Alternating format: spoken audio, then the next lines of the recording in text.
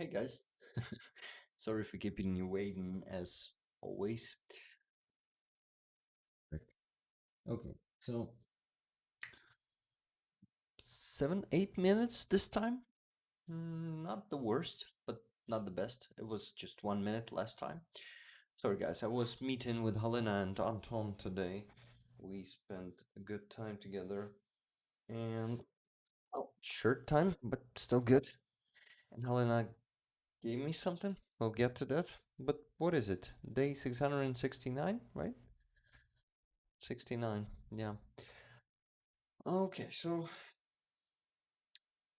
a lot to tell you, a lot to show you, a lot is happening. As always, everything is so speedy, and I'll definitely forgot to tell you even half of what I wanted to tell you. But let's begin with great news, because today we woken up for a destroyed Russian ship. An explosion was so damn big and so damn beautiful that that ship was just torn apart. I know that most of you know that this is the landing ship, the big landing ship. They were transporting munitions there, and this is why the explosion was that big, because the ship is something. I mean, the Russian ship is something that should be destroyed there. I think I finished this sentence, that I not correctly. I started with one thought and finished with another one. So, anyway, both statements are true. I'm sure you understand that. Okay, I gotta take a breath. Yeah. Hi, Michelle Ferguson. Hi, Dijkstra. Hi, Ann Hill. Hi, 6 Feet Under. Hello, Sally Luz. Hello, Susa. Hello, Tune. How you doing? We missed you on Sunday, and I really hope your Christmas was good. But you already told me some details of it. Um, you wanna share them with everyone? Okay, Pat Challenge, how you doing? Rick, hello, and what wonderful news to wake up to today. Yeah, definitely. Hey, Andreas Lach. Hey, Rick, let's envoy some good news together. Yeah, we'll do that. We'll definitely get some news today. Also, not just fundraisers and all that stuff as usually, but also we have a Big Mac today. He's gonna join us in 50 minutes. And 50, not 15. Yes, and we're gonna have a good conversation today, as usually. So that's just amazing. Okay, so what do we have here? We have the fundraising tab. Hmm, Opera doesn't appear in here as always, so let's probably create the new one. Maybe I need to close it and open it up again. Let's see if it works. Amonsky, hello. Hello to everyone. K and K's GG. Russian ship went boom boom. Yes, for the boom boom fall. As who that? Dunk says. Yeah. And as also Dick Dawson says. Hey Armand, how you doing? I back am, hello. Mr. Squiggle. Hello, Anton Tkachenko. Hello, my friend. Hello, Petra Olsen. Hello, Chuck Yamartz. Hello, Christopher Hancock. Hello from Virginia. Nice. Who else am I forgetting to mention? Nick Owen. Hello. Um, hmm, Getting through the messages, going back up. Cheryl Waitley. Hello, my friend. Hello. Who else? Who else am I missing? Gail Roberts. Hello. Mm-hmm. Ich bod Deary. Slow Ukrainian fuck Putin. I totally agree. Michael. Hello.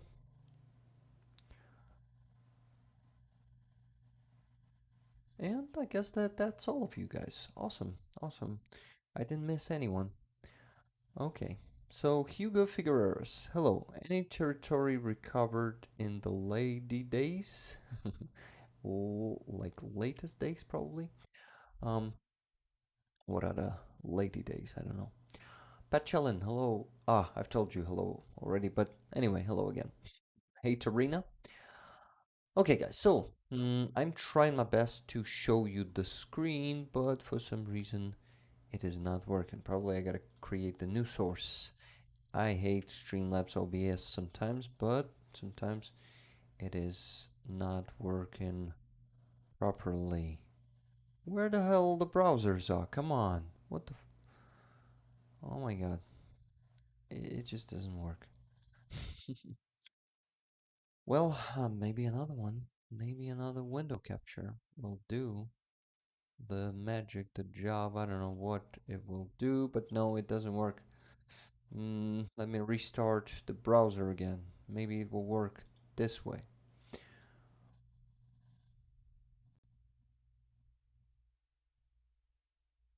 Try my best, guys. Try my best. You will have fun there in the chat, anyways. I know.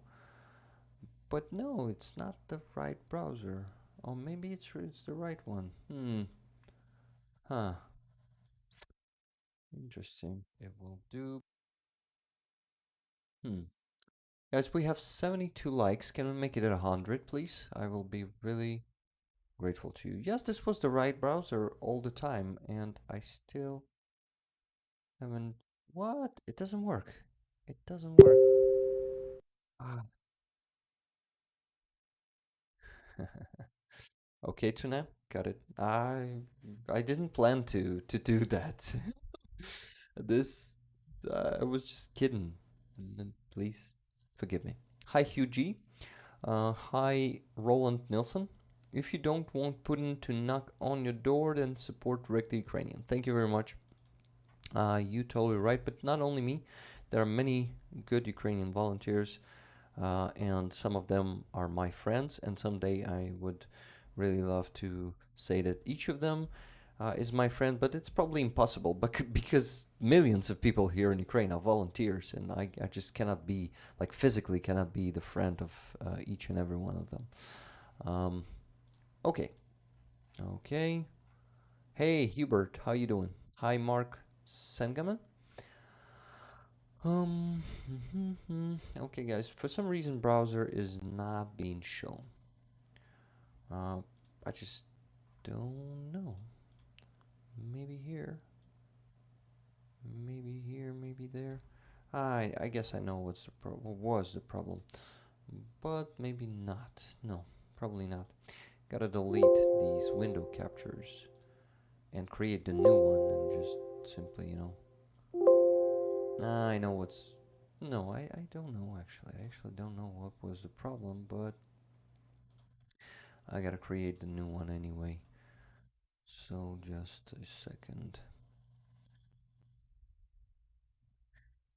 Oh, bleh, you know, that. Okay, Stream Web Helper. What? What are you talking about? Stream Web Helper. Ah, it's not Steam. It's Stream. It's Steam. Yes. Got it. OBS. No. WhatsApp. No. Aha. I found it, guys. I found it. And you see what I've created today.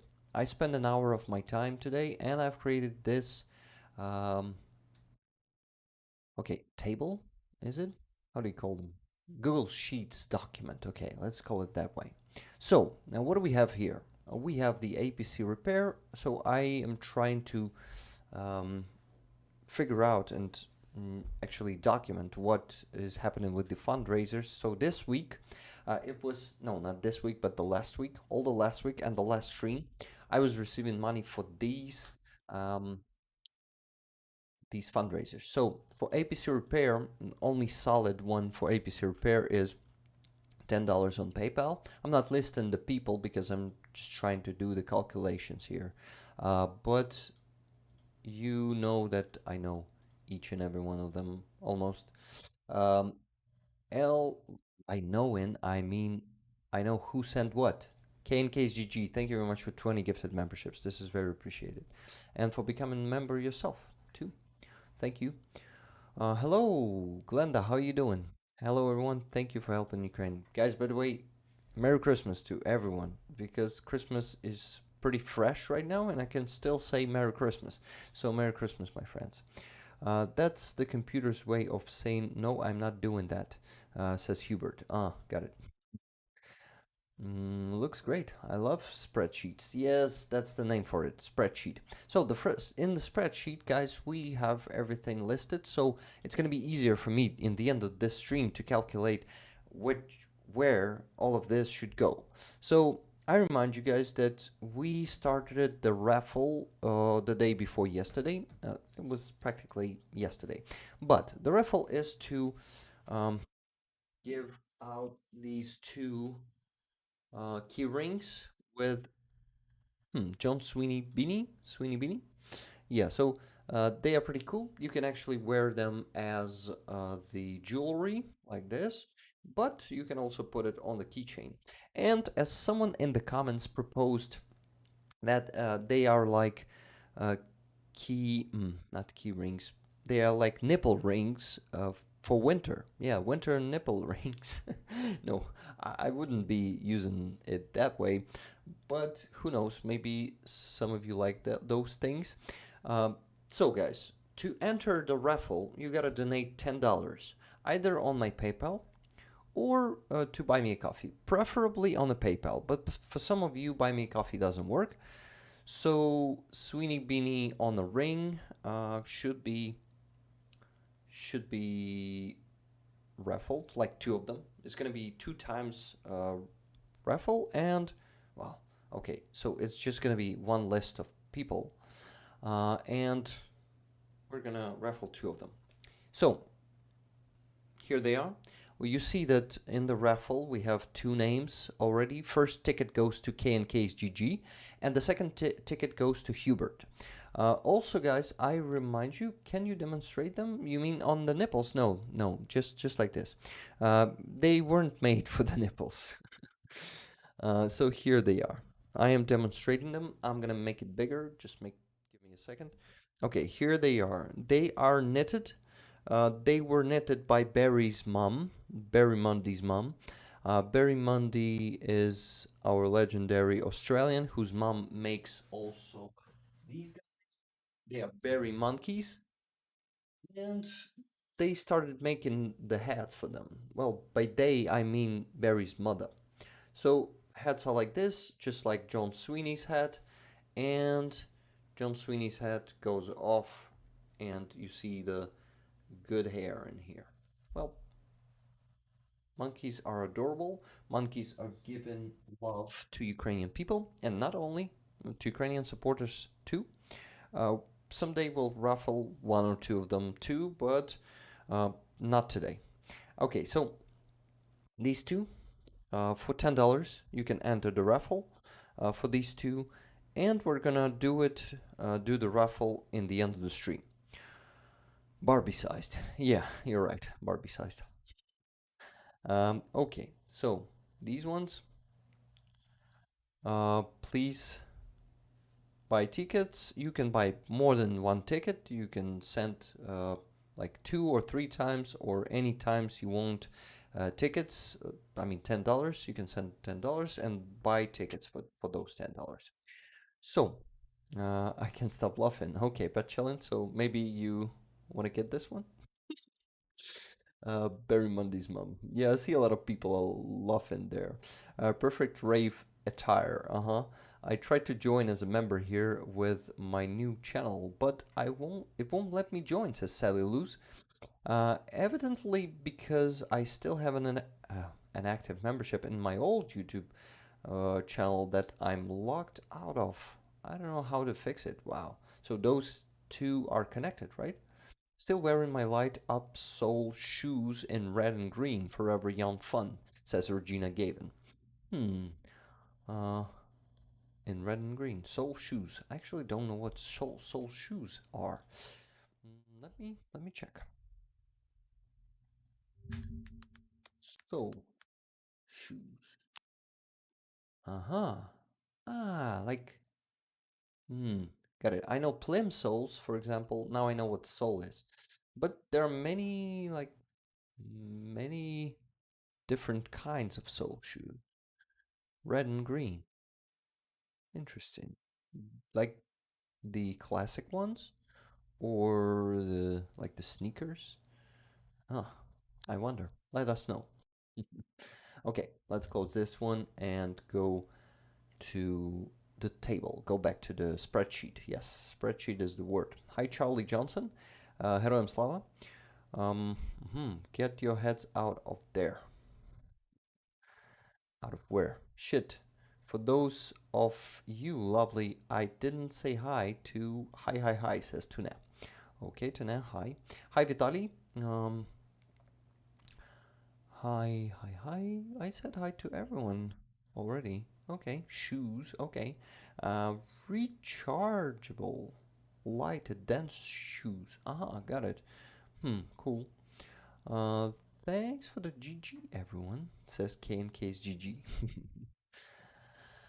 Okay, so now I was talking about the raffle, and you see there are two names in here. Guys, during the stream, while you're going to be sending your donations to buy a ticket, I will I will do what? I will be putting your names to the list. Okay, Ann Hill, you sent $40. Do you want me to buy you 4 tickets? Please tell me. I know that it's a um, usual $10, right? Okay, so you see, I also put here the oh my God, what is the row? Yeah, it's the row for patches for Leathercat and Armand. People have already donated 22, 10, 25, 10, and $5. And I just received another donation for that, so let me put it to the list. Let's do it the new way. Let's try the new way. Maybe it's gonna be a bit more time, but it's gonna be more organized, right, guys? So Andreas Lach sent 10 more for Leathercat and Armand Flocky Patch. Two patches. Let's support each other to better support Ukraine. Yes, I would say hell yeah to that because I totally agree. You guys, you see, you support each other also, and that this is really amazing. So it is the PayPal, and it goes here. It's gonna be $10 from Andres. Then Andres wants to ruffle. So Andres, your ticket is the third. Uh, Andres. Uh-huh. You sent 10 on PayPal. Awesome. So these two are listed. And Hill, I'm going back to the chat to see what you want me to do with those 40. And Hill, thank you, Lord Farm. Uh-huh, sure. So 4 tickets for you, and Hill. What numbers do you choose? What number do you want to be put on? Let's go from 1 to 20 for now. I'm hoping to get at least 20 people for the raffle or 20 tickets, yes. But we can go even further than that because on the last stream with Frankie and Kuhn, we had 30 tickets. People were willing to buy that. Tunes says, Rick, are we done with the FPV for Christmas? No, we haven't. Uh, it will go further through. Oh my God. Through what? It will go further after the new year also because FPV will be needed every day. So, guys, please, if you remember about FP for Christmas, you can still take part also for New Year's presents if you gift those. 4 through 8, 4, 4, 5, 6, 7. Like it could be from 5 to 8 or from 4 to 7. What do you think? Anhill, please let me know. Okay, so Anhill, number 4 definitely, I think, right? $10 here, and let me know about 4 to 7, or should we skip any of them? Any of the numbers? Hey, keeper of the lists, you're in time. We're making a list of people who are participating in the raffle. So we need your power of keeping the list. Of course, I'm not going to be giving you the link to it, mm, because I only have the editing rights. Okay. Andrew's sending me the link. Oh, premieres in 3 minutes. Awesome. I'm in it. I'm in the video of Andrew Mercado, and he is posting it. It's that video that we were. Um, Just a second. I'm saying awesome streaming. Okay, so guys, please watch the recording or maybe even the premiere if you want to leave the stream and come back after. You can watch the premiere also there. Okay, from 4 to 7, I see you. And Hill says sorry. No need to apologize. That's totally fine. So, Anhill takes these four from 4 to 7. And we just do it like this. Yes. Okay, I could do the same with this. Okay, guys, so you can send your donations for the tickets. All the money will go to any of these fundraisers. You see, the raffle will be just like with no specification. By the way, guys, you see the donations here. There are some huge ass donations, like 1,000 from Bjorn. He was sending it after the stream on Sunday, and he said for any of those fundraisers. Okay, so let's go further. Guys, to remind you, if you just joined the stream, we are raffling these two um, okay, nipple rings for winter. But no, they are actually key rings. This was just a joke from someone. Andrew has a ton of unreleased videos still to share. Yeah, I start to gather that collection too. Mr. Squiggle says, for those who have not activated receiving gifts, e.g., memberships, click on the green gift box to start the process of accepting gifts. Awesome. Um, yeah, awesome advice. Thank you. Okay. Yeah, Bjorn is a badass. Um, hmm. Armand asks me, am I running a bit late or what the hell is happening, guys? Uh, am I running a bit late for Armand? Everything's working fine or what? Mm, maybe it's a joke because Armand is kind of smiling there in the end or laughing even. Mm, yeah, I don't know what you mean, Armand. Oops, Dijkstra says. Oh, by the way, Lord Farm, thank you very much for 20 gifted memberships. I missed that. Maybe that's what Armand meant. No? Bjorn is a legend. GG. Yes. Okay, so I was talking about what? I've just added all the donations that were sent. Thank you guys. And we gotta do what? We gotta do. We gotta talk about more donations. Just received um, 20 euros from Secai for the drone. For which drone? Can you please tell me, Pasi? Is it um, for the Mavic 3T or for FPV for 110's Brigade? It's 110 FPVs, more than 2 million hryvnias. Um, okay, okay. Raffle. So, just a second. More donations. I gotta enter PayPal now. Bjorn GG on default setting. Yeah. Okay. Michelle Ferguson just sent $10 for the raffle. Awesome. Michelle, $10. You have the ticket now. Pussy, can you please tell us what drone did you mean? Ah, whatever drone. Pacifist, got it. uh, okay, whatever drone, let it be the Mavic 3T drone. $10. No, 20 euros, sorry. 20 euros in dollars, what is it? Shit. Something like 22. Let's put 22 in here. And I actually need to check. Let me check. Here on PayPal, how much is it?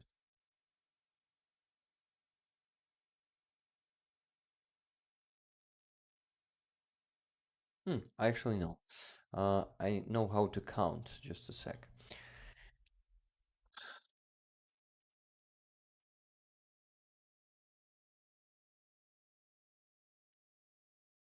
$21.99, guys. I almost got it. Like almost exactly. It was just my guess, but Yeah, it worked. Okay, Armand. This was confusing. Please let me know what you mean. What did you mean? Um, Armand don't want to answer, so I didn't get the joke, and I don't like the feeling when people are joking and they don't explain it. This shouldn't be that way, Rick. Yeah, I know. Talking to myself, getting crazy in here. But what? But guys, a lot and many interesting things were happening. So let me figure out something. What to show you? What to do? Okay, so maybe, maybe. Okay, so these two were mentioned. That's good. Let me think. So, for those of you who don't remember what we are raising money for, APC for 128th Brigade, the repair of APC. Of course, we won't be able to buy APC for just 200,000 hryvnias. Um, this would be amazing if we could buy that for such a small amount of money. The second one is the rifle and the scope. El Greco shared the rifle with me today, guys. So just a second, I'm gonna open it up, the page in the store, and I'm gonna show it to you. So just a second, working on it. So that's the beauty that El Greco finally chosen. Savage 110 Schillen Custom Automatic Caliber 338, as we were talking about it. So here it is. Here is the rifle. Let me make sure that it fits the screen. Yeah, something like that. Do you like it? That's what's his choice. Yes. I'm Mars. No. Okay. So guys, I'm sorry. Let's go see the next picture and different angles. So here's the rifle butt, the stock, rifle stock. And the stock is actually flipping to the side. You see, you can make it smaller. So here it is on this picture, you see it flipped. And Load Farm, thank you for 10 more gifted memberships. This is very appreciated. Rick for the raffle says Pat Chellin, got it. What? Where should I look? I still have no notification, but it will come right now, I think. So just a sec.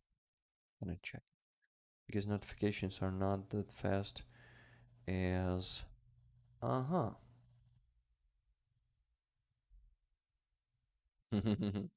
Okay. But Chellin, I think I got $30. Was it $30? Right? For 3 tickets? Was it your donation? Ah, buy me coffee. Okay, got it. So it was someone else.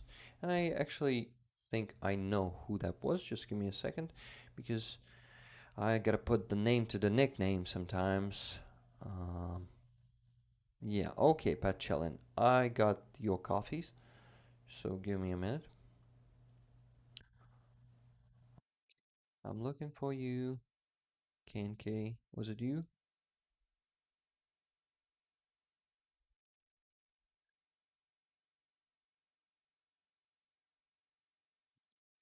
For you, looking for you.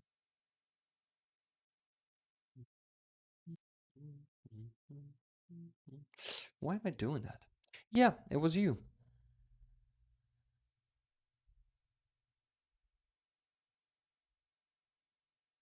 What the hell is happening with PayPal, guys? It's not updating, or maybe someone was.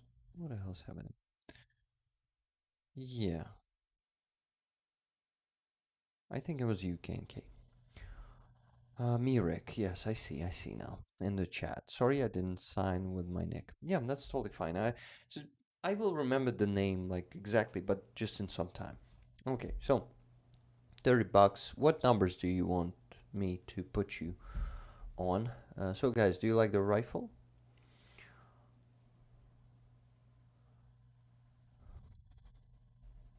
Okay, the message from K and KGG says, for Sweeney Beanie Raffle, looking at you and Hill, lol. Okay. Okay, Pat Chillin bought 10 for the raffle. Pat Chillin, if you don't mind, I'm gonna put you here on the place 9, number 9. Pat Chillin. 10, it was to the coffee. Got it. Then we have who? Then we have 30 from KNKGG. I'm watching the chat now. KNK says what? What numbers? KNK, please tell me what numbers to put you on. Okay.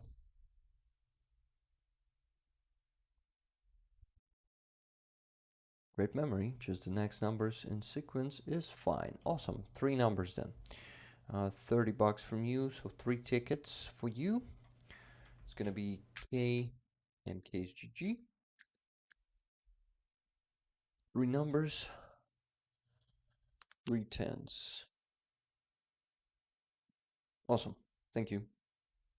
Okay, guys, don't forget that if you have the means to help your friends from our community, to help other rollers, and to buy tickets for them, you can do that because not all of us here have those means, and they would be really grateful to you for buying them tickets. El Greco is in the chat. Please all say hi to El Greco. El Greco. We actually were talking about the rifle that you have chosen. I was showing it to people, and you see that the stock flips to the side, making the size smaller. The rifle is cool. The rifle is expensive, guys. 168,000. 69,000 hryvnias and 40. Yeah, and 40 hryvnias. So it's pretty expensive. Kalispera, yes, El Greco was saying. Okay, kids, we're safe back home. Desert walk complete, says Cheryl Waitley. Awesome, Cheryl, how you doing? By the way, hi, Ryan. Who else am I? Michael Michaels. Yeah, I forgot to say hi to you. Hello. Vultures was on my front deck. They getting pushy, says Lord Farm. What do you mean by that?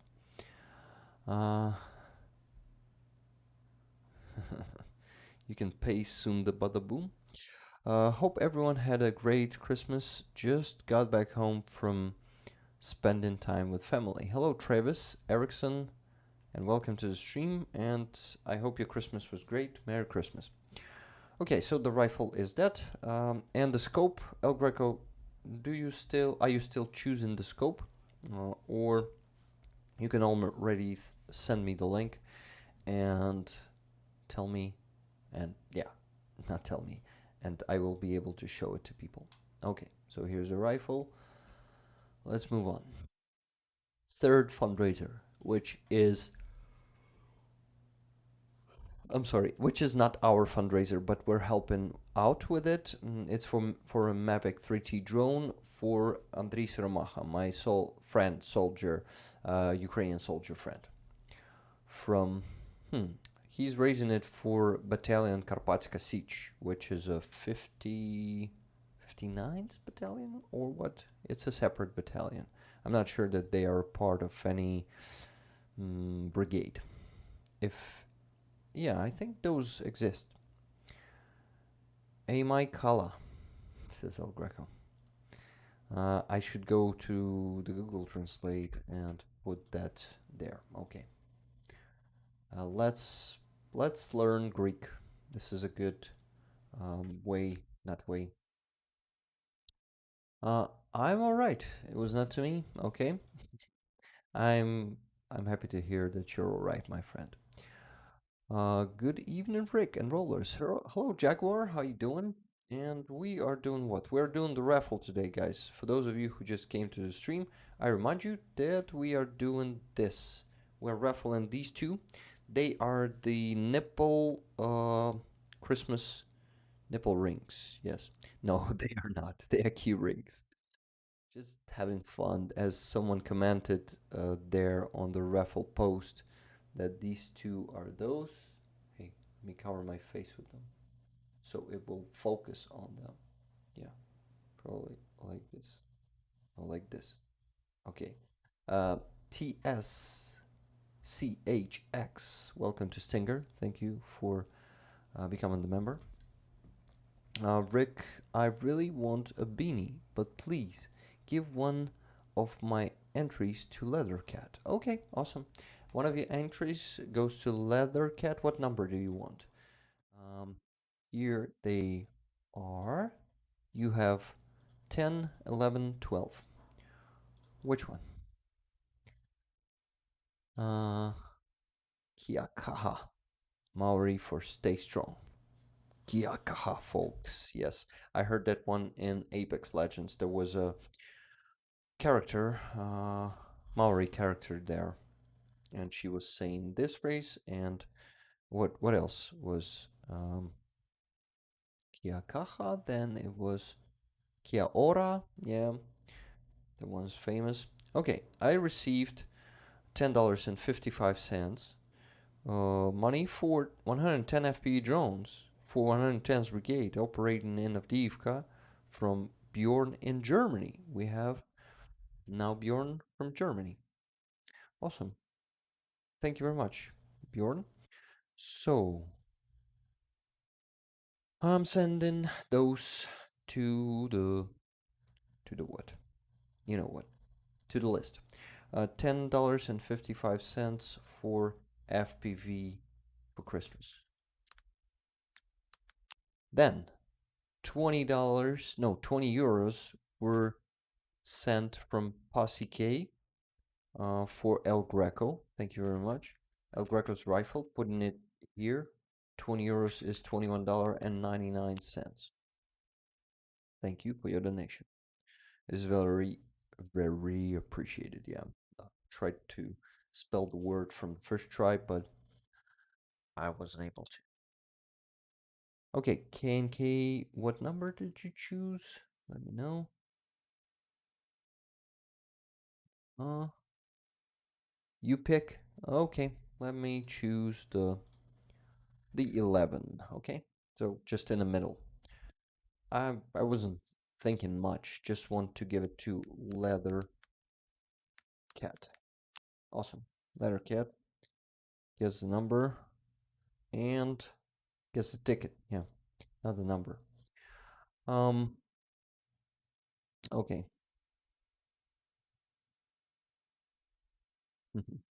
Yeah. Thank you very much for gifting that ticket. Uh, a lot of people are working today already, probably because it's a work day. It's not our usual Sunday stream. It's a bonus stream on Tuesday. Though I would call that stream on Sunday a bonus stream because it was on Christmas and a lot of people couldn't make it there. But a lot of people came actually. There were 111 people at some point, or even 115. So yeah, Sunday does the work. Okay, guys. Um, so maybe you want to be put to the list for the raffle for your donations. You are, for example, El Greco from Jaguar just came in. $20. Maybe you will also want to buy two tickets for it, guys. I think it's gonna be fair if people will be not just specifying for whom they are sending the donation, but also will be naming the tickets they are, no, not naming, but buying the tickets. You know what I mean? So please let me know, Jaguar, if you want to get the ticket. Please let me know, Posse. Passy, right? Pacifist, for the pacifist. Do you know, or do you want two tickets for El Greco, 20 euros? And do you want Bjorn from Germany? Do you want a ticket for the raffle? Do you want this beanie? Yeah, okay, guys. I actually just realized because that some of you might not want the that beanie, right? Because but guys, it's not for nipples. It's a key ring. You can wear it. But maybe you're not a fan of John Sweeney. Maybe that's why you wouldn't be want to have it right. Okay. Am I pronouncing it correctly? Hello from Georgia, Regina S. Is it a state Georgia or is it the country? Please let us know because if you're from Georgia, the country, this would be just awesome because I don't think we have Georgians here yet.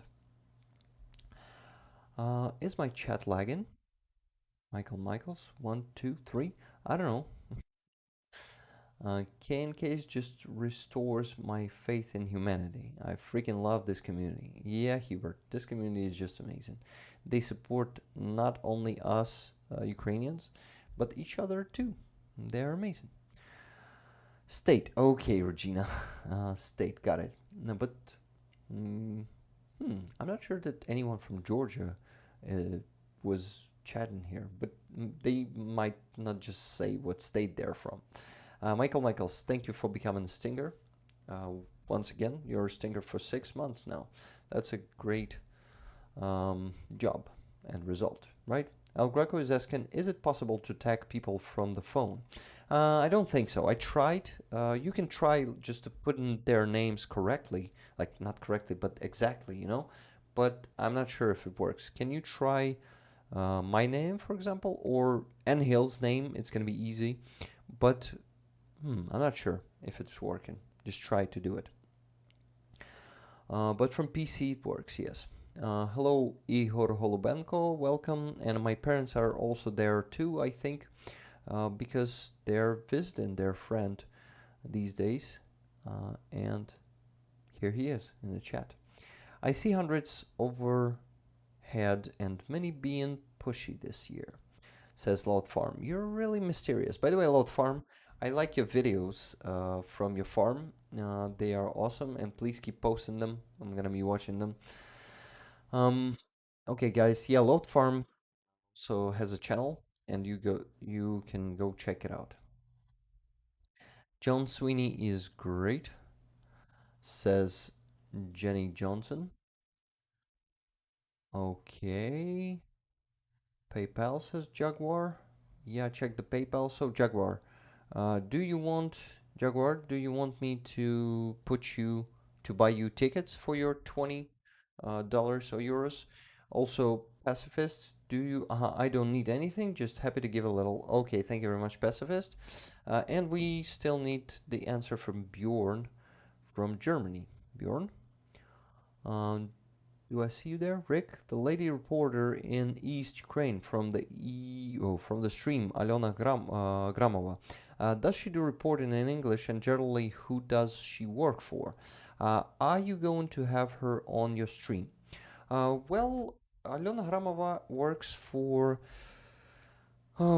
Freedom TV.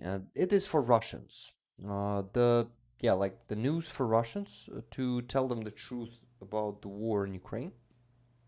Uh, Rumble for Armand says to notice and send in $20. So it's Raffle probably, not Rumble. What numbers do you want me to choose to net? Just two in a row, like 13 and 14, or maybe some other numbers? About Alena Gramova, yeah, she works for Freedom TV. That's the channel for Russians, and she knows English, but I think she is doing what? She is doing. I'm sorry, I just got another donation, and I forgot my thought. She knows English, and she was helping out to do the reports for Frankie and Kuhn. And as for having her on a stream, yeah, of course we can organize that, but I don't know. I never thought about that.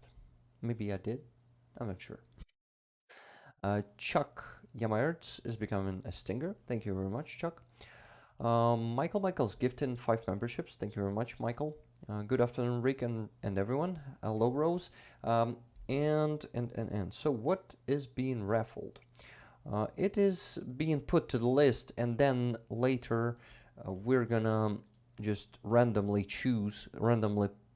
pick uh, these numbers. I mean, like two numbers from these tickets. From one, I'm hoping to at least 30 because it was the last raffle result.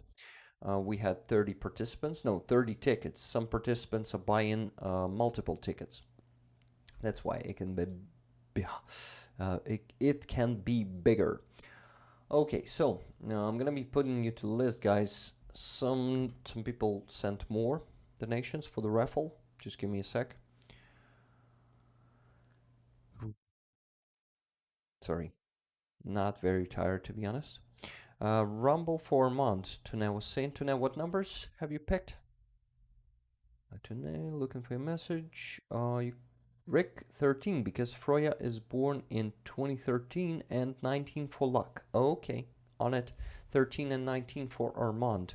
13 Armand and 19 for the luck. Awesome. 10 bucks then here and here. Right? 13 and 19 if I'm not mistaken.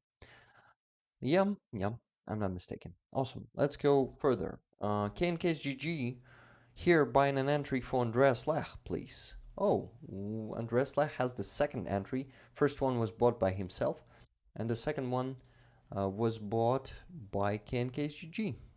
What number? 14 will do. Andreas. Awesome. Shell Waitley says, Michael Michaels, one time I was taking a picture of a sunset when a siren went off and I discovered I was surrounded by coyotes howling in unison. Wow, that's scary. Uh, Good to see you folks. Hi, Michelle DeCorby. Hello, Yvonne Way. He, hello. I just almost said hello. Hi, Sir Garrick. I see people are joining us for the guests. More people are joining us. That's amazing. Harry O. Hello, Haram Slava. Guys, for those of you who just came, I remind you to give the stream a like. This will help with engagement. What number of likes do we have there? Just let me pause myself there. So the number of likes, I need to update the page. It doesn't work. It doesn't update by itself lately. 147. Good result, guys. We can make it at 200 in just half an hour. I'm pretty sure of it. So please do it. That's good that I slept enough today and I am not exhausted like I was on Sunday. Remember, guys, I am just now hyperactive, and that's pretty cool. Andreas, are you there in the chat? You was gifted another entry. If you missed that, I wanted to let you know. Доброго дня, Andrew Windmill Dutton Topper. You have a long name, Andrew. Andrew, by the way, and guys, to not offend anyone, I just wanted to inform you that Добрый день is actually in Russian, and you gotta say Доброго дня. I will type you. It is gonna be the Ukrainian version. I'm gonna type you how it is. You should type it.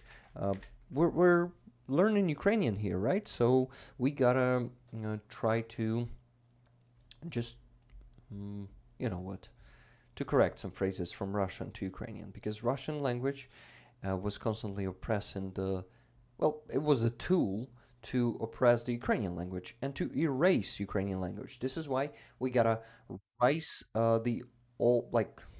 we gotta rise the Ukrainian phrases and replace the Russian phrases that are known out there with Ukrainian phrases. Jack Ray, thank you very much for 50 gifted memberships. This is very generous. This is a lot.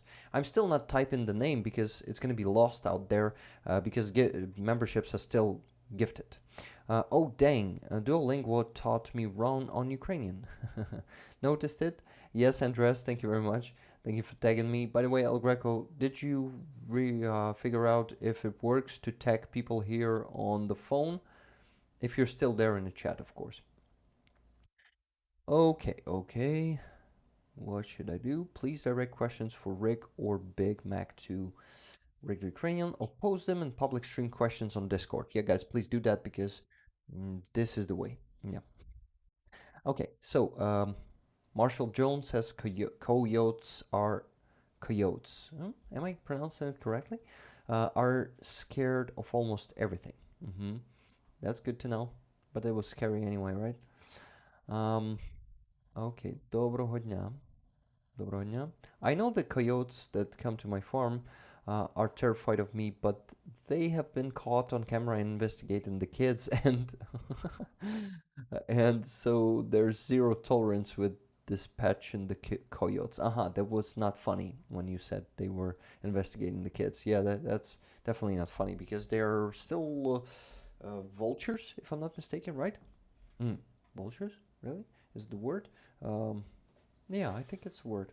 That's the word for to describe it. Героям слава, Pablo Troche. Is it a Troche? Kath Smith, hello. Слава Україні, героям слава.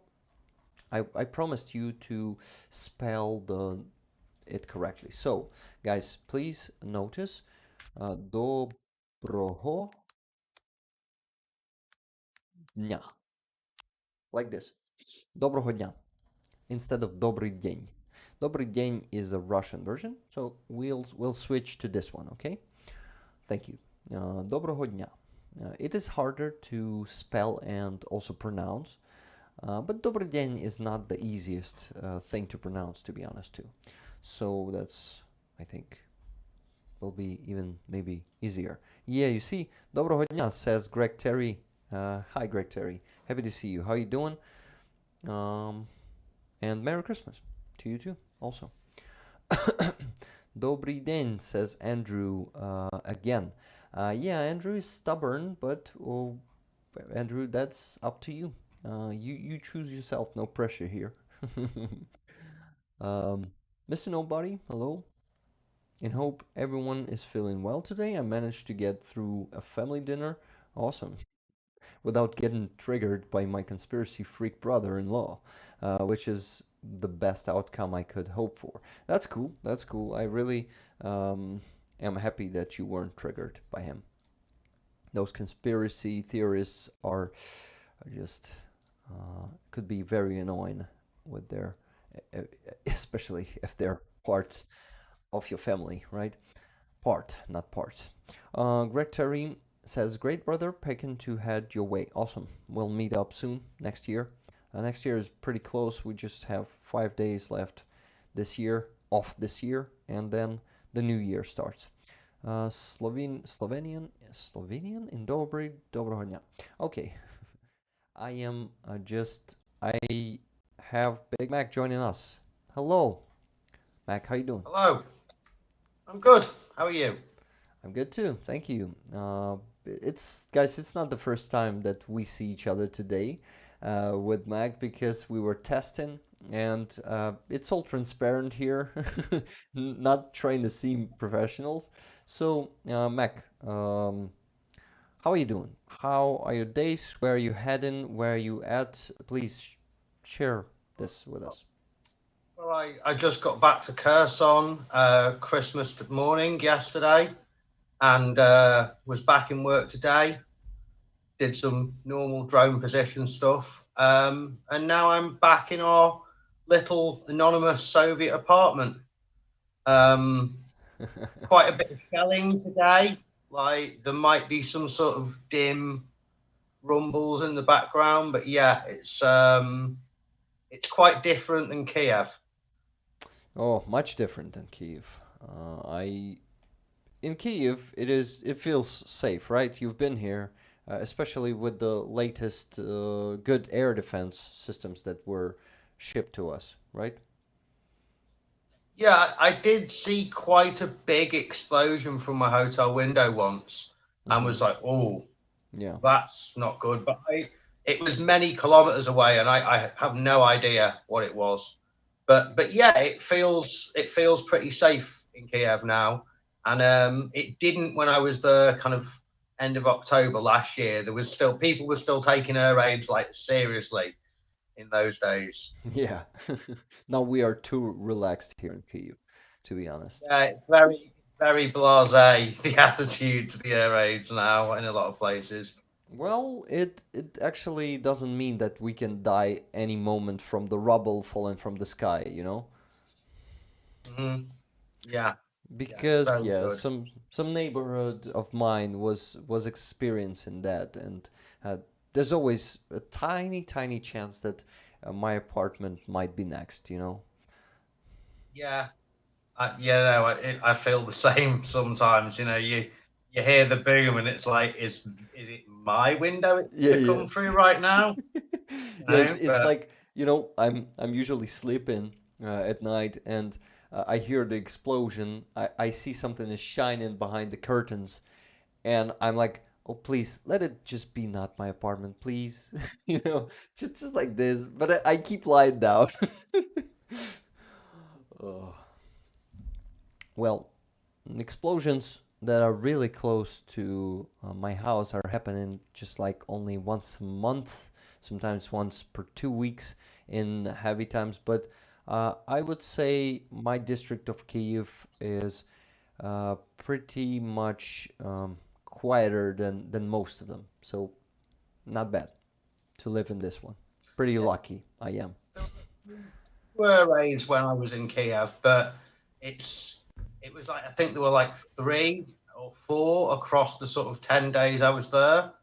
To the best of my knowledge, there might have been more times the siren went off, but yeah, it's 10 or 12 times a day on a quiet day down here. Um, so yeah, but well, I'm back. I quite like Kherson, you know.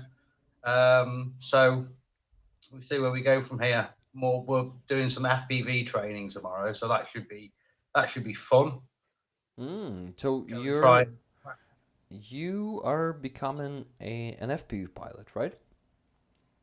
Basically, yeah. I have to the progress. I don't seem terrible at it, but it is slow progress when you're in a mostly Ukrainian speaking unit. You've got to be very motivated to learn the stuff yourself. Um, that's not easy. But yeah, I'd say we're almost there. Um, I work with a team, but I'm not quite an FPV type pilot yet. So Hmm. it's a process. Some people are total naturals and are very, very familiar with technology. For me, it takes a little bit longer, but Well, we're almost there. that's totally fine. I think the main thing is practice with those things. That sensitivity of those tiny controllers. Uh, Yeah, yeah. that's It's a there. headache. But you can actually learn anything just with practice. Practice, and practice gives you. I mean, any result is achievable with just practice. That's my opinion. What do you Mhm. think? Yeah, persistence and a good work ethic will get you through most things. Yeah. But I've found lots of things are very difficult being in the army in Ukraine. But you've just got to have, if you're a foreign volunteer, you've got to come here with the attitude to just be willing to work hard and make yourself useful. And Yeah. eventually that will sort of transcend any awkwardness about not being able to communicate properly. Yeah, you're totally right. Let me just make a pause for a bit and show you what we're raffling today here to raise funds for the armed forces. Have you been watching the stream before you joined? No, I wasn't actually. I was sort of cleaning my flat a little bit because I only got back the other day and I've had loads of parcels turn up, so everything's in chaos. So I am actually unaware of the subject matter. Awesome. So, do you know John Sweeney? Mm, He's a journalist, a British one. He is also a writer. He writes books mainly about Putin, um, and he is living in Ukraine, in Kyiv, actually. Uh, I I won't like we've acquainted through Andrew Mercado once, and uh, that's it. That's basically it. We I've seen him only once. But he is famous among Ukrainian supporters, and he wears an orange beanie hat. And that beanie hat got famous, and Barry's mom, who is the roller, it's actually, rollers are the members of my community, Rick Rollers. Once Dick Dawson, an awesome American who is supporting Ukraine. Oh, American, he's Canadian. I'm sorry, guys. I'm sorry, Dick. Because Canadian might be offended by me calling him an American, but he's still a part of the continent, right? Well, yeah, but there's glass houses and stone. Stay on that. Yeah, it doesn't work like that. So he's a Canadian, an awesome one, and he's good with the given name. So he came and said, "Oh, I have a name for your community. I'll call them Rick Rollers," and it's stuck. And I like the name. It has many meanings, and maybe you remember the Rick Roll prank back in the days, like 10 years ago. Hmm. The early days of memes. Yes, yes. It also goes perfectly with this name. So, one of the rollers we have here, he's a Barry. His name is Barry Mundy. He is from Australia, and his mom knits these amazing monkeys, who we call Barry monkeys. And Frozen. yeah, Barry and his mom, they are sending these monkeys to me, and I'm gifting them to Ukrainians. For example, putting them into the NAFO truck to be the talisman of our soldiers, or giving them to my friends here in Ukraine to support them who are going through some hard times, or giving them to some supporters of Ukraine, like Alex Kenash. Do you know him, by the way?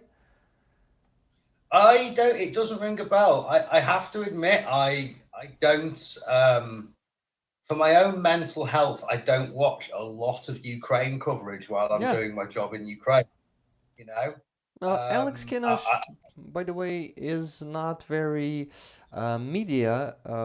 He is the volunteer who raises for NAFO trucks, but he doesn't do like regular streams or YouTube videos.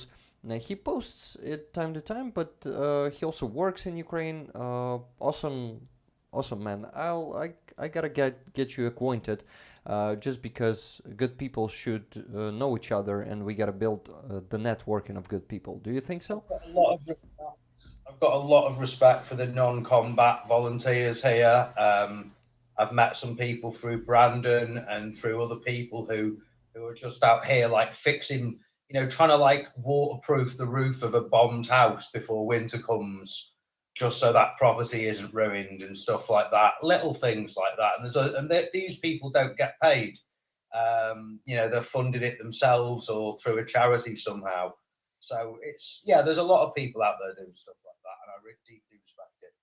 Yep. By the way, man, you're getting a bit further from the mic, and we could hear you worse now. Yeah. So Okay, I'll move forward again. I'm really sorry for your back, because by the end of the stream, it's gonna hurt. Oh, this is probably true. I actually had a proper sports massage in Kiev the other day, and it sounded like the guy was making popcorn when he Oh, was going over the knot in my shoulder. So, yeah, we shit. all suffer for a while. I'm sorry, man. Yeah. So, she started knitting also these orange beanies for monkeys, like this one. You see? The image is frozen Oh, on my screen, both of us. do you see it So now? I've just no, Maybe I'm not now? sure. No? Okay. So still frozen. Yeah, if you gave me instructions, like maybe press the stop video button and then press it again or something. No, Wouldn't you know what cannot to do do. that. Unfortunately, the app works by itself, and you cannot do anything. Maybe it'll just fix itself. Let's hope. Curse on 4G is a little unreliable. Yeah. We're not in Kiev. Yeah, I know. Um, So, still frozen. No problem. So there are also key rings with orange beanies on them. And these two key rings, I'm showing you guys, for those who just came to the stream or at the last half an hour. So these two key rings are raffled today. You can buy a ticket for $10. All the money will go to any of the fundraisers for the armed forces of Ukraine. And for you, I will mention the fundraisers so you will know what we're raising money for today. First, it is the repair of the APC for 128th Brigade. We need to raise 200,000 hryvnias. 39% done already. And then 250,000 hryvnias for my friend El Greco, who serves in Steel Border Brigade. He needs the new rifle, 338 caliber. Do you use this one? I've seen them. I've seen some 338 Lepuas in Ukraine, and it probably is the best anti-personnel sniper round platform out there. So yeah, that's a good rifle for any sniper. Yeah, and I'm actually gonna send you the link to that rifle on one of the Ukrainian websites, and you'll see how it looks because he's already chosen the model. By the way, he was in the chat today, but I think isn't now. El Greco is a good friend of mine, and he went as a volunteer in the beginning of a full-scale invasion. You like it? The thing's working again. Can you see me and hear me properly now? Yes, yes. Do you see the monkey now? Yes, I do see the monkey. Okay. You can take it off. Yeah. So the beanie. And here are those two, as someone suggested in the comments, two nipple rings for winter. So no, they are just key rings, but maybe someone want to use it for that purpose. Anyway, guys, $10 to buy a ticket and to enter the raffle. We already have. Let me switch the screen here and show you. Yeah, and actually add the source as always. Where is it? Sorry, it's not that easy here sometimes with all those tech things, you know. I don't like tech, and now most of my job is working with tech. It can be quite trying sometimes. I need the right amount of sleep and blood sugar to understand anything about it. And if I'm a bit tired, it's just like like a child, trying to fix the circuit board. Sometimes, it's just beyond my capabilities. But we keep trying. Yep. Well, I can relate, I must say. So, we have more donations. Just let me mention a few of them. They are from Tunet, two of them, maybe more, but I need to enter PayPal first. Working on it. Login in, yes. Okay, Jack Ray actually also sent $100 for the APC repair. Thank you very much, Jack Ray. This is very awesome. So, Tuna sent $150. Says 100 from me and Froya for FPV for Christmas. Thank you very much. Man, I've mentioned the FPV for Christmas back then on NAFO Convoy, right? Event. So you know what it is. Thank you very much, Tuna and Froya. And $50 from Froya. Froya is the daughter of Tuna. They are from Norway. Okay, nice. Froya to Hostomel Animal Shelter. Wow, $50 to Hostomel Animal Shelter. So let's add to the spreadsheet. Let's add the row that will say Hostomel Shelter.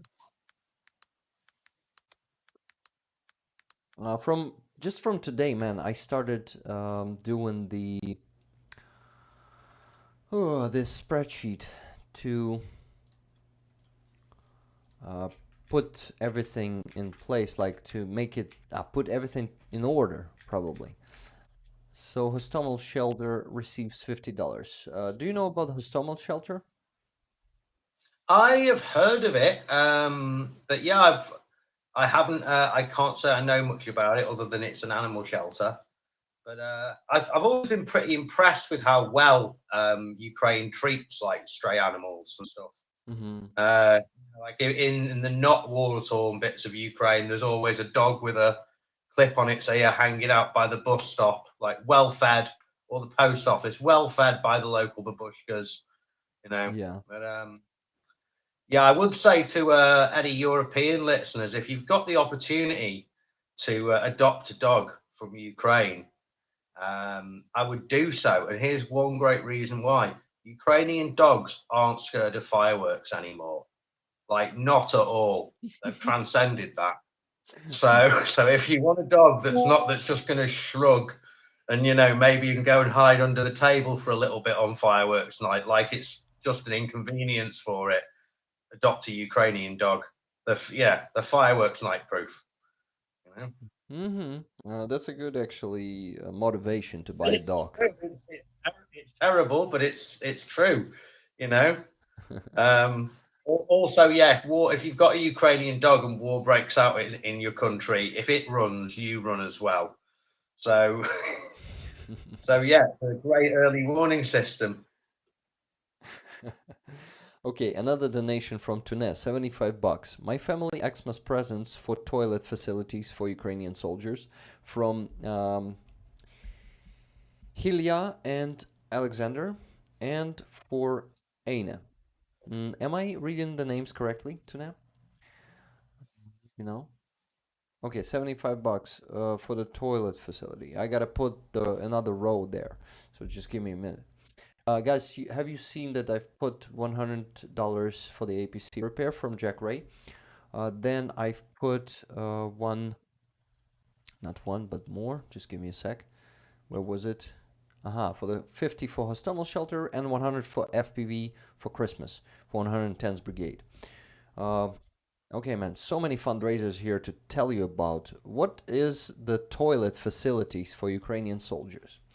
So we have this shitty thing called VLK. Do you know what it is? VLK. VLK, No. 3 letters. No. Військово-лікарська комісія, which is translated as Military Doctors Commission. Do you know what it is? I've been to one, yes. It was a very thorough medical. But this is another one. This one is where they examine our soldiers who lost their health, who lost limbs, for example, and give them the disability category. Do you know that process? Yes. Well, I'm not familiar with the exact Ukrainian process, but yeah, it makes sense. Yes, but in Ukraine, it's a torture for soldiers. They are just standing there in line in corridors of those hospitals, like specialized hospitals, where they are just, waiting in line. And the problem is, most of those hospitals are Soviet ones. They don't have proper toilets, and they don't have any inclusive toilets, Yeah, it's a hole in the ground. There's no sitting down involved. Yes. If you can't, one of those terrible toilets are in one of the hospitals. And one Ukrainian volunteer started a fundraising campaign for 1.5 million hryvnias to build a good inclusive toilet and a, how do you call it, not the wardrobe, where people change their clothes. A laundry? No, not the laundry. We just say changing room. Changing room. Changing room. Let's call it that. It's also going to be inclusive, and that fundraiser is one that I am trying to promote. Just started a few weeks ago. Haven't donated anything yet there myself. Gotta definitely correct it and give them a gift for the Christmas. I think stuff like that's definitely the sort of thing that even a frontline soldier would be like, no, that's fine. That's like, basic human dignity is important, especially when you're missing a limb. recently and coming to terms with that, you know. Yes. So yeah, that's definitely a fine spend.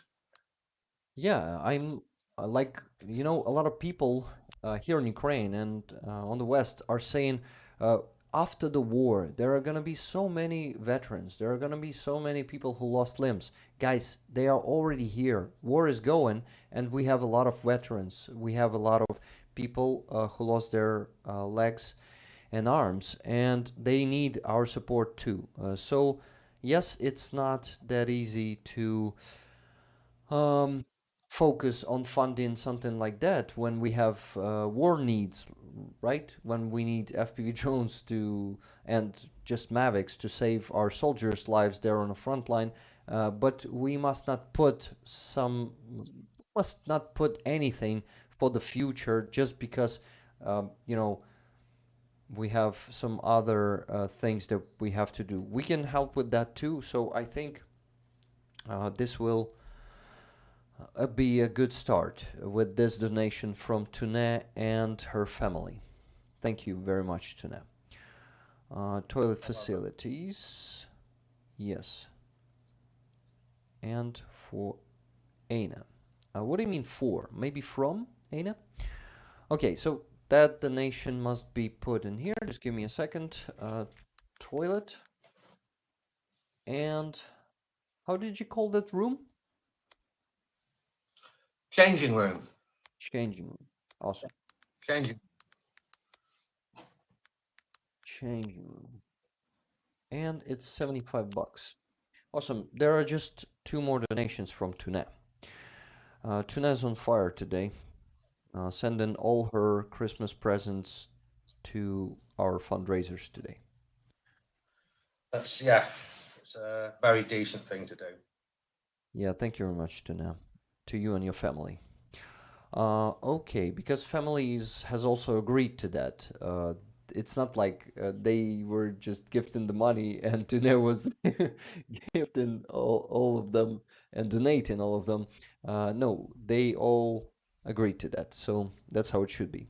Next one, 100 from Tune. Xmas presents from my family. Medkits for Halina, from Kirsty, Jorn, Embla, and I wonder if I'm reading the names correctly. And Peta. Petter? Peta? Interesting. Okay, but $100 for Helena's medkits. Here goes Helena. Just a second. I'm gonna be showing the videos to you guys today because I visited Helena. No, we met and then we went to the Nova Post and she wanted me to show you uh, how much it costs there. And not only that, just just wait for it. Okay, toilet changing room. This one goes for Is Nova Poster considered expensive in Ukraine? what?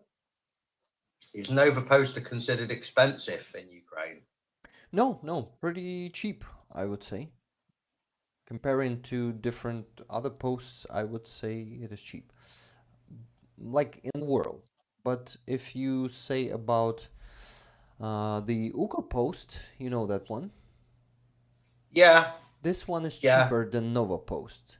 So some people who got used to the cheap Uber Post, they will say, "Oh, Nova Post is like twice more expensive," but it's still like from one point of Ukraine to another point of Ukraine in just one day.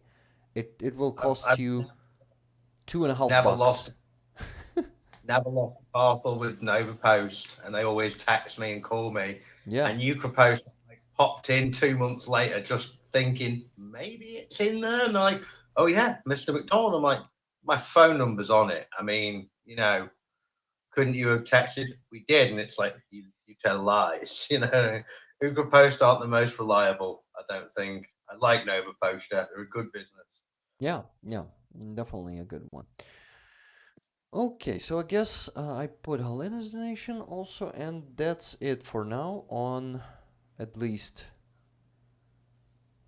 on PayPal. GG. Thank you, Tuna. It was a private message. Sorry, Tana, but I think GG is not so private, so I can say it out loud, right? Okay. Thank you. Now, so I wanted to show you. Yes, let me show you what condition toilet is in right now. By the way, Mac, I think it's okay that I spend time on these details right now. For you, do you have like a few hours to stay here on the stream? Because we'll. Yeah, I've got a few hours. I've managed to I've done my extra bits of work. My room could still do with more cleaning, but I can stay on the stream. Awesome, awesome. So let me just get into the details because they are important. So, this is the hostel shelter, but my wife was helping me with the link today. Yeah, here it is. It's on Instagram. I was showing it on the stream with Greg Terry, I think, but I wasn't commenting it. So yeah, we better check it out. So here's the girl who is the fund owner. Yeah, she created the fund to help the veterans, and she started making those fundraisers. So let's see. Here it is in Ukrainian. It says big fundraiser for the toilet and the changing room. How it looks now. Spoiler, very bad. Look at this. The next photo is this. So there's that hole in the ground in a small room in pretty Soviet looking style. You see the door there at the bottom. It's all dirty and yeah, it's not inclusive at all. So let's go further. The changing room is at the top right photo, I think. And how it will look. Spoiler, fucking awesome. Something like that. It could be translated. Then that's how it look. The toilet, you see the, how do you, damn, call this thing?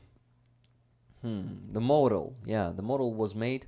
The look from above and the look from the sides. It looks fancy. It looks Ukrainian style. You see all the handles for inclusiveness.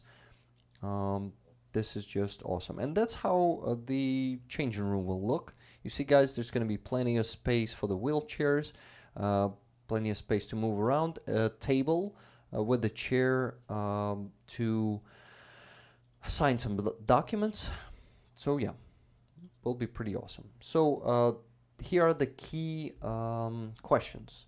Who is raising? So the team of the fund that is called Dostup in Ukrainian, it is translated like, oh, are you learning Ukrainian already, Mac? Slowly, very slowly. I was doing better at it, and then my squad went through a period where we worked like 10 to 12 hour night shifts for I think about 45 days in a row, and everything I'd learned, like pretty much everything I knew had gone out of my head by the end of that. But it will happen.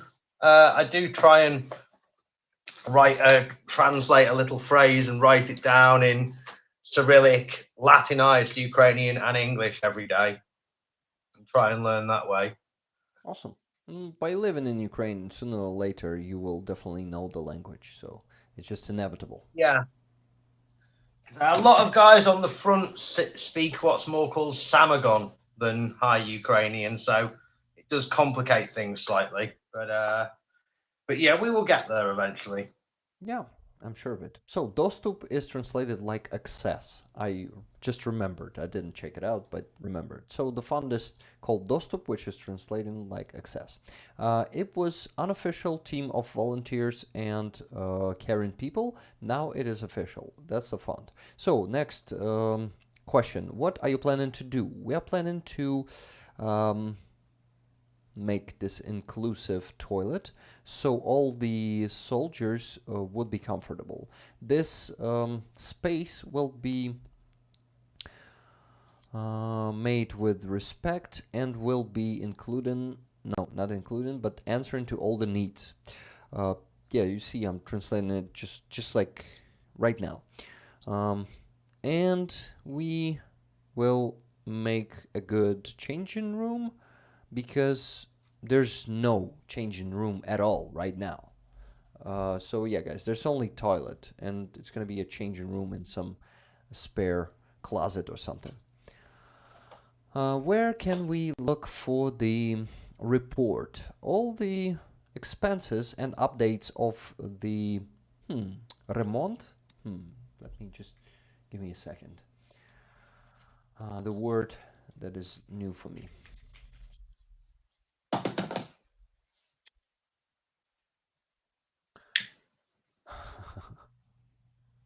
Oh no. What? Repair? Repair? Renovation? How do you call when you make the room totally new? You call it renovation? Repair? Renovation. Renovation. Yes. So the renovation of the room. Sorry, guys, that I'm going through this boring thing right now, but I think it's important to do now because I won't do it ever do it if not now. Are you okay with it, Joe? Yeah, I'm fine. I'm just chilling. Got me new tobacco pipe from Kiev. Some different tobacco to try. Nice, nice, nice. So let's go, guys. Let's finish reading it. Where should we look for the report?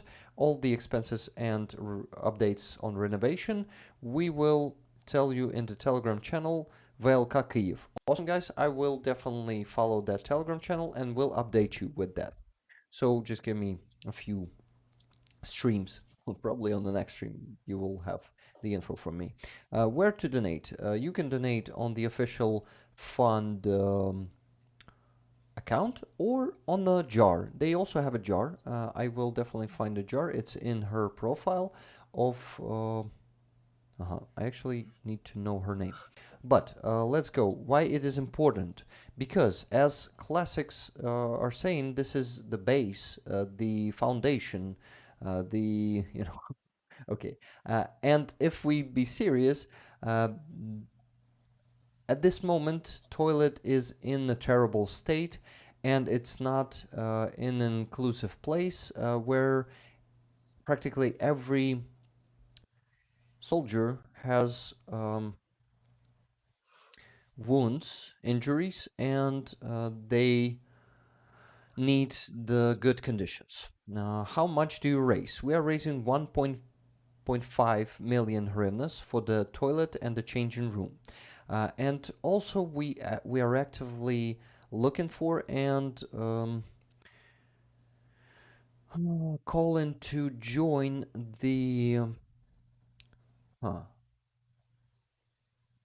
producers and the shippers of equipment, not the equipment, but materials. You know what I mean? Oh, what the words could you use here? Those who produce materials and those who ship them. Um, Building supplier. Yeah, building That's what we call suppliers. it. Yeah, awesome. That's it. And a few more questions and answers for them. Who are making the repair? Repair will be, no, renovation will be made by the professional team of contractors. They are already working on the renovation in Pavlivka. I don't know about that one. Where are you doing all of this?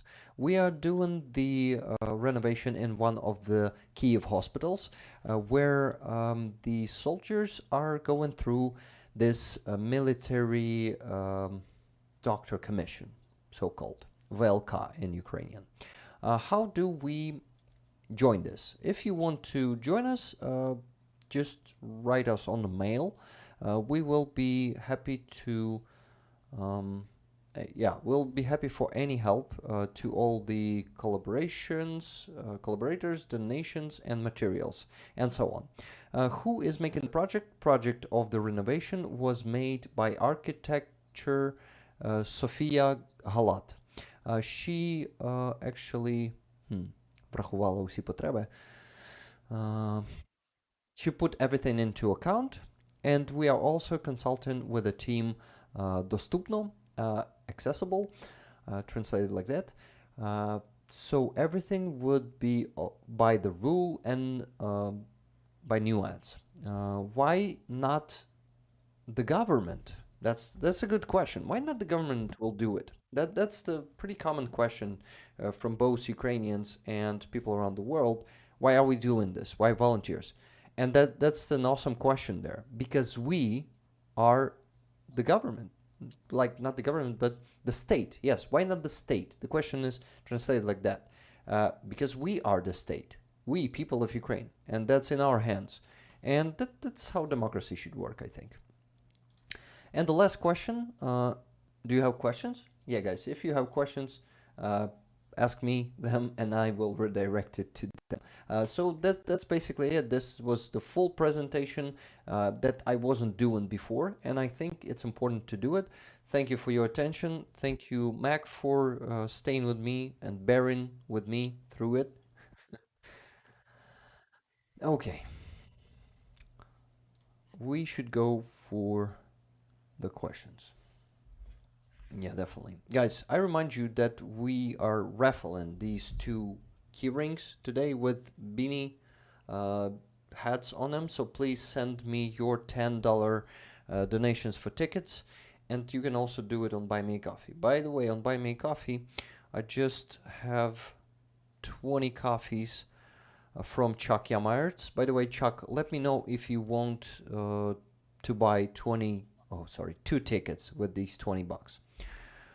Thank you. We'll be looking for your message there in the chat. Then, so 20 coffees for El Greco. Just let me put it on the list.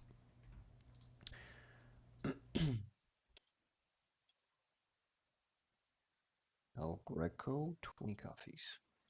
Done. Then, a new member. I definitely gotta mention that because it's not happening very often.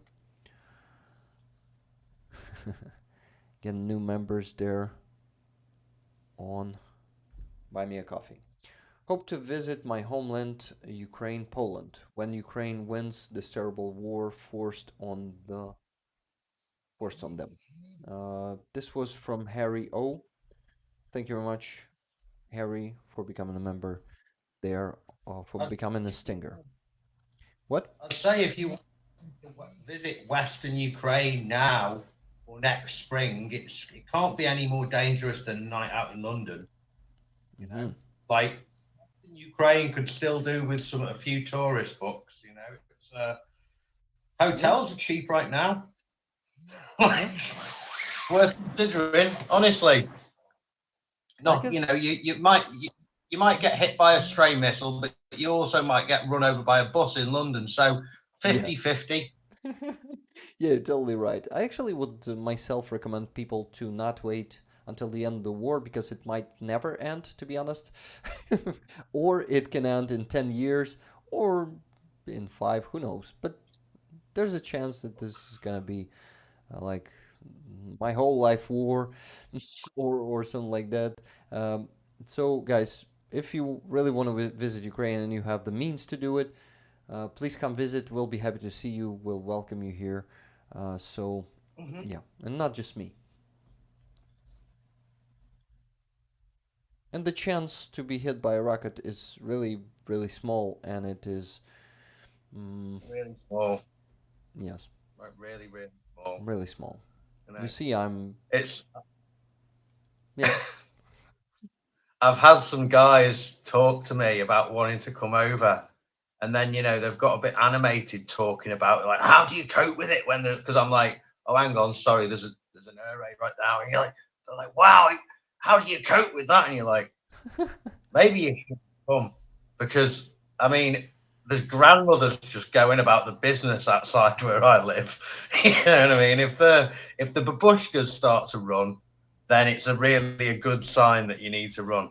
But every Ukrainian grandmother is like battle hardened and staunch in this part of the world by now. So yeah. That's funny.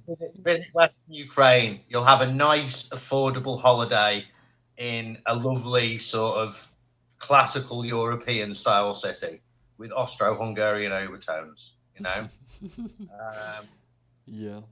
By the way, So yeah, it's safe and cheap. Come to yeah, Ukraine. safe and cheap if you don't go to Kherson or to Yeah, Donetsk Oblast or somewhere to, you know, if let's you're say, in an area Izium. where, if there's an area where there's been fighting, you stop the car because you need to go to the toilet. Don't necessarily wander into the long grass that far. You know, that's probably the only place you're going to be accidentally killed unless you come to within 5 kilometers of the actual front. And Yeah. other than that, you're going to be all right. And you probably can't get to within 5 kilometers of the actual front in most places. Kherson's kind of an exception because it's a city right on the front line. Yeah. Yeah. It's actually, yeah, I think the only exception, right? Hmm. Like, well, I mean, you know, Ukraine's definition of a city is a bit different to the English definition of a city. Like, Mm-hmm. I've been to things that are called a city in Ukraine that are very much definitely a large village with a church and a shop that sells beer and cheese, and that's it, you know. But on the map, it says city. Mm-hmm. So I don't actually know how Ukraine defines that at this moment in time. Yeah, yeah. The rules are really, really, hmm, I would say uncertain. Yeah. In England, it's if you've got a cathedral, which is why we've actually got a city of 10,000 people called Wells, because it was a very important place for the church back in the day. So they built a cathedral worthy of London in a village, you know. But yeah, if you've got a cathedral, you're a city. That's the British rule on it. Got it. Interesting. I didn't know that. Okay. I just got the 10 coffee from Hubert. Put in your second ticket on place 15, number 15. Hubert. Oh my god, not this language. Okay, so 10, what was it?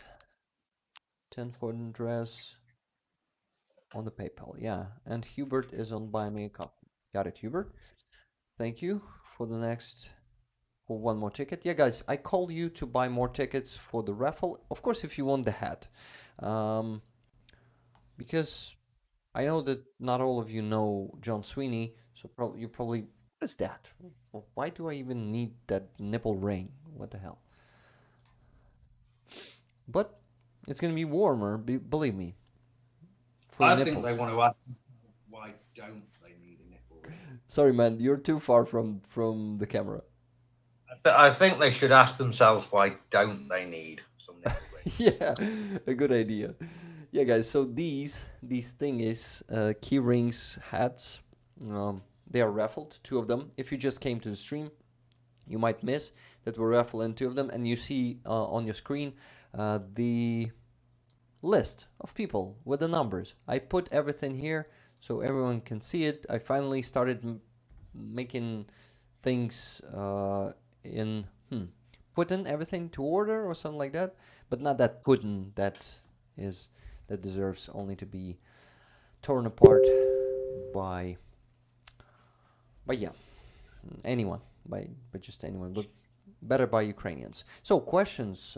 Tuna has reminded me about questions there on Discord. Yes, I definitely got to do that. I have 94 unread messages on Discord, guys. This is crazy. I don't have that much time, and even less time lately. As always, but each day, less and less questions. So here are the questions. Please ask Joel about writing poetry and stories at the front. Yes, Joel. Yeah. Well, I suppose I've written a few now. There's only one I've put on my channel. But I've got a couple. I wrote. We had a mission when I first got to Kherson that was to assist Ukrainian Special Forces mission that was part of the fighting for the islands, and you know my role in it was pretty unglamorous, but I was part of that team, and sorry, people are messaging me. I tried to mute the signal before.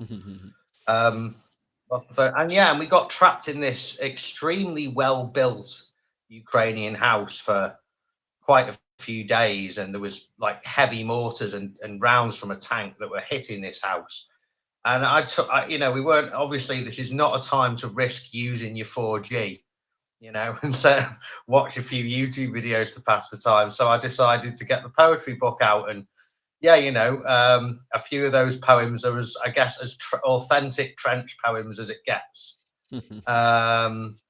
But things like that really come in fits and starts to me. I might write 3 poems in a week and then not do it again for like a year or 6 months or 3 years. Yeah. So, but yeah, I will polish them up and record them on the channel sooner or later. That's cool, man. I actually didn't know that you're a poet, as I haven't had time to watch enough of your videos, just 1 or 2, and I didn't know that you're a poet. Oh, it's just like the equivalent of playing a ukulele, really. You know what I mean? It's something to pass the time and a bit of fun, but I wouldn't call myself a serious poet. Yeah, serious or not serious, the thing is that you're doing it. You're going for your what is it? Temptation? Main reason to create art should be that you enjoy doing it. Yeah. That it amuses you. Yeah. So El Greco is correcting someone in the chat that it is Kyiv, not Kiev. Yes, guys, you gotta say Kyiv. You gotta write Kyiv with Y and I and V, and not with IE and V. So please do that. We in Ukraine really value a good written Kyiv, believe me. Okay. So, do I say Kiev? Yeah, sometimes I say Kiev, but it is Kiev. Sorry, El Greco. It was not about writing it. It was also about me pronouncing Kiev. I bet. No, because I think El Greco is watching this like, oh my God, later. You know when you watch not synchronized with the real timing of the stream, when you watch like half an hour before or something like that. You probably know what I mean. You can do that too. But yeah, when El Greco Yeah. gets to this point in half an hour, maybe he will catch up with it. Maybe he will stay on that, because I would personally stay on that timing so I wouldn't miss anything. Okay, so just a second. I wanted to mention another raffle ticket bought by Rick. Give me a shout out. Love from Ireland, says Baston. Baston, shout out to you. 5 coffees from Ireland. Thank you very much. But another person was buying a ticket. It was Henrik A. Oh, by the way, I think I saw your name there in the chat. Henrik, putting you there. Should I say your second name, if you don't mind? Because some people mind, some people don't. You're gonna be number 16. Henrik A. 10 coffees.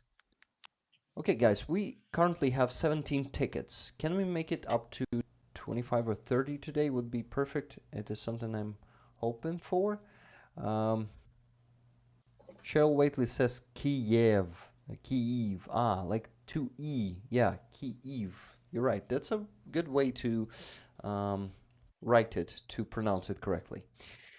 Okay, so we have a ticket from Henrik. Yes, Alnesio. No. No, it's okay with Henrik, but you have that name there in the chat.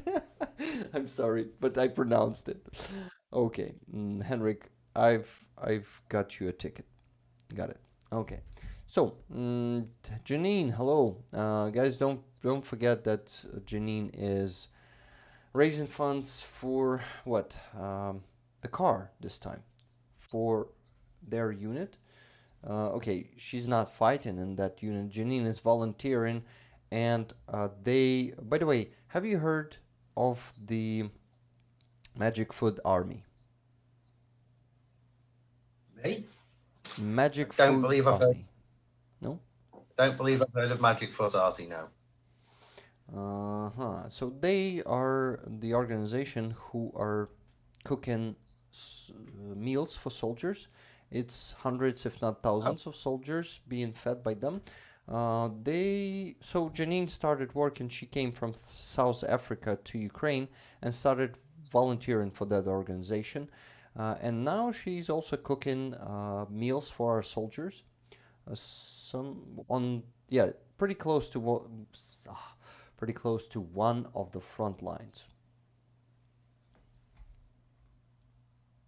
I don't know if you wanted to reply something to that, or it's just information for you. I haven't heard of that organisation before. When we were in the Legion in Kharkiv, we got like World Food Kitchen meals delivered there, and I guess that's a similar organisation, and it was pretty good most of the time, you know. Mm-hmm. But these days in Kherson, I actually buy all my own food, which I'm not complaining about. You know, it's not much of a dip out my monthly wages. I get to eat, you know, I bought myself an air fryer, so I have air fried chicken quite a lot. So it's quite bad. I like Ukrainian food, but there's a difference between Ukrainian food and army canteen food. So you can get sick of anything after a while, I guess. Yeah, totally. So another question from, I think also Andrii Siromakha. Does it help to process what's happening around the poetry? And was he writing before as well? I like it a lot. Yeah, so this was not the only question about poetry. I guess, I mean, at the time it was just something to do to keep your mind off the fact that a tank shell might any moment not just hit the house, but make it through the wall and kill you all. So it was a pretty good distraction, and we were running low on cigarettes. So, you know, had to do something to keep myself distracted. And I have written bits of poetry in the past, but most of it was on very different subject matters than war. But yeah, I it's just something I've occasionally get into my head to do. But yeah, next question. Awesome, thank you. I was paying attention, just trying also to keep up with the questions there on Discord. Yeah, guys, if you haven't joined our Discord community yet, it is in the description of the stream. By the way, Joe, I need to add your links that you've been sending to me. Oh, your YouTube channel is already in the description of this stream, so I don't need to put it there. Guys, you see the blue ad there. You can press it and you will be redirected to... All are welcome to my channel, even the vatniks and the Russian bots, because they add to the algorithm, you know. Yeah, you're right, but on these streams I usually say all welcome except vatniks, so they are not welcome here. I end every program with and to our pro-Russian and vatnik listeners, Idi Nahoizalupa, which I can probably get away with because I have an English language channel and no one can translate my bad Ukrainian. But yeah, that's how we end each episode. That's cool. 10 gifted memberships by Men of the Wood. Thank you very much, Men of the Wood. What else? Let's go to the next question. What we have here? Hubert was asking, can Joe give a little background about himself? Yeah, I would love to hear it too, man. I forgot to ask you, so I don't even need to ask you. Hubert asked. I guess I'm a fairly unusual but pretty normal British guy. Like I have some military experience that was just like unfinished reserve infantry training 18, 19 years ago in Britain. And in the rest of that time, I'd done some very normal jobs like construction for small companies and big companies, working in pubs, managing a few bars, working in restaurants. Had a bit of a hippie phase, started going to festivals and working at them. Done a fair bit of traveling. I like hitchhiking. Used to hitchhike all around Europe when I lived in Berlin. That was great. Nice. Really enjoyed that. Quite like cycling. If I wanted to listen to some music because I needed to think about something, it'd probably be classical music as opposed to pop music. I smoke heavily. I sometimes drink too much. I like eating more than I should. That's about it. That's about it, really. Oh, I rescued a crow years ago. I went to a little town called Glastonbury and wanted a reason to not live in Bristol anymore. And I ended up with a crow on my shoulder after a couple of days that I then pretty much kept on my shoulder for the next couple of months until it was big. And yeah, that's probably like the most interesting thing that ever happened to me up to the war in Ukraine, really. Are you okay to talk about what kind of military forces you were in British Army? Yeah, I mean, like I just said, I did unfinished, as in I never quite completed the training for infantry Uh-huh. in the British Reserves like 18 years ago. So I came to Ukraine with the ambitions of like helping in an aid station Mm-hmm. or but I was open to the idea that like whatever the army needed or basically had set up would be what we went along with. So yeah, I didn't come here as the ex special forces etc etc guy. I just came here to use brains and a work ethic to do my bit, and it appears it's gone quite well overall. A few Mm-hmm. blips in the road. That's good. And sorry for my inattentiveness. I try to do multiple things simultaneously and I miss something that you say. Sorry, man. It's all right. That's, the streamer condition when you gotta do multiple things simultaneously. Okay, so what am I reading there? The question, the next one. Thanks for the answer, by the way.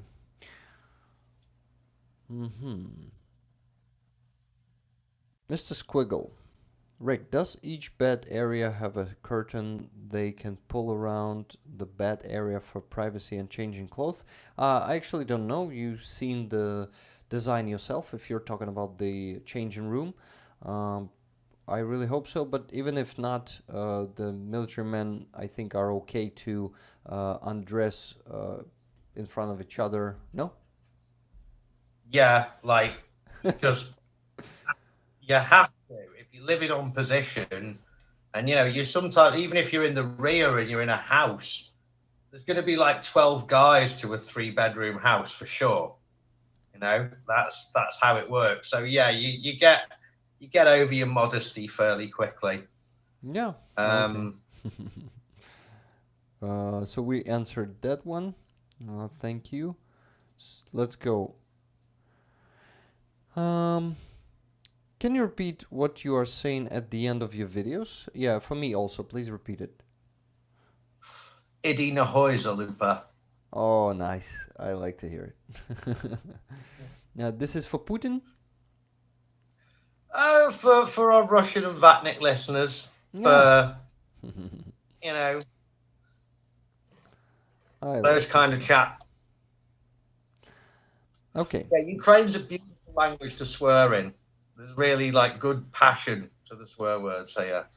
Yeah, but most of our swearing words were taken from Russian because it's the most swearing language on earth. And we have some of our own that weren't, that are need to be unburied, So, yeah, I'll work on that. For example, the one Ukrainian swearing you can say that will be instead of blять, when something is happening and you say blять, you may say Трясся. Can you try I've to heard say? that bit. I've heard Tresta. Трясся. Yes, трясся. Tresta. I've heard that a bit, I think. Yeah, it's a funny thing. A lot of the guys I work with speak high Ukrainian when they're in a good mood. And then as soon as things get stressful, which being the army is Yeah. often, they default to like Shuzhik/Russian. Uh-huh. You know, that's the sort of pattern I've observed. Трясся. Guys, I am gonna be showing you on the screen how this word is written. Look at this. So in Ukrainian, you see it's трясться, and then it is translated like trembling to English, but it doesn't have the same meaning. The Google Translator doesn't know all the Ukrainian words, believe me. It is more like... It's improved. What? It's definitely improved in the last 18 months of war. Yeah. But it's still not really up to the task. If you write English in very plain, straight, small sentences, it can just about handle it. But if you anything conversational or slightly vague at all, it struggles with. Yeah. Guys, I just put how you can read it in English, трясся. You see it's трясся. It's very hard to pronounce, I think. Yeah. Yeah, so it's there in the chat. Awesome. I like this one. I like that we were talking about some swearing in Ukrainian, because it must be unburied and resurrected, because we need to get rid of everything that's Russian. That's my opinion. It's funny, the etymology of swear words. You know, like a very common and not in any way offensive swear word that your grandmother might say. You know, when she realizes that she's put salt in instead of sugar, or vice versa, she'd go, "Oh bugger, oh bugger," and you'd hear old ladies saying that all the time. But there's only one meaning for the word bugger, which is to fuck someone up the arse.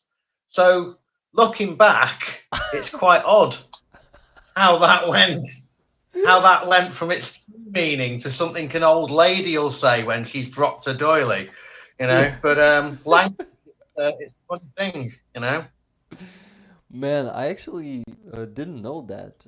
I didn't know. I heard the bugger, you know, your swearing Fuck word. Someone up the arse. But I didn't know the meaning. Yeah, that's what it means. You know, you could adapt it to mean, you know, if you're using it for anything, obviously it can then mean anything, any annoyance. But the very strong and undeniable meaning of that word is what I just said. So, yeah. Little bit of a British culture lesson for you today. Thanks, man. I always love to learn something new. I learned the Ukrainian word for polystyrene the other day is pinoplast. Which is almost the English word for having your penis made bigger by surgery. So that amused me. I was like, why are they all saying that to me? I had a polystyrene phone I brought. I'm like, oh, okay, yeah. I thought this was some horrible soldier joke where you're all telling me I need to get my dick made bigger or something, you know? Oh, yeah. Thank you. And people in the chat, for example, Denise Surratt says, Joe, so funny, I'm crying. Rick just woke up. What do you mean? I wasn't sleeping. Maybe it's some other idiom. Idiom, is it? Is it the word for you? What? Idiom. Idiom, yes. Words idiom. So, that I just woke up, do you think it's an idiom? I'm one of those English people who knows, like, I can drive, but I can't fix the car. So any questions about English grammar towards me, I'm not that kind of smart. I'm dyslexic, and I gave up learning the difference between a synonym and a acronym or whatever the other thing is. Got it, man. Gave up on that a long. Just a second. Sir Garrick says, I just learned smachno. Do you know what smachno is? I think that's like enjoy your food. No. Isn't it? No, that sounds like smachnoho. All right, smachnoho. And just smachno without ho, it is tasty. Smachno is tasty. Oh. So okay, when we say smachnoho, we mean like let it be tasty, Okay. That's okay. That makes sense. Hope it's tasty. Let it be tasty. Okay, yeah. Nice. Bjorn says boogeyman. Bjorn, who is boogeyman in this case? I wonder. I know who boogeyman is. By the way, does boogeyman what culture it comes from? Is it from British culture or some other one? I think boogeyman might be like. I suppose boogeyman's the phrase itself is probably American culture. American culture. Sounds American to me. I don't think that's we have other more Germanic fairy tales and names for things in England when it comes to scary children's stories. Yeah, K-Bell is saying heading to work. Thanks for the laugh, Rig by all. Yeah, bye K-Bell. Thanks for being here with us and laughing together with us. Okay, so some donations were coming, but I really got to pee, man. So I'm gonna ask you the question and gonna run to the bathroom, and you're gonna be answering them meanwhile. Okay? Okay. Just a second. So what I have to do, I'm gonna send you those questions, some of them. Just give me a second. Send you a few because if the question is gonna be too short, then you'll. By the way, do you have the stream opened on the second device? No, just on the one. Got it. Okay. Maybe you should just tell me the question and I'll answer it. Of course, but I wanted it to be a few questions, but whatever. Let me. What? On the screen now, I will definitely break this. Don't send me double screens, but I'll get it wrong. Just tell me the question. Okay. So Cheryl Waitley was asking, what happened to Big Mac? You weren't able to do the mining? Basically, yeah. I was looking into. I was at the hotel in Kiev with a guy from MAG last year, and it seemed like I had a job offer, but I just needed to, apply normal process as a formality. And then they have some quite strict requirements about having degrees in social sciences and stuff like that, which I just don't have. So that fell down. And then I just basically didn't like you need an IMAS qualified certificate to go and work in a demining program pretty much anywhere. Unless you're a team leader, unless you were hands off, which was what the MAG way in would have been. So yeah, and the cheapest level 1 course I could find, like the entry level course, was 15,000, and there was another course where you could do like 3, and it was like a 6-week course. But that was at like 22,000 or something like that. I just didn't have that kind of money, basically. So spent some time in Morocco, wrote a book about last year, and then the war wasn't going away, and I didn't really feel like civilian life was doing me much good in England. So I decided to come back, and here I am. Now I fly drones in Kherson. So that's what happened. But I am on speaking terms with Harley these days and some of the other people he works with. So I still definitely see demining as part of my future, but at the moment, like learning about drones and learning to pilot them and all the different ways we can use drones is definitely part of that demining future as well.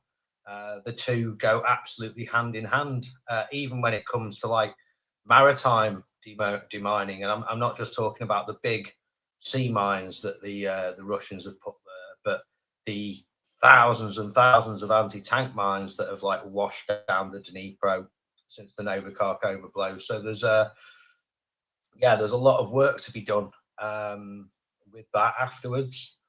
And yeah, you know, you're better taking time and going into something like that really clued up and prepared.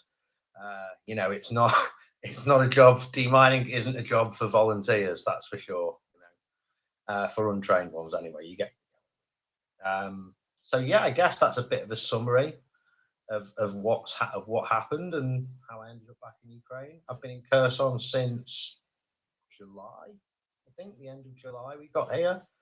And yeah, mostly operate drones now. I was sort of trying to get into fixed wing as well, but it's just too many things. So I'm just focusing on FPV and Mavics at the moment, and all the mapping that goes with that, mapping out the enemy positions, because, well, you know, it's good to know where everyone is or where everyone could be. Okay, I listened a bit of it while I was there, and that's cool. Thank you for sharing the story. What was also cool to know that myself. But I really missed the last 15 seconds, if you don't mind repeating it. Now you're asking, what was I saying only a second ago? No, honestly, seriously, what was I saying only a second ago? Been a long day, man. You know, I had to do a lot of carrying heavy equipment up to tall places today. There's a question from me, actually. Uh, are you okay to say what brigade are you serving right now? I'm pretty sure that that's like public. Like I looked on the Google version of the deep state map the other day, and it had my unit. Well, I'm in a territorial defense unit in Kherson. I'm sure even a moderately good spy could work out what number it is from that. But I don't actually want to say what number brigade I'm in case a load of annoying foreign volunteers come and join, expecting me to be their friend or mentor in some way. I don't want that. Bugger off. Go somewhere else. Ukraine might need you, but I don't. So yeah, I will keep my brigade number a secret. Okay, that's cool. But territorial defense is a good answer to me already. So I will calculate it myself then. It's funny, we didn't actually know the number of what battalion we were in for about 6 weeks when we were here. We've been misled. It turned out we were in a different number battalion, which is brilliant, you see, because if we don't know what unit we're in, the enemy definitely can't. See? Military science, that is. Yeah, this is why actually soldiers aren't receiving much information about what's going on, because the less they know, the better, right? Well, basically, yeah. You know, for the most part, you don't. I mean, especially with the way the landscape is here, it's like we need to do a reconnaissance, and it's like, well, they're east, they're east to the north, they're east to the south, they're east. Any way we go, we'll find Russians. You know, so Yeah. Got it. Okay. I wanted to switch to the nations, back to the nations, because they were common and they are needed to be mentioned and also put to the list. So just a second. PayPal is loading. Not the best I app. do dislike. No, it's not. People write me nice messages, and if you try and reply, you then can't read the message they sent initially, and can't see half of your reply and stuff. It's the messaging function on that's awful. And I do try and thank people. Well, I did go through a phase of trying to thank people for everything sort of above $50. Sometimes I thank people for a $5 just because I appreciate the fact that they probably haven't got that much and I know what that's like. But PayPal does not make it easy, and I just can't use my email that way, or I'll never be able to use my email properly. Yeah. So yeah. Okay. One comes from Silver Earth. For the love of God, get those heroes a decent shitter. From Silver Earth. Thank you very much. 30 Like, if you bucks. can't imagine how dehumanizing and it must be if you've lost both your limbs above the knee to have to go and use a hole in the ground toilet. That must be really quite grim and humiliating. So the sooner we get those lads that, it's the least they deserve, basically. The least they deserve. Yes. So thank you very much, Silver Earth, for your 30 bucks donation for the shitter. This word is pretty rough, but we still will be pronouncing it. So then K&K's GG send in 20 bucks saying one raffle ticket for Baston. So Baston goes to the 17 and 18 is another ticket for K&K's GG. Awesome. Guys, we have 9 tickets filled. Can we do at 25? And please make it at 250 likes on the stream because it helps with engagement. Thank you. Then the donation from Silver Earth, 20 bucks for El Greco with love from Silver Earth. Thank you very much. 20 bucks more goes to El Greco's rifle. 20. Awesome. Oh, I wasn't showing it. WL, thank you for 10 gifted memberships. This is very appreciated. Guys, don't forget to follow the channel of Joe. Big Max Battle Blog. A good one. All welcome. All are welcome. All are welcome. All are welcome. I shouldn't move away from the microphone, Yes, but it's much better now. Much better. Armchair. I like my armchair. Okay, I still have to put your PayPal to the description of the stream. Let me do it right now. Just a second. While you're going to be asking, not asking, but answering the next question. And the next question is from Tuna. Big Mac, how is a normal day like in your area?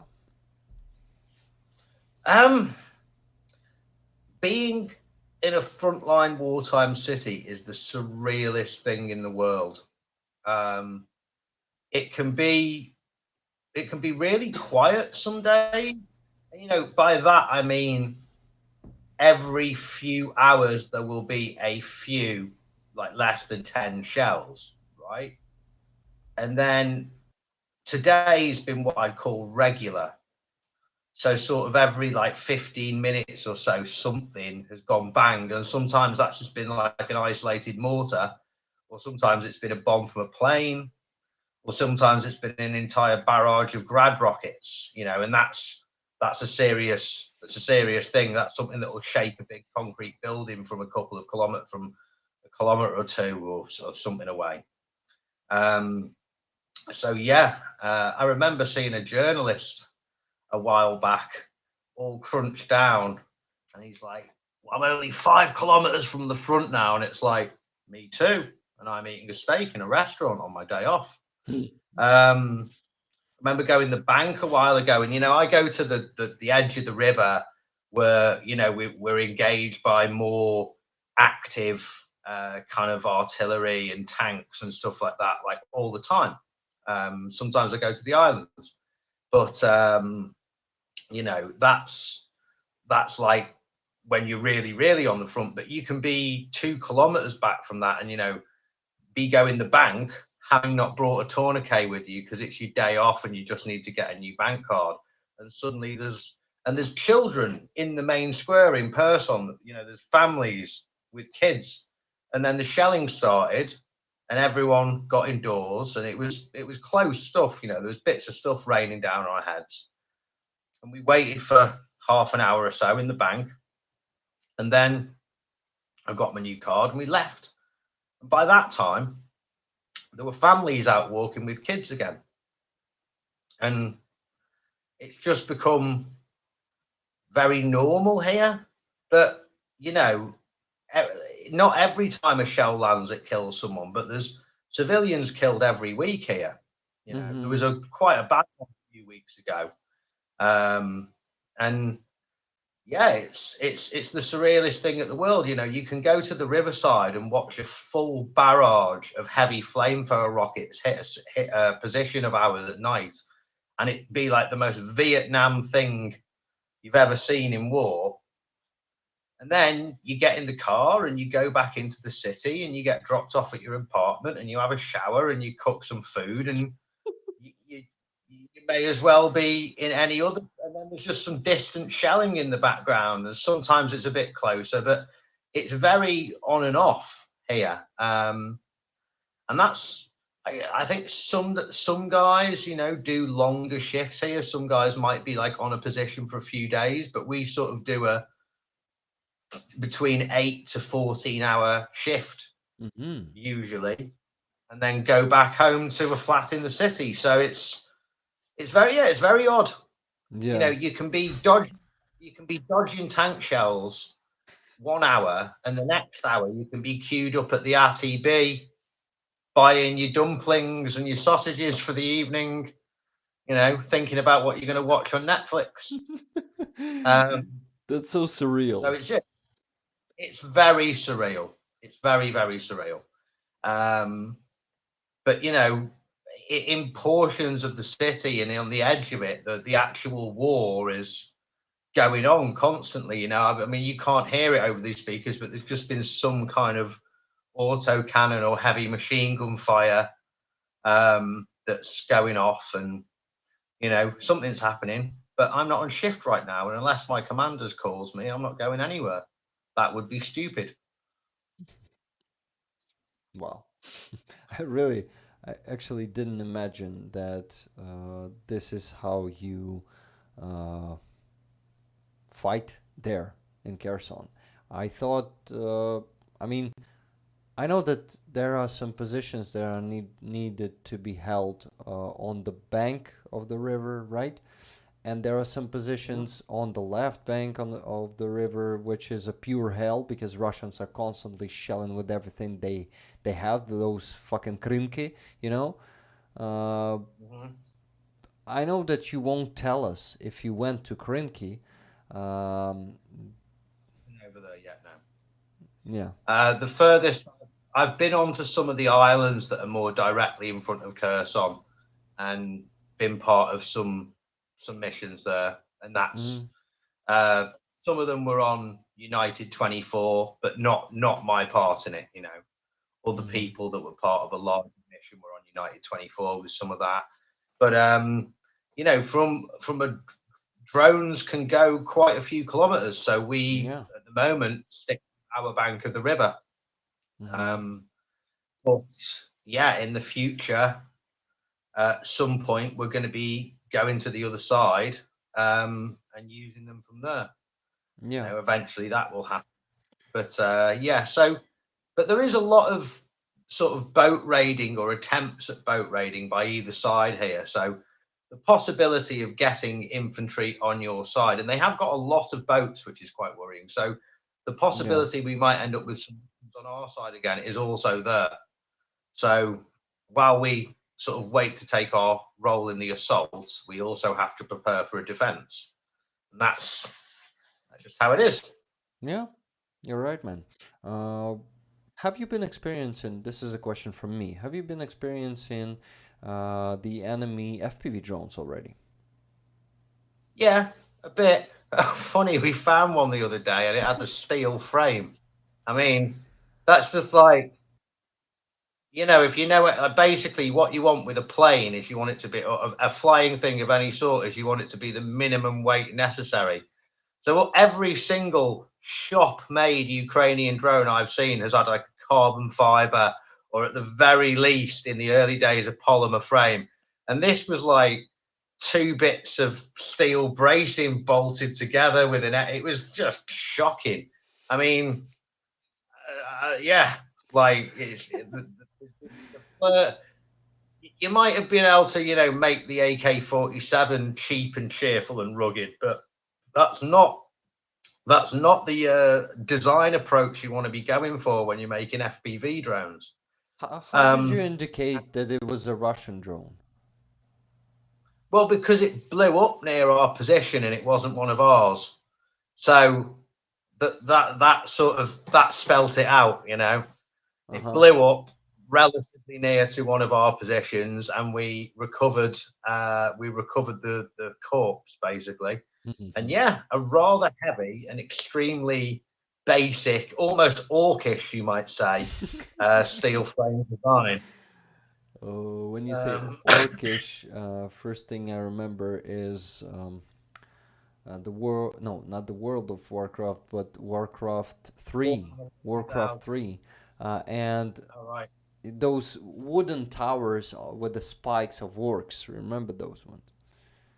I haven't actually played Warcraft 3. I'm a big Warhammer 40k fan, though. I like listening to the audio books in my time off to relax. And yeah, the orcs in that are famous for making very crude yet somehow still functional things. Yes. In fact, they only work because they believe they will work, basically. But yeah, I'm sure.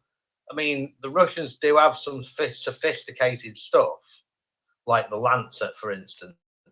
Yeah. But yeah, you can. The thing is with being an FPV pilot is until the point where we can just get AI to do everything for us, and that is a lot further away than people think. It's an incredibly training intensive job to even get to the basic level of average for you to understand how to set up all your equipment, you know, deal with the downloading and uploading of things, because it's not they're not just an out the box thing. You have to do stuff with them, you know.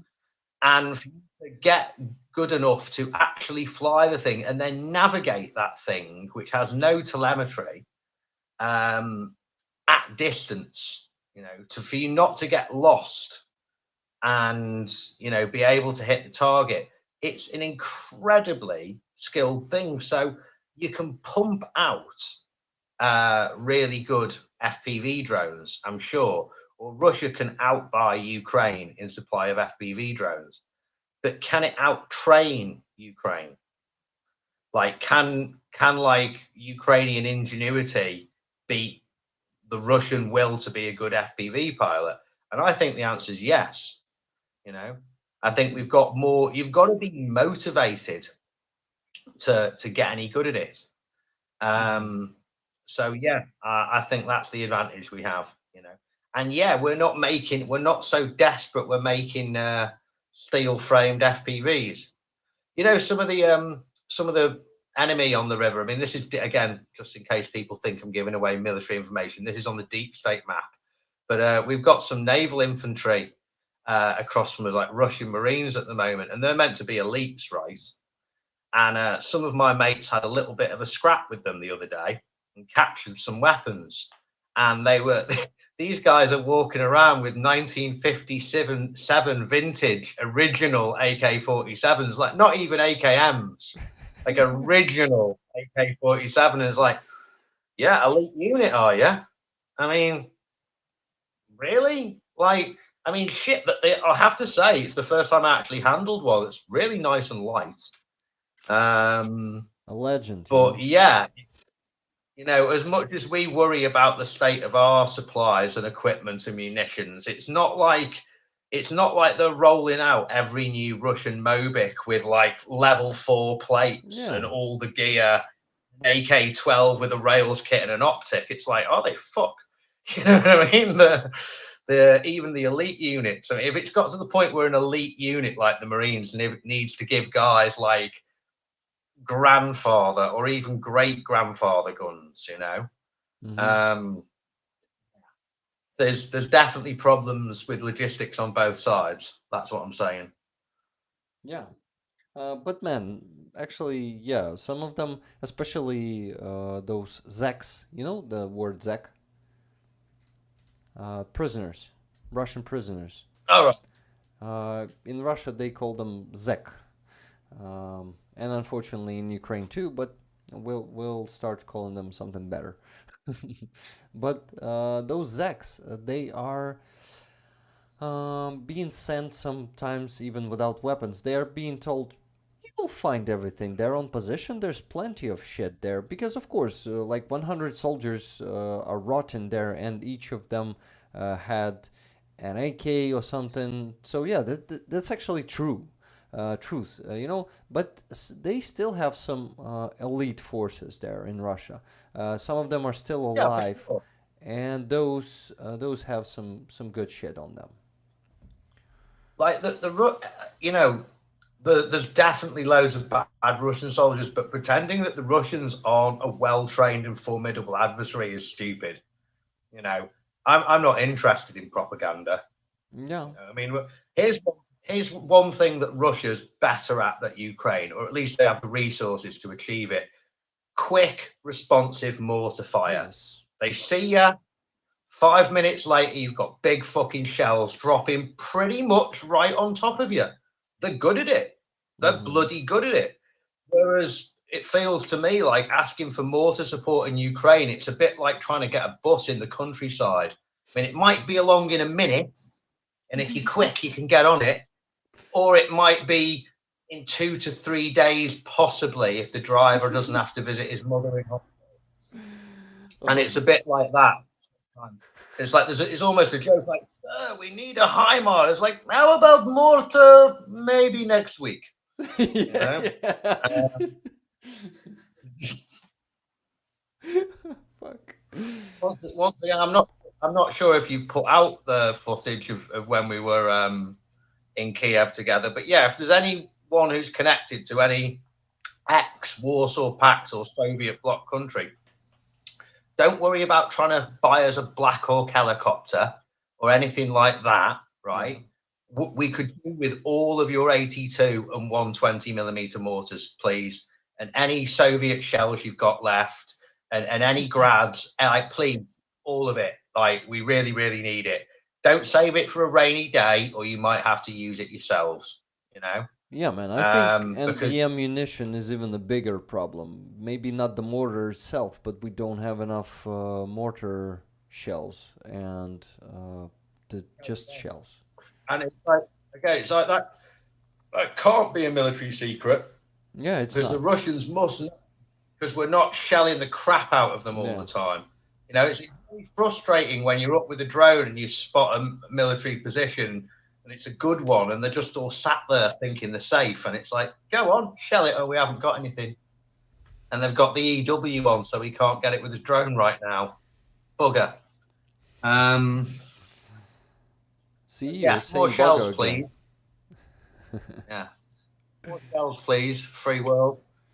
Yeah, we definitely need shells, and it's such a shame that U.S. government is paralyzed by just some few MAGA Republicans, and we're not getting that aid. Okay, guys, so I just wanted to mention a few donations that I received. So first one is from Bjorn. It's $1,000. Bjorn, you are the legend. Put it where it's needed. Greetings from Norway. Bjorn, are you still there in the chat? Do you want one of these key rings, beanie hats, John Sweeney beanie hats? Maybe I can, like, if not, 100 tickets. I think he gets the teddy for $1,000, don't you think? Yeah, You 100%. know. Barry Mundy, I know that you're in the chat. Don't you think I just gotta send one of the Barry monkeys to Bjorn if he wants them, of course, because I think he definitely deserves this one. Thank you very much. Okay, guys. Yeah, I can put 100 tickets for you, Bjorn, if you want, for this thing. And I'll definitely send you the Barry Monday if Barry doesn't mind. Yes, great idea. Thank you for this, Mac. Well, I have another 10 coffees from Vegan Runner Australia. So that's a ticket. You got this. Just a second.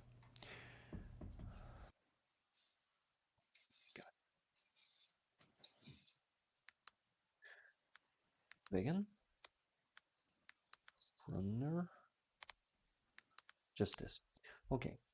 10 coffees. And 10 coffees from Wei Liu. I recognise that name. Hello, Wei. Wei's You a know good Wei? lad. I think he's donated. Wei has donated some cash to me before now. I know that much. Aw, So that's so yeah, cool. 20 I think bucks. there's a core. There's a core of really solid, staunch supporters that like me, you, Brandon, Harley all share, and they all seem to have a lot of generosity. So Yes. it's much appreciated. Yes, I've Like noticed that. I've noticed that a lot of people in our communities, like, they're all in the same communities. Okay, you know what I mean. What you just said. Yeah. Thank you, man. What's happening there? I think a small shell just hit my building. Your building? Yeah, I think so. Either Oh that fuck. or like someone just put over a wardrobe upstairs. And it's a sweet old lady, so I can't imagine her making such a noise. Ooh. I'm Uh, not sure what to do. are you going to the shelter in these situations? No. I mean, if like the window broke on my flat, then like, yeah, I suppose it might be time to like take some cover. But you just get used to it, or you learn to get good at knowing when to run, or you Mm-hmm. die, or you get hit one day and it's just pure bad luck, you know. Yeah. But when we were first into Ukraine at Yaraviv on March the 13th, when there was a big missile attack, there were just as many people who had to leave Ukraine because they'd broken an ankle or ran into a branch in the dark in the mad dash to get away, as actually got wounded by the missiles. So yeah, you learn not to run around and break your ankle in a panic as well. Yeah, you're right. We have a question from El Greco, my friend who serves in border guard. He asks, "Do you have any experience with frequency analyzers to detect FPVs? Is it worth it to have something like this with you in trenches?" Like, I personally don't have any experience with that. I know of their existence. You know, I've seen a photo Mm-hmm. of one and had to explain it to me a little bit, but no. Um, like every, I could definitely think of positions where something like that might be valuable. And then, you know, there's jobs we do where you want to get there with the absolute bare minimum, like a small echo flow, the antenna on a wee tripod, an FPV, do the mission, and then get the hell out of there. And every bit of technology that can block a signal, I imagine, also puts one out. So, you know, everything's a double-edged sword. It's like, well, would it be nice to have a 50 caliber machine gun every 100 meters of trench? Well, yes, it would in theory, but then we'd have to carry all the stuff for it everywhere, you know, and it would make moving around much Well, harder. those So analyzers, I've seen them. They're kind of small, like just the pocket thing. No? I guess I honestly I've seen like blockers for like Alien Tech does a little handheld shield looking blocker for FPVs, but like how many hours of use do I get for it? Does it make me easier to detect? Yeah. Um, how many power banks have I? There's an army rule, right? If they say you're going on a 1-day mission, you should pack for 3 days. And if they say a 3-day mission, you should pack for a week, because you very, very easily could be left there for that amount of time. So yeah, like the amount of, it's not a computer game. The amount of weight a human being can carry and still be able to like run a little bit when things start to explode is less than I'd like. Yeah, you're right. But my opinion on those analyzers, that they might come in handy, really, because Russians were advertising them on their propaganda television. So they are actively using that, and I think some of our FPVs are already filming that, how they start to run not just from the sound, but sound of FPV, but from the sound of those analyzers, detectors. So I think this should be helpful. But if you'll use one, it's on our list of. I imagine it'll go onto my list of things to get for my unit. Like I got back, and apparently while I was away, there was a fairly big Shaheed attack in Kherson, and now the next plan is basically get some mounts for our machine guns made, and I have some blacksmith connections in Ukraine, and that's getting done, and get hold of some very high powered torches and some lasers and a very big machine gun grade, like 50 caliber grade thermal sight, and I can achieve all of that probably in a month or two, because I do get something like $2,000 to $3,000 a month in subscriptions, but the thermal on its own is going to be about $5,000 and stuff. So that's the sort of thing. As the only foreigner in my battalion, and there's very few in the brigade, I'm basically the only one who has sort of public outreach and can deal with some charities and get some donations and stuff. So the bulk of problem task emergency purchasing seems to fall on me. So yeah, I keep hoping that I'm one day going to be able to save up and get like myself a vehicle in Ukraine. So like, truth about the army. So some brigade commander can't just decide he wants it one day because his has broken down. I want my own vehicle. Every time I get close to thinking, ooh, could put about half down now for that, I end up having to buy something else for my unit. There's a new drone or something that needs to be done. While you were telling us that, I noticed that someone just took all the money from the jar for APC repair. What the fuck? I mean, we don't do that in here. I gotta call my friend or text my friend and ask her what the fuck. Take it out quickly before anyone sees how big it's getting. No, it should stay here. Everything is transparent in here, man.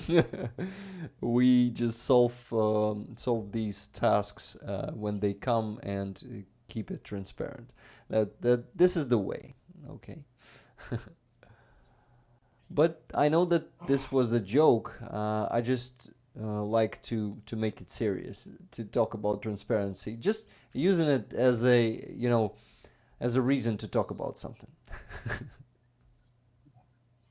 No, it is important, people knowing where the money goes and stuff. I actually think I've been a bit slack on it sometimes. There's been quite a few bits and pieces people have sent me that I haven't like put on video, mostly because I don't know how to get a lot of things in shot with me. I guess you need a selfie stick, and I don't own one.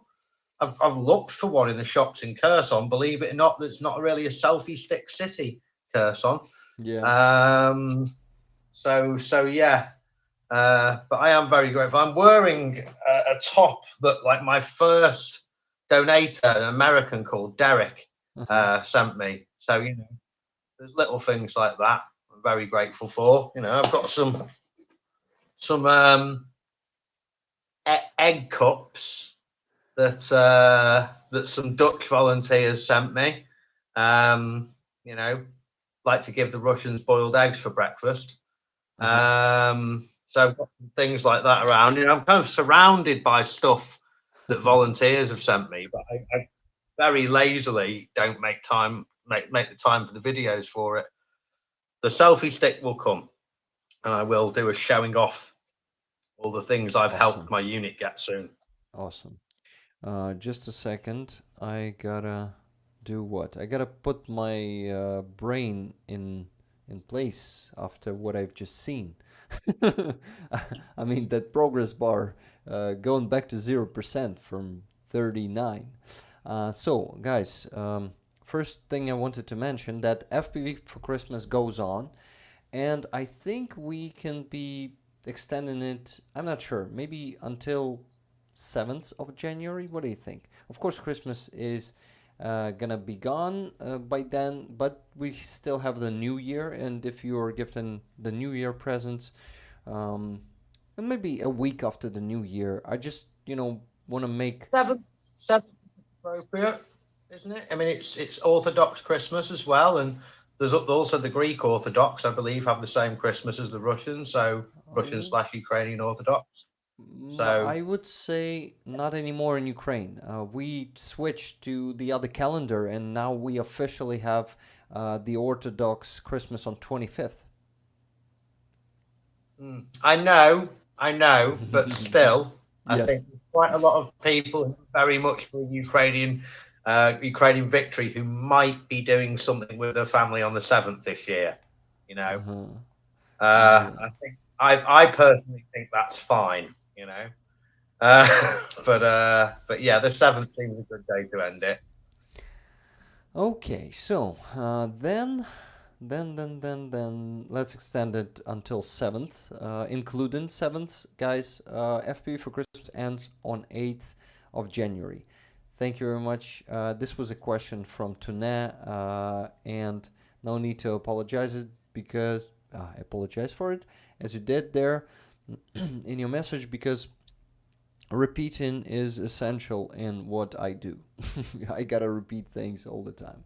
Like, for example, guys, don't forget to fucking like the stream, okay? Thank you. Because it helps with engagement. What? I forget to say that every single video. Yeah. I mean, like, comment, subscribe, hit the bell. Never remember to do it. I never say maybe it'll hit get the bell more button, but you gotta do that, guys, too. Hit it. Hit it now. Hit the bell for Rick Show. Thank you. Okay, so let me go back there and mention another donation. It's from Frank V. For the 338 rifle, $93.24. Thank you very much, Frank. This is very awesome. Thank you guys for all your donations today. So, Wei, do you want tickets for the raffle? Because we have only 20 tickets bought right now, and you've been sending 20 what? Coffees. Yeah, they are actually almost $20 because Buy Me Coffee takes some fee.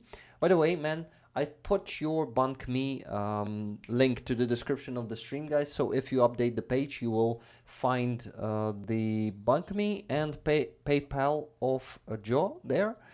And you can go there and send him some donations. You now hear that he will be buying an analyzer, a scope, right? A night vision scope.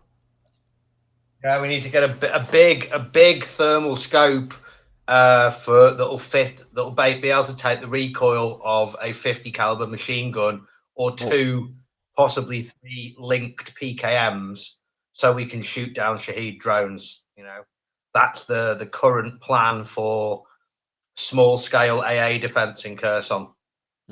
So that's probably going to set me back about 6,000 US altogether, and I've got about 3.5 at the moment to put in for that, because I have some very generous direct. You know, I just wanted to thank. I imagine most of the people who listen to my channel also listen to the Ricks. I just wanted to thank everyone who sent me money with the intent, with the strict instructions to have a beer and a nice meal in Kiev. I got sent about about $600 altogether to go Oh, on holiday. And it's like, well, the Ukrainian army pays me okay, so I'm going to put all that into. I mean, I did spend a lot of my own money on nice food and nice alcohol, but that was my first holiday in 7 months, and I'm worth it.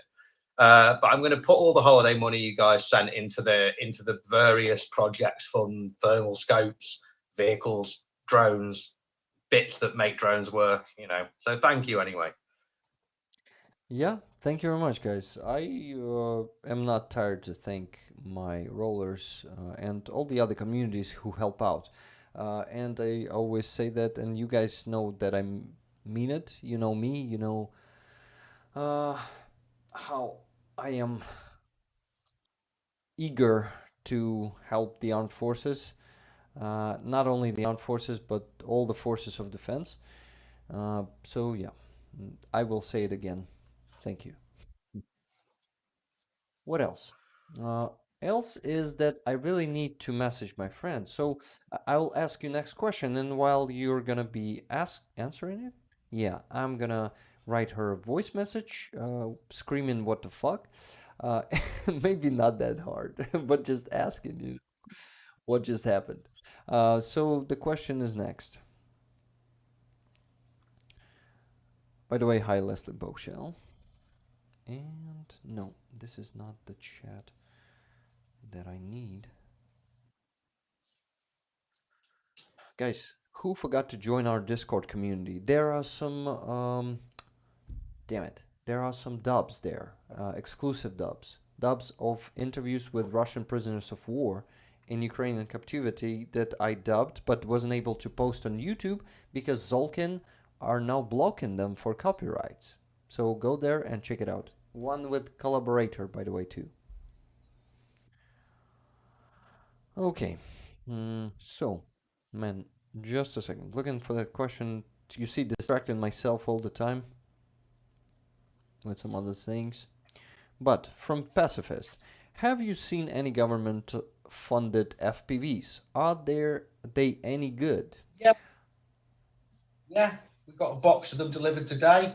I think they still come from. I mean, they came from Brigade, so I would assume that means that the army has paid for them, basically. So yeah, we got a box of Ukrainian-produced FPV drones just today, and there are some teams that are like, yeah, that some of the good teams are using sometimes hundreds of FPVs a week. So Yeah. yeah, like a fair whack of them come from the army, but it ain't enough. I honestly think, like, for the price of one javelin, we could have 250 to 500 FPVs, and the ones that cost $500 would be more than capable of disabling a tank, and they go further than a javelin. So I really think the army should be putting a massive focus on FPV production, because we've got the explosives. You can make 7 armored personnel carrier bombs out of one TM62 anti-tank mine. We've got plenty of explosives around. We've got plenty of VOG and mortar fuses, and we've got plenty of empty cans of Monster, and that's all you need to knock out a BMP or an artillery gun. And if you can hit a tank with a few of them, you might not completely destroy it, but you'll stop it working and give the artillery time to catch up with it. And that's all we need, really. So if we spent the money that we're spending or being given in javelins on FPVs, I think militarily we'd be a lot better off. Although a javelin is a lot easier to use than an FPV, that's for sure. Okay, man. My friend just messaged me, said I wanted to say in advance that the jar was shattered. And we took money earlier because we need them urgently. And I said, you were too late to say it to me in advance because we witnessed all of it during the stream, and she's like, blah, you know, like fuck. She says it's Sure, urgent, and all the deadlines are gone, and it sucks that we should do this like this, do it that way. But guys, I will talk to her today after the stream or tomorrow, and we will do what? And I will tell you, I will let you know where money exactly goes, why it's not 200 but 78 is enough, because it's all so complicated in those repair stations, you know? The Okay, so do you know word cech? Ukrainian word cech? No? It is for like a big facility where they repair some things, or where they build some machinery, like a factory, warehouse, something like that. We call it cech. So I guess yard or workshop. yeah, I would say also repairing yard, right? Okay. So you're raising money for a place that does that.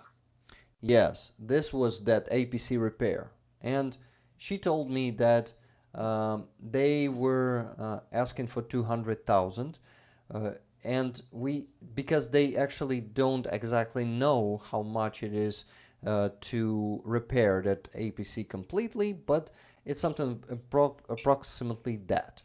And they will be also repairing other cars and vehicles that are arriving. And 2 days ago or 3 days ago, she called me and said, okay, there are like 5 to 6, oh, not to 6, to 10 cars, new cars arrived, that need the repair. And maybe we gotta shatter the jar earlier, because that APC is like a long-term project, and we have some urgent needs.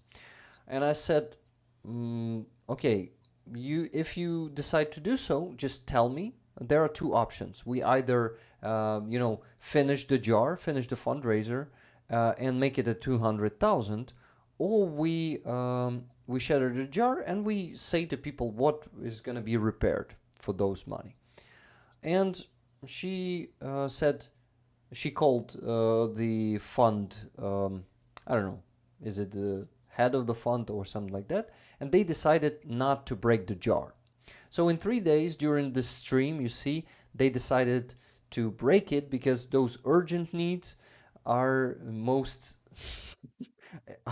are just overweight the APC. So you witnessed it yourself. We raised 78,000, but we still have some money on my PayPal, so I gotta call her or write her a voice message to ask her, like right during the stream, to ask her to where should I send those money, because we don't have a jar anymore. I think they shattered it. Just give me a second. Where is it? APC repair. You see 78,016 hryvnias. I'm updating it, and yes, the jar was shattered. APC repair for 128th Brigade. So yeah, we accumulated 78,017 hryvnias and 88 kopikas. Well, guys, great result. Thank you very much. So we may consider this fundraiser closed. But these fundraisers for not exact piece of equipment, but just for repair, they are really tricky. And it's not like you know how much you will spend. So that's the result. We have the experience now. Oh, Mac, do you have something to add to that? Well, just thinking about how tough it is on this country. Like someone said to me a while ago, just a friend who was talking to, they were asking about AI and how it's affecting drones. And they're like, aren't you scared that you're basically bringing on the advent of the Terminator? And I was like, the actual Terminator, like Arnold Schwarzenegger from the films, I reckon if you started him in Poland, he would have broken down by the time he got to Kiev if you sent him across country. Like, yes. Ukrainian roads will fuck up any vehicle. Like Toyota Land Cruiser, 5-10 years without breaking down in England, 3 months in Ukraine, and that thing will need new suspension or something. Like I got given a Mazda 4x4 great car from Blaugebillen. It's a really good Swedish charity, and that's for my unit. You know, my squad leader drives it around most of the time. I've got back from holiday, and it's like the bastards have only gone and hit it with mortar fire, haven't they? So I've got to pay for a new window screen now, and it's got a hole in the roof that's going to let water in. And it's like they're just really inconsiderate, these Russian bastards. You know, I liked that car. You know what I mean? It was doing us fine, but I remember when we were in the Legion, one of the lads turned up with a Rover.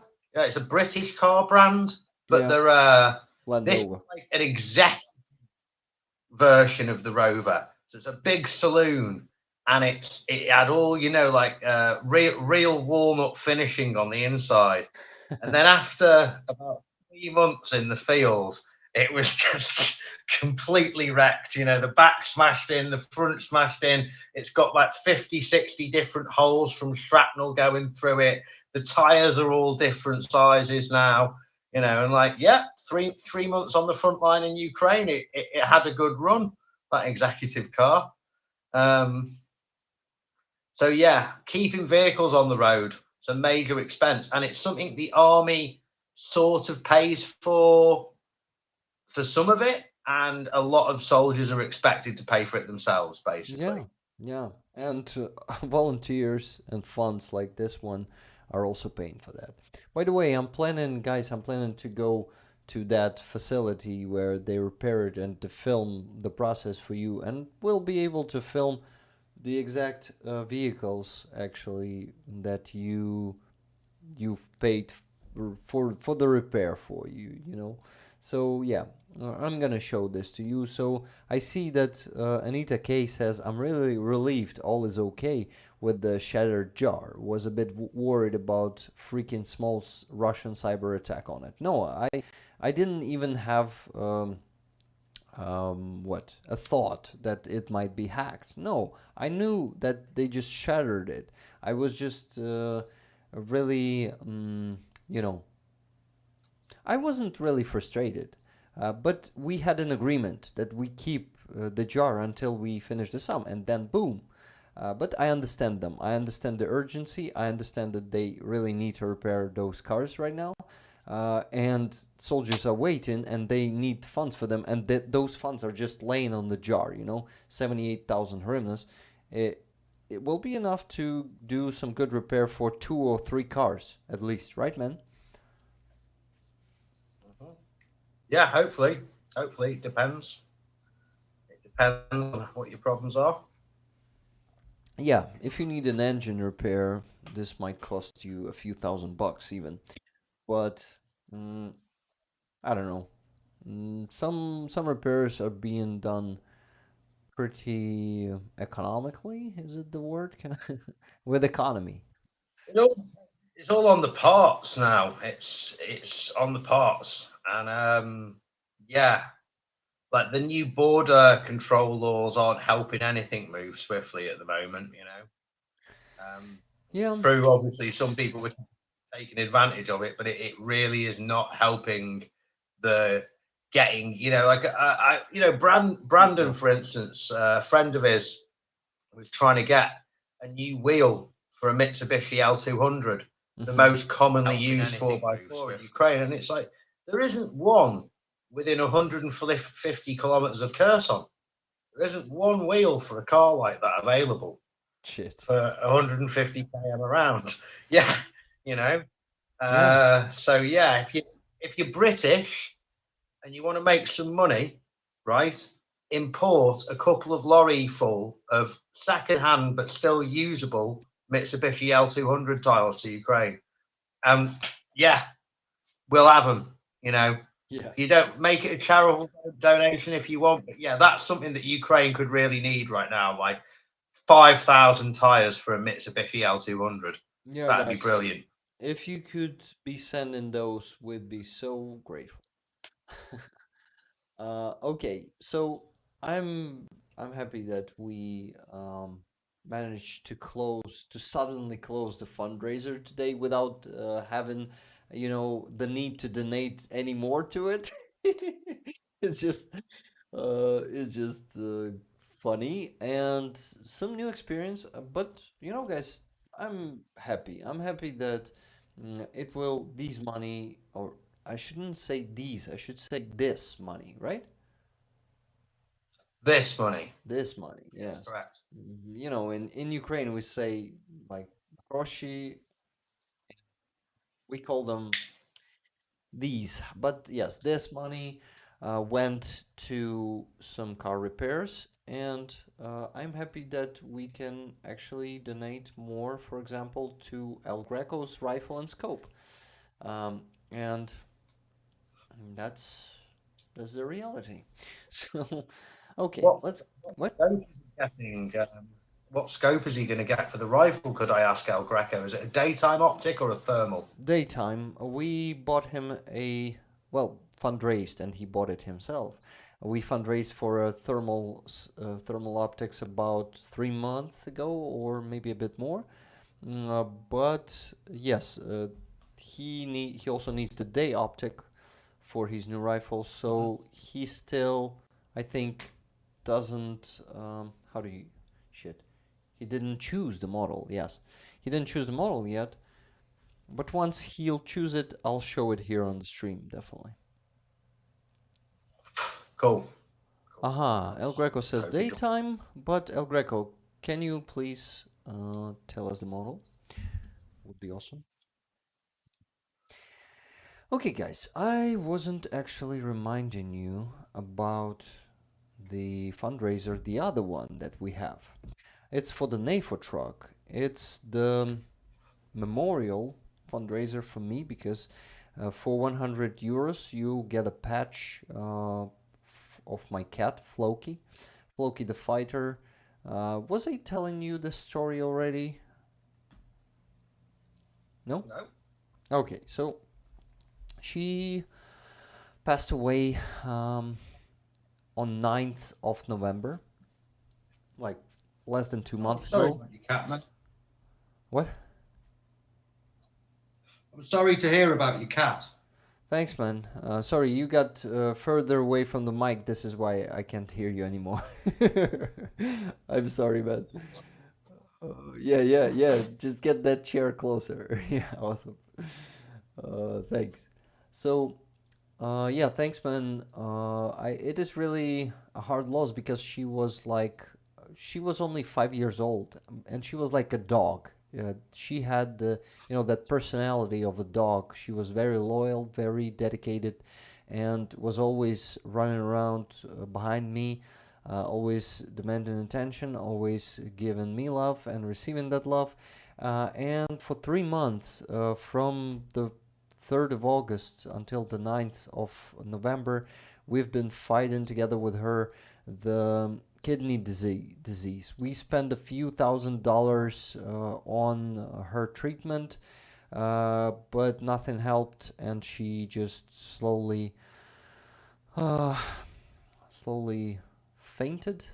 And these months, especially the last 2 weeks, they were really hard because she didn't eat enough. She fainted, like literally, and my community was here with us the whole time. They supported us. Also, at some point, with Floki Fund, they were donating to cover some of those many analysis and procedures and meds. So thank you guys very much for that. Uh, but yeah, we also spend a lot of our money, but that's all so irrelevant. Money is nothing when you're trying to save your loved ones. And I actually would have given even more if only she would stay with us more. But she was one of those cats who, not I would call it even persons who burn bright but burn out quickly. you know. Um, Yeah. and she was fighting that disease. She really was willing to live until the very end. Like even in her last days when she started losing the coordination and she couldn't walk. She still wanted to For example, to lie on the flag, she really liked to lie on flat things, and we carried the flag on her last day.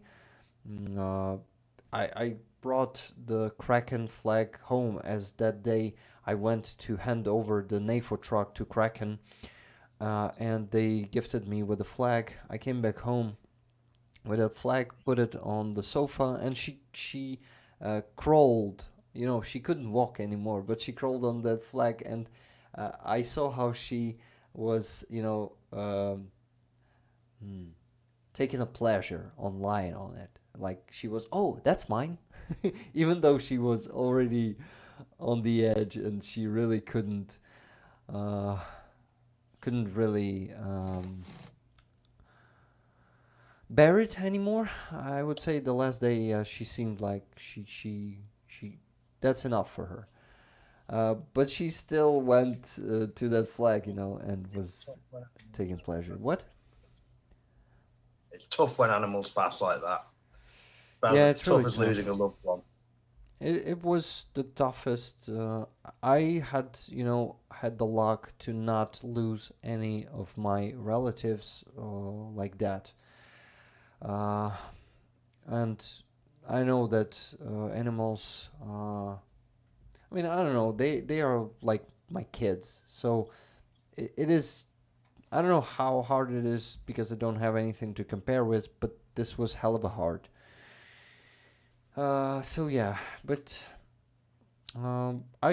like first week it was really hard for me emotionally, but after a week, having all my work and volunteering and community, I was like distracted, and I felt like I was, um, I don't know, not processing it, not like um, healed, but I felt okay. But 2 days ago, it was a, I don't know, hard and sad day, and it was hitting me hard again. Like the first day, I felt that pain. I'm sure that you probably know what it is, how grief works, and how it goes in waves. Yeah, I think the war has desensitized me an awful lot. But the first couple of days of my leave were um, I couldn't attend it because of the way my leave days fell. But on the day I was travelling up, my friend dentist Andrii Siromakha from the Legion, he Sri Lankan guy, was getting buried in Kiev, and I found that a tough one. He was a very very well liked person who had like the sort of craziest story of getting to Ukraine because he was a Sri Lankan. He couldn't just enter, and he had to like he was stuck in a refugee camp in Poland and in Moldova, and eventually managed to come here. And I remember like he was at the recruitment base near the Polish border at the same time as me because I'd left the country to go home and get Lyme's disease medicine. I got bit by a bunch of ticks and came back, and he was there, and everyone else is in some form of military or outdoor tactical gear. Like Mm-hmm. everyone except dentist, who was like the classic poor Sri Lankan on holiday. He had like shoes, like office shoes, chinos, and a cricket jumper. And then it turned out he was like one of the most special forces people there. He'd gone into the jungle, cut sentries' throats, taken out terrorist leaders, and come back. Like that's your mission: go 20 miles into the jungle, take out a little base, come back. He'd done that kind of thing. I remember sat in a tent with him, and there was some French and some Polish and some couple of different sorts of American military, paratroopers and Marines, and they were all sort of talking about how tough their basic training was, like how tough it was. And dentist was just sat in the corner chuckling to himself, and I'm like, "What's up?" And he goes, "Watch this." He showed me a video of Sri Lankan army officer cadet training, and they're just beating them with bamboo sticks for like everything. for everything, not for an infraction, just like hitting you with a stick is part of your day. And to use the toilet, they have to hang on to a bamboo pole above a big pit of what happens when you go to the toilet and be beaten with sticks, And then they make them eat rotten meat with maggots in so they can survive in the jungle or anything. And I showed this video to some of the Americans and the Polish and other special forces guys, and they were like, Jesus Christ, we've all done military training in a country that has a human rights convention. Radish has done it in one where the military goes off a British standard, but with no human rights to like put brakes on it or back it up. So he'd been through like the toughest path of anyone getting there, and he ended up becoming basically the first or second in command. And then when the first Charlie Company Ukrainian officer was killed, Dentist was that company. He held that entire thing together. He's a proper officer and a gentleman, like an absolute stone cold killer, but someone who spoke to you like a really nice customer support person from India. Like, hello, Joe, how are you doing today? Would you like a cup of tea? Like sweetest, most humble guy. But yeah, so been sort of processing that these last 2 weeks, and sometimes you hear of someone dying, and you just don't have time to. You didn't know him that well. You didn't spend that much time talking to them, so you just push it to the side and try not to think about it. But with him, it really bit down, and it's such a shame that guys like that are getting killed because the Russians invaded, and and for just a few more yards of mud, in many cases, but that's war. Yeah. So yeah, grief. You can have it about a cat, you can have it about a friend, it's all still grief. Yeah. Yeah. El Greco was saying there in the chat that he wants. Just a second. Hey. He wants the Night Force Attacker. Do you know that one? I'm not an expert on sniper scopes. I know a little bit about thermals now. But yeah, I'm not a sniper. I wouldn't pretend to be. I'm an okay shot, Yeah. That's totally fine. You never said you were a sniper, but I don't know, maybe you knew. But that's not the point. The point is El Greco says pretty expensive, but I will add my own money. And El Greco, you already add like 50,000 to that. Do you?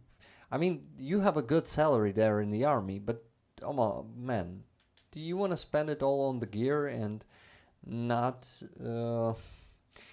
Guys, can we please make El Greco extend the sum of the jar to for him to buy the scope and the rifle? Man, can you please extend it right now so we will have the sum that we need? It's probably gonna be 300,000, right?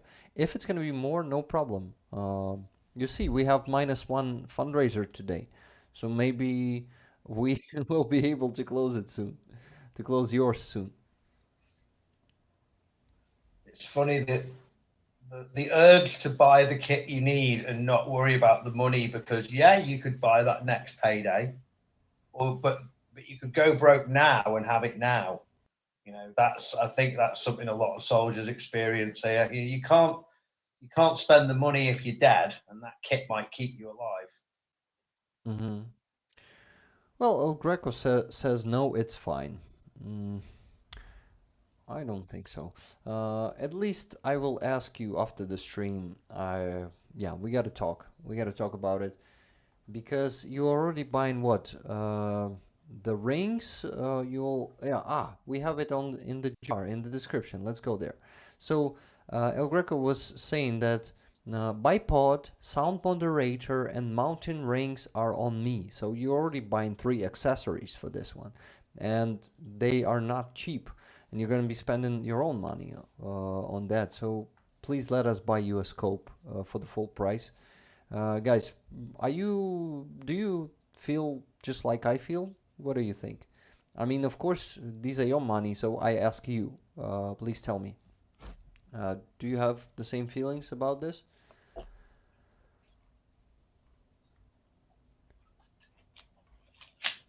K&K, it will take a few weeks for the truck to be finished, so next month will be okay. Okay, so as for the fundraiser, guys, please join this one. It is going slower than the previous one, but that's totally fine. These are holidays, and we have a lot of other fundraisers, but to get an amazing patch, or even 2 patches, because there's also a patch with the logo. If you still didn't have that one from the previous campaign, then you gotta take this one too with you, okay? And you remember that for some bigger donations, you have other perks that could be added. Okay. Rick, redirect the FPV money from me, says Tunev. For the scope, you mean? FPV money are also very needed, right? We have the money from APC now to redirect. By the way, guys, someone in the chat was reminding to all of you that there's also a campaign to buy the patches for Armand and K&K's G. Oh no, sorry, and Leathercat. I'm sorry. Yeah, to buy them Floki patches. So don't forget, if you want to send $1 or 2 for that cause.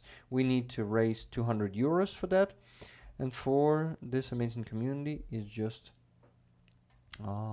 easy peasy. Okay, El Greco says, Leathercat, feel free to DM me in Discord. Awesome. El Greco is in our Discord server too, I think. Leathercat was saying, I agree with Rick. Okay. I have the same feelings, but not the money, says Andreas Lach. Okay. Katskat says, my dad was Ukrainian, but we gotta go to the questions. Sorry, man. I got distracted a bit because I was looking to what people want to say about my feelings about the scope and if they share them. Okay, so Tuna was asking. Zelensky said it takes 6 to 7 taxpayers to support one soldier. He can't afford to increase the size of the army or rotate soldiers until more Ukrainians return and pay taxes.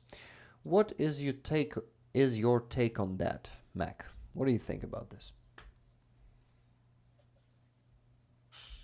I don't know much about how the Ukrainian government works and that sort of thing. So, you know, to be honest, I'd have an unqualified answer. I would say I heard that the defense minister was saying that he's going to recall Ukrainian fighting age men from overseas. I'm not sure what the process for that would be. Whether it'd be, you know, come back, please, we ask you nicely, or come back, or you're losing your citizenship forever. I'm not sure what the sort of stick to get people back is, but I definitely think they should. You know, I think if we do mobilise more men, it should come from the educated part of society and not from the farm boys on the oblast. This is a war that's going to be won with technological know-how on our side, because we'll never be able to beat the Russians at sheer weight of manpower they can throw at this thing. And, yeah. I think clever people with an education would be much more motivated to use new technology and try new things and fight in a less USSR-esque way, Yeah. which unfortunately is something that affects the Ukrainian army. You know, you can be as Ukrainian as the blue and yellow flag in your heart, but if you're USSR in your head, you're part of the problem about why the counteroffensive isn't going as well. So yeah, I think a lot of young people coming back who realise that the only way to get this over with is to win, and the only way to win is to fight smart, would be overall good for Ukraine. Yeah, my opinion on that, that most of the young men who either escaped or didn't return yet, they don't really realize that, and they probably won't return until the war is over. So we might hope on that, but it might not be it. It's not the solution, and I think you probably misheard the Zelensky, because he was saying not that. He was saying that he also needs taxpayers here in Ukraine, and that means more taxes or something. Yes, he was talking about people coming from abroad back to Ukraine, but that wasn't the main thing in his answer on that press conference. That was my feeling, because I was listening to it closely, and it feels like he was talking more about Ukrainians who are in Ukraine. Okay. Well, again, for my own mental health, I don't look much into news on the war in Ukraine. Yeah. If I have my section of front and a bit of my friends' coverage, and I do watch Report on Ukraine, because I think that actually gives very up-to-date, tactical, actually useful for understanding even my area of the front information. So I do rate that. And sometimes I watch Artur Rehi and History Legends, because I think he's just evil, Artur Rehi. But that's about it for my Ukraine coverage. I suppose I should be more intellectual, Kiev Star, but you know, there's only so many hours in the day. Yeah, man, that's totally understandable. No one is actually like pushing you to that, and I think it's really good that you are focusing on your tasks and you're focusing on your good mental health. You know, because diving deep into this, I might say, as someone who dives deep into this and reading hundreds of news, well, not articles, but news posts there on Telegram each day, yeah, it could be overwhelming sometimes. It could be demoralizing sometimes, especially if you read about some corruption during the war. Uh, but you also know that not all the Ukrainians like this, because you see a lot of other examples, and reading even more helps me with that. You know, I see that some shit that I've heard from some pro-Russian blogger in Ukraine, that some people, like, you know, some Ukrainians do. They listen to some demoralizing assholes who are actually working on Russian money, and saying that everything is lost, that we're doing everything wrong, and everything in Ukraine are just deceiving people and all that. And this is no, you should look on the other side. You know, you should see the volunteers who are very dedicated, very selfless, and I have friends like that. They are all the money that they earn during the month, uh, they spend almost all. Of course, they need to eat. Of course, they need some basic stuff, but you know, most of their incomes go into buy the medkits, the ingredients for the medkits. By the way, I've been. Um, I wanted to show you the video. Let's go there to. Yeah, let's take a pause. I know that you don't want to switch to your phone to see these videos, so you won't probably hear them, Joe. Sorry for that, but I want to show them. I've been meeting Hala today. We had a dinner together with her and Anton. We also been doing some, yeah. I'll tell you a bit later what we've been doing. But also we went to their apartment, and she gave me this. This is not the video that I wanted to show you, but anyway, gave me this. These are more Ukrainian motankas. It's actually one motanka, the Ukrainian doll, with a small little micro motanka there. You see, this one is big. See, this is the size. It's on a stand, so this is not just a doll. This is a work of art. The same thing. Is Yeah, that the same motanka. thing, just small? Okay, okay. I got given one of them by a babushka once. It sits on top of my little shriny bit of leftover Soviet things I have in my room. Yeah, they are talismans. They protect us from some evil spirits and stuff. This one is very detailed, and I want to put this. Well, not I. Hala asked me to put this on a raffle to raise some money. So you see, it has an amulet here. Yeah.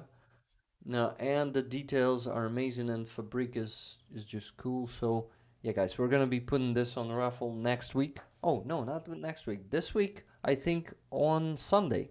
Yeah, let's do it. Let's put this one on raffle on Sunday or an auction. What do you think, guys? Raffle or auction? But for the raffle, we gotta have a bigger ticket price because this thing is, I think, uh, much more.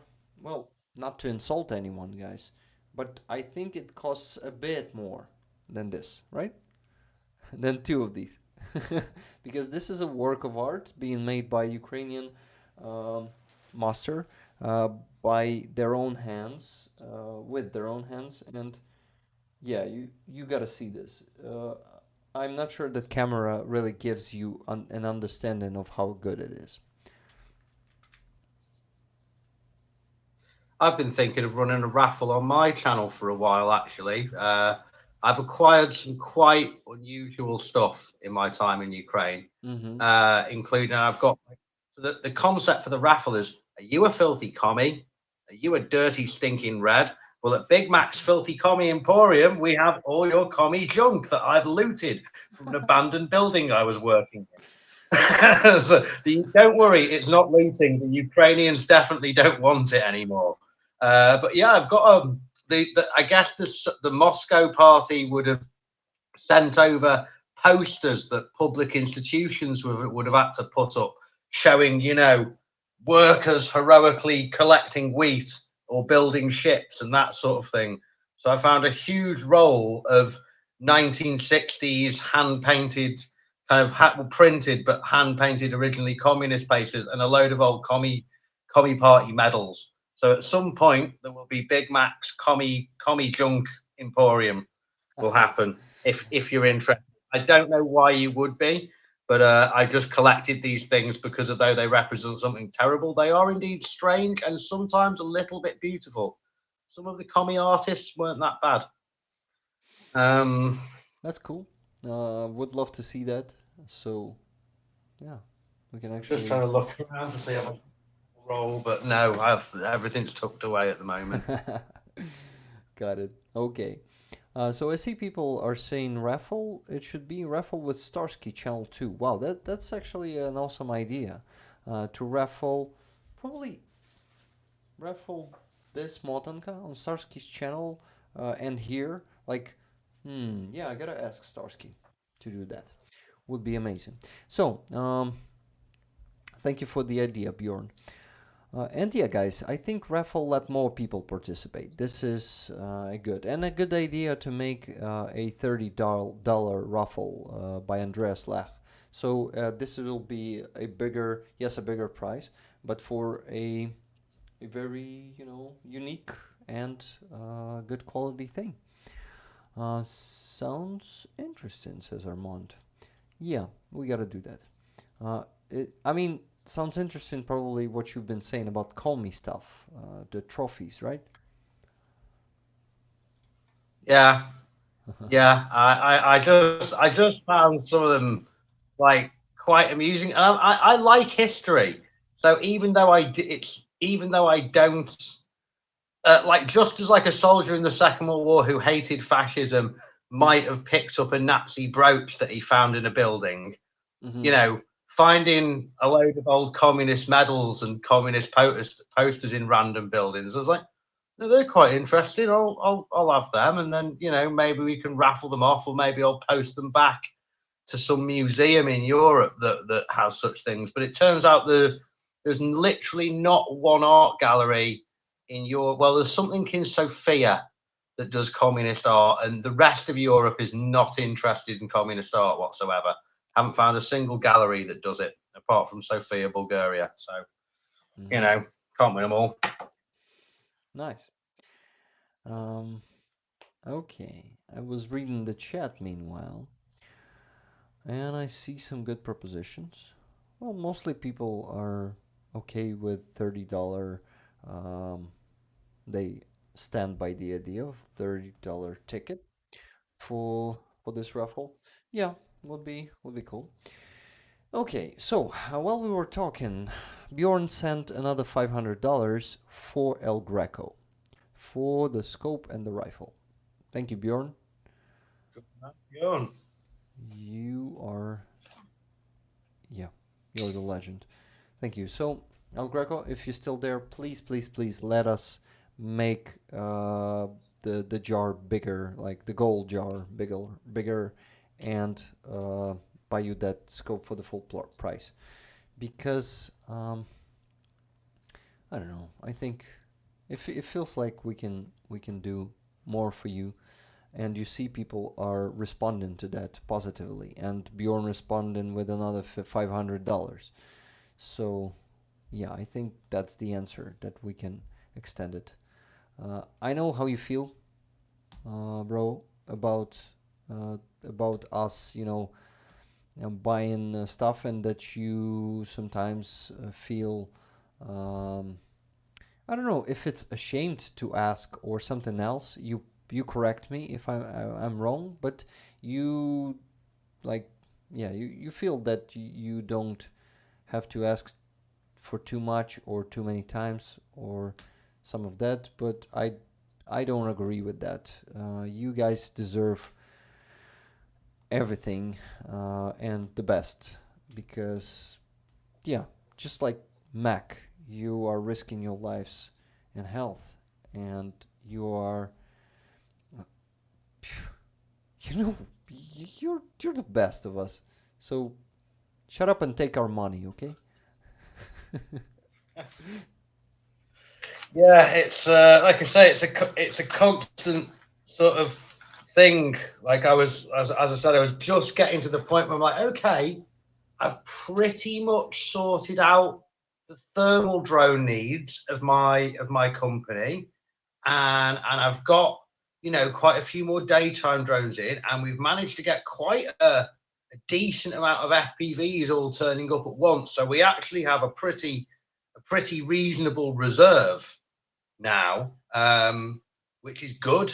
We can afford to sort of waste a few of them on training for some of the younger guys, and if we do get a glut of targets, we could drop a lot more bombs than we normally can. And then suddenly a car breaks down, or I've now got to find cash for a huge thermal scope and a spotlight so we can shoot down Shahed drones. And all that kind of stuff. There's a never-ending Yeah. need for new, because war's very tough. War is very tough on equipment. You know, you get it and you give it to the best soldier in the world, and then quite unfortunately, he gets wounded, or the equipment gets destroyed, or it gets lost in combat when running away from horrific bombs, which is a very good reason to drop something. Yeah. That's war, yeah. And please, please don't feel ashamed that to ask us for the help, because that's what we do, and that's our mission, as your mission is to fight the orcs. Or as Brendan says always, Peters. Yes, that's how you call them. I know. Well, it's apparently the Ukrainian LGBTQ community approves of the of the word "peders" for use in this conflict. So I've been told. Yeah, they But approved it. yeah, I didn't hear. so I've been told. So I've been told by someone who's in the know. Um, but yeah, you know, if it hurts a few feelings, well, I don't think you can really hold soldiers who are fighting the most dangerous conflict since World War II to the same sort of politeness standards as you would say someone on the television or working in a school. Yeah, yeah, I definitely, don't think definitely. uh, And you better not not the translate same. that word in English. You know, you better keep it Ukrainian or Russian word. It means very unpleasant chaps. You know, that's what it means. That's all anyone needs to know. Has the picture frozen your end for you, or am I still a video? Your video, and even a better video than Oh, before. So yeah. okay. I'm frozen on this end, so Yeah, we can see how you're lighting up your shit. I forgot the word. Tube, pipe, pipe. Oh my god, Lubka. pipe. Yes, trubka. I know it. I've taken up tobacco pipe smoking in my old age. Yeah, it keeps your hands warm when you fly in a drone at night. It's nice smoking a pipe then. Okay, El Greco actually has an idea to raffle his uh, Zippo. He says antique bronze, if I'm not mistaken. Um, hmm Nice, nice. He says it's not expensive, but looks cool. Yeah, it's awesome. Just send me the photo. We'll raffle it on some of the next streams. And you see, guys, El Greco just extended the goal of the jar. It's 300,000 now. So we did it. We fucking did it. I hope it shouldn't be 350,000, but he's making it just 300,000. You know. And still gonna be paying extra 50,000 himself.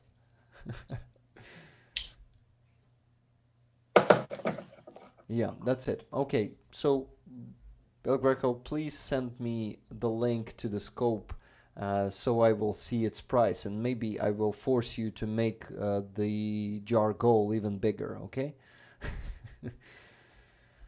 Okay, so um, let's go to questions. I forgot to ask a lot of them. Yeah, guys, I still haven't shown you the video of that I made with Helena today. But I need to pee again, so I'm gonna be asking the questions and run out there. So Baston was asking, is it cold at night on sentry duty? And the second question, so because they are both short, is how did you find a crow? Okay, you go and have your way, and I'll try and time that out for about 3 minutes. Okay, thanks. No, not that much. I'll manage to do it in 2 minutes. Believe me. So, in short, on at night time on sentry duty, and at this time of year, even in the day, yeah, it's cold. Um, I sometimes feel very grateful that I tend to work from a building. You know, normally some kind of semi blown up, abandoned building, and we'll go to different buildings all over Kherson and run a mission from there. I sometimes feel grateful for that because I'm not out in the mud in the trenches. But those concrete buildings, they really suck up the cold and radiate it out. So that, you know, you can be wearing like three pairs, your winter boots, three pairs of wool socks, two pairs of long johns, trousers, and then heavy insulated over trousers, and the same kind of setup on your top. You know, you've got three long insulated vests on, and then a fleece, and then a maybe a jumper under that, and then a jacket on over all of that, and gloves and a hat and a scarf, and you're just freezing all night, and it hasn't even got to the bad bit yet. So yeah, Eastern European winter's fucking miserable. Like, this country's got like the longest, best, most flawless summer that I've ever been to.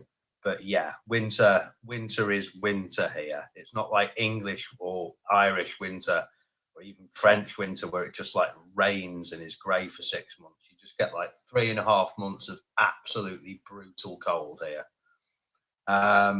So yeah, I don't like the cold. How did I find a crow? Well, I was in Glastonbury, visiting not the festival, the village, visiting some friends of mine, and I'd managed to really badly injure my ankle the night before, which meant I decided to stay in Glastonbury a bit longer. So I was hobbling out on some crutches that I'd acquired to go to the shops to like buy some cigarettes, I think. And this baby crow pretty much got pushed out the nest as a runt in front of me. And I tried to get it back to the parents, but they were up a very high tree and they didn't seem interested, and it seemed very sickly. So I surmised it was the runt. And I sort of made a decision that was a pretty up and down period in my life. So I made the decision that was like the sign I was looking for. And I decided to look after it, and got it to eat. Got it to perch on my hand at first and then be comfortable with sitting on my shoulder, and raised it for like the next 3 months. It became a sort of full-time job. And yeah, and people called me Joe the Crow. So that was my first nom de guerre. And so, yeah, and it turned out to be a girl crow at the end. You can tell by the sort of, by the plumage on the back. They both look black from a distance, but the girls are kind of browny speckled black, and the boys are like that iridescent spilt petrol in water kind of black. And yeah, that's pretty much the story of the crow. It opened a lot of doors, and made me realize, like, if you take risks and you're willing to do something just because of a principle, i.e. I rescued this bird and now I have to finish the job of getting it to a stage where it can look after itself. I can't just quit this halfway. I guess a lot of people respected that, and it opened a lot of opportunities in life for me. So yeah, that's the story of how I found a crow. Are you back, Rick? No, he's not back. Trying to think of anything else interesting to tell you about the crow. Well, yeah, I mean, if anyone's ever visited Glastonbury in England, it's a very strange town. So it was because, see, I'm not very spiritual at all, but a lot of people are, and they all come to Glastonbury hoping to have some kind of revelationary experience, some connection, a bit of magic, something.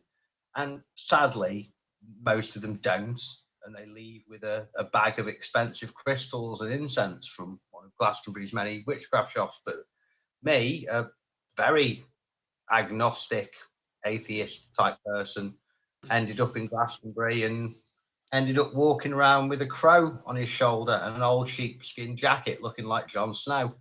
So yeah, I got the real Glastonbury experience, I guess.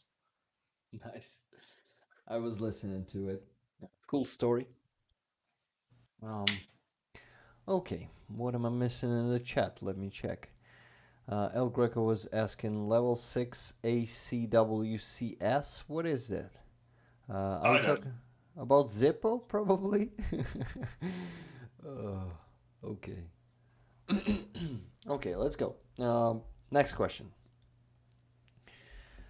Next question, guys. We still don't have 300 likes. Can you please make it at 300? It's 286 or 85. I'm not sure. Just let me update the page. 285. We can definitely make it at 300. Thank you. It helps. Okay, so the question from Dijkstra. Did you write a book? I thought I heard that somewhere. I have written a book. It's being edited by Nicholas Lloyd of the Lindy Beige channel right now, and it's complete up till when I finished the big reconnaissance mission we did on Potemkin Island earlier this year, it's complete up to there. I've still got to kind of take it up to now. Is probably quite a few more hours work that I've got to put into it, and I do struggle to find. Writing's a sort of thing I'm good at when I'm like on holiday on my own in Morocco, and I have all the nice relaxing things and food I want, and a really cheap apartment with good Wi-Fi to work in, and no distractions and no friends around me. And then I'm quite a prolific writer. And here I'm a full-time soldier who tries to run a YouTube channel, speaks to a bunch of charities daily. I'm a very, very busy man. So yeah, where I wrote a bit the other week because we had a nice period of rain, and you can't fly drones when it's really raining, whether you're Russian or Ukrainian. So we basically got 3 days off in work with absolutely nothing to do, supposed to occasionally check out the window, and no, they're not crossing the river en masse right now. Okay. So do a bit of writing then, So hopefully we'll get there. I would hope that I can get it published while as much as I'd like the war to end tomorrow, while the war's still going on, because I think that'll in one way make it like a unique historical book, or maybe not unique but rare.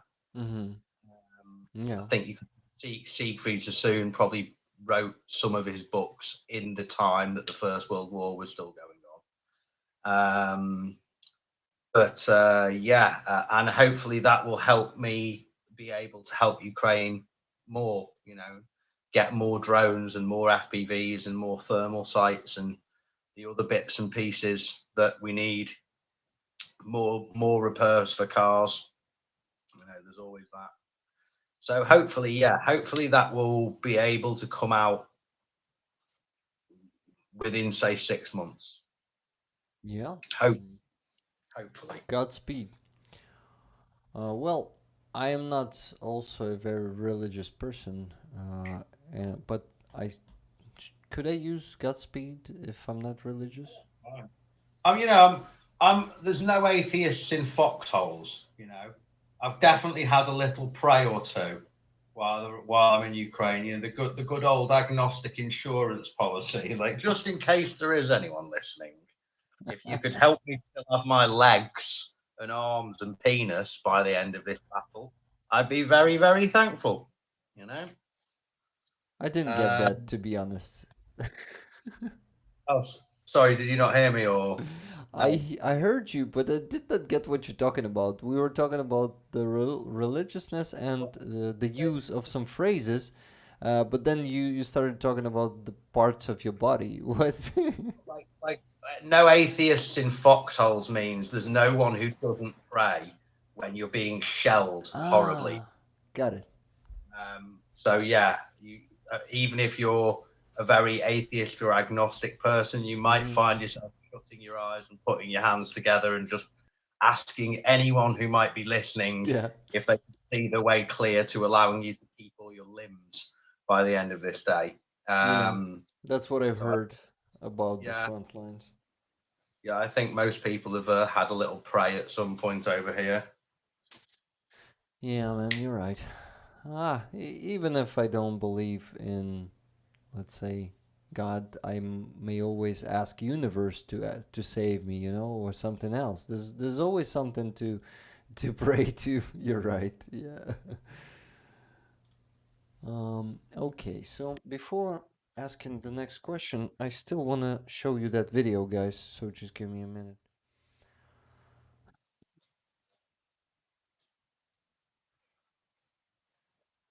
Making it smaller to fit in there. Yeah. So the video with Halina. Let's go. This is the Nova Post. So Halina asked me to show you how much she pays for all the stuff she receives, and yeah, there are thousands of hryvnias here. Can you show me what's in that package, Anton, please? So these are Israeli bandages, and they are 5,000 hryvnias for this package? 5.5? Зараз нам 150 bucks. дам. It's the same. 5,500 hryvnias. It's 150 bucks. Це десь 200 баксів. Ні, за все. Yeah, 200 bucks Це for all. А це де друге? Де друге? Ось.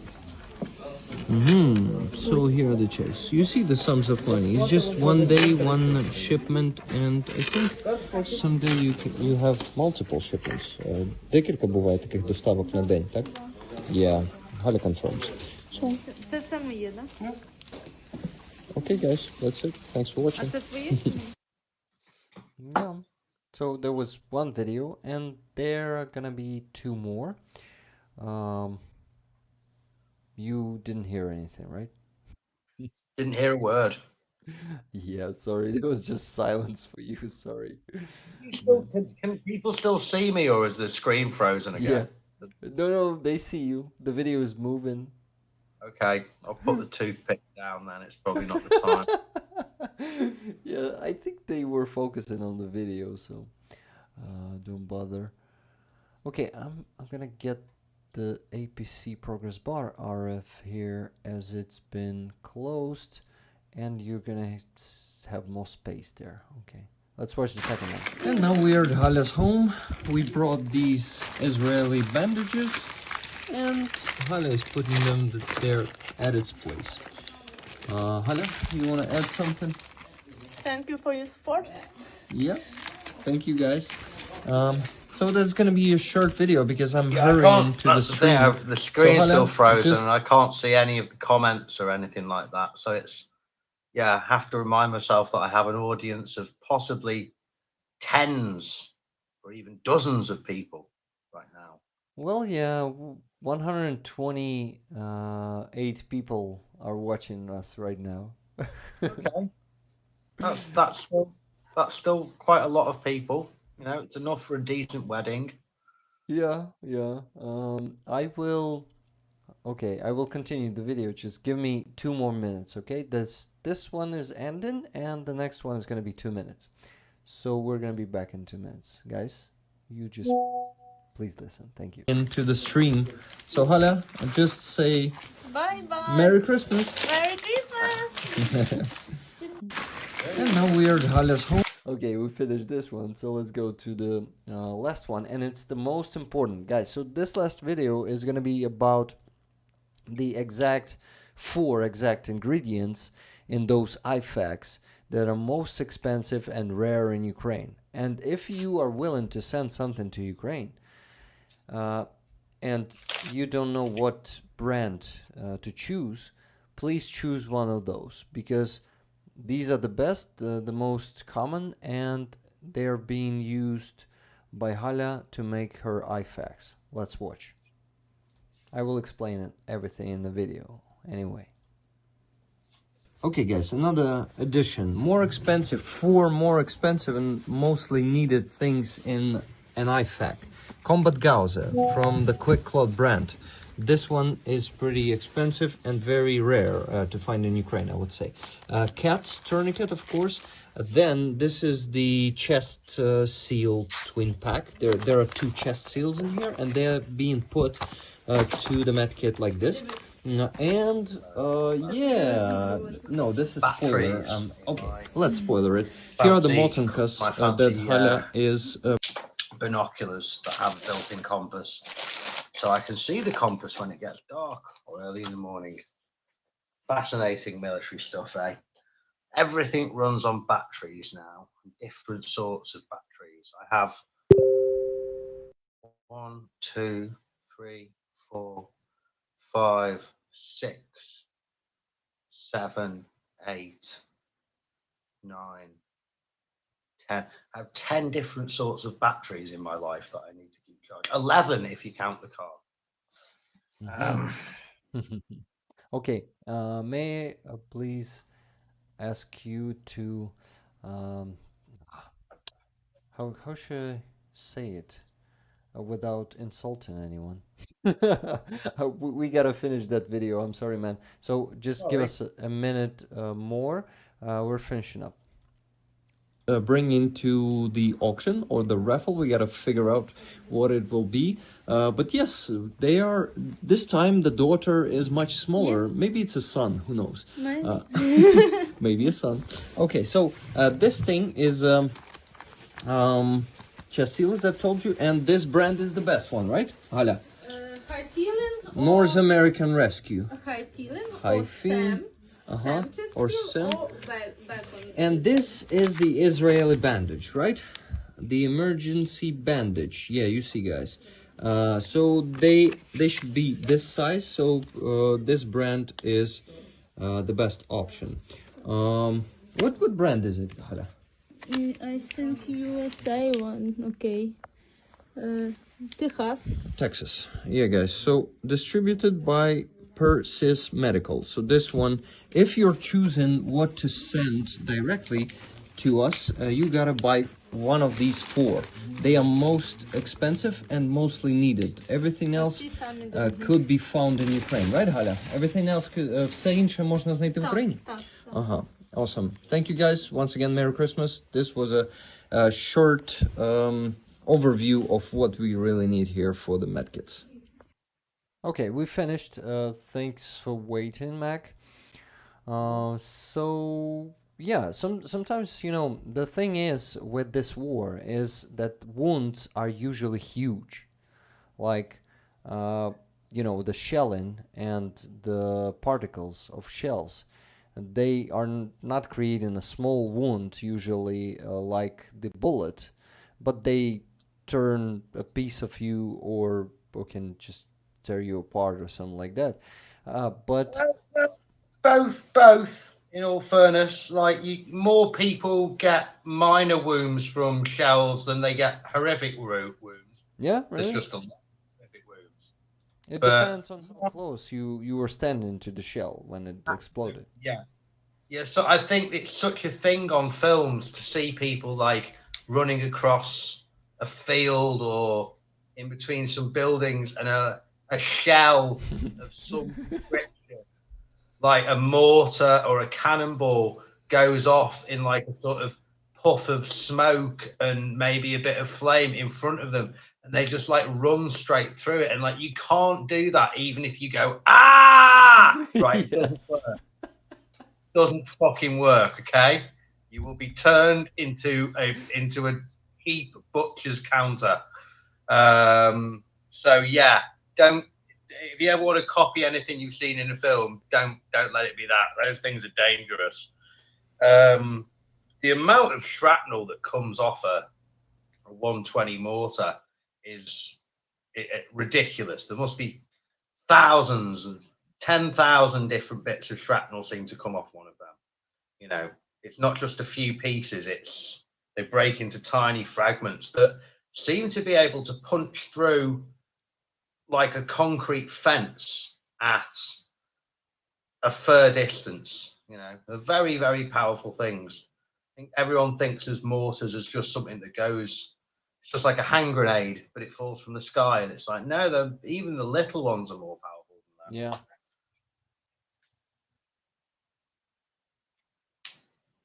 It didn't work. That's a deadly weapon. Is this one just an optics or the thermal? No, this is just normal optical binoculars, but they have a built-in compass. So when you're looking at them, if you just look down slightly, your compass bearing is right there. So there's no two devices and having to take your eyes off the binoculars to get an accurate compass bearing, which is how we, one of the main ways we work out where things are, like enemy mortars. When you don't have a drone up in the air, you know, this is just like a redundant thing. Like before I was flying drones, I had binoculars and spotting scopes and was using the military mapping system to point out where the Russians are. And yeah, but they have a light, because there have been times where the enemy has appeared early in the morning at dawn or as dusk because the sun's going down, and it's unless you have a glow in the dark compass, you can't see the compass bearing on the dial. These have like a little built-in light, but they didn't come with batteries, and I'm not sure they're one of the many different kinds of button battery, and I'm at 3 that I've tried now, and none of them have worked. So yeah, I might technically be an intelligence officer, but I am definitely not James Bond when it comes to most things. Really. Or MacGyver, right? Oh yeah, I'm not. I'm quite good with tools, but yeah, knowing the difference between the many different types of button battery is not my strong forte, you know. But someday, some other soldier is going to need those 2 batteries that I will now carry around with me for the rest of the war, and I'll be ready. They'll be in my pouch for whatever he needs. Bjorn asks you, is it stabilized too? The binocular. The binoculars, no, they're not stabilized. They're the same ones that the Finnish and I think Danish, but I know the Finnish coastal Jaegers, which is like Marines, use basically for mortar and artillery correction. So yeah, they're the same. But I do actually have, there is a little screw hole in the bottom, and I do actually have a tiny little tripod I can screw them into if I want. So yeah, but I tend not to do that. I tend to just like lean against something that gives me enough stability. Would like to get a spotting scope as well, because yeah, if you can't fly drones, our job is still to observe whether the enemy are across X piece of land in front of us. And I do like a good spotting scope, but it's just, yeah, it's another thing to carry around, you know. And if you change in position a lot, that becomes, yeah, there's a lot of things we'd like to have, but you can't just stay in one position, because the Russians will find you and blow you up with something big. So, you know, for most of the places we work from are pretty ratty and Spartan. You know, we're lucky if we can operate a generator in a lot of them, very few. Yeah. Any more questions? Yeah. Okay, man. There are questions. I wanted to mention one donation first. It was from Andrii Siromakha, $10. Thank you, Joe and Rick. You guys keep up inspired and give us the energy to go on and on and on.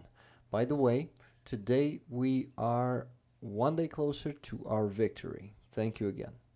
Thank you, Andreas. There has been some good. Yeah. In the last 24 hours, the I think the fucking ship. I think landing ship. Yeah, blowing up a ship. I mean, it was. I first got told it was a transport, but it's some weird. It's an odd class of ship, but it had guns on it. That's the main thing. It's a military ship. It had guns and rockets. It's just not how we think of military ships in the West, in the classes of like destroyer and frigate and stuff like that. It's its own strange Russian thing, but it's not working anymore. Possibly soon to be sinking. They're good, those Storm Shadow missiles. I am quite proud of. I do not like Boris Johnson nor Rishi Sunak. I'm not. That's not my politics. But I have to admit, I was very proud of my country at large when everyone else was and ahhing about giving Ukraine long-range weapons, and Britain was like, have 100 Storm Shadows, and we've got more coming. We've spanned the factory right up. Like, yeah, all right, yeah, all right, conservative enough. That was a solid move, you know.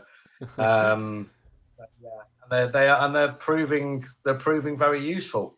Yeah, and the Ukrainian pilots and guys operating them seem to be, you know, mastering it very, very quickly. Man, a submarine being hit by a Storm Shadow. Okay, have you ever imagined that? That's fucking insane. That missile has changed the history of war already. I like the way that they can hit. You know, it's not just ground targets. It's like, no, we can do sea targets as well.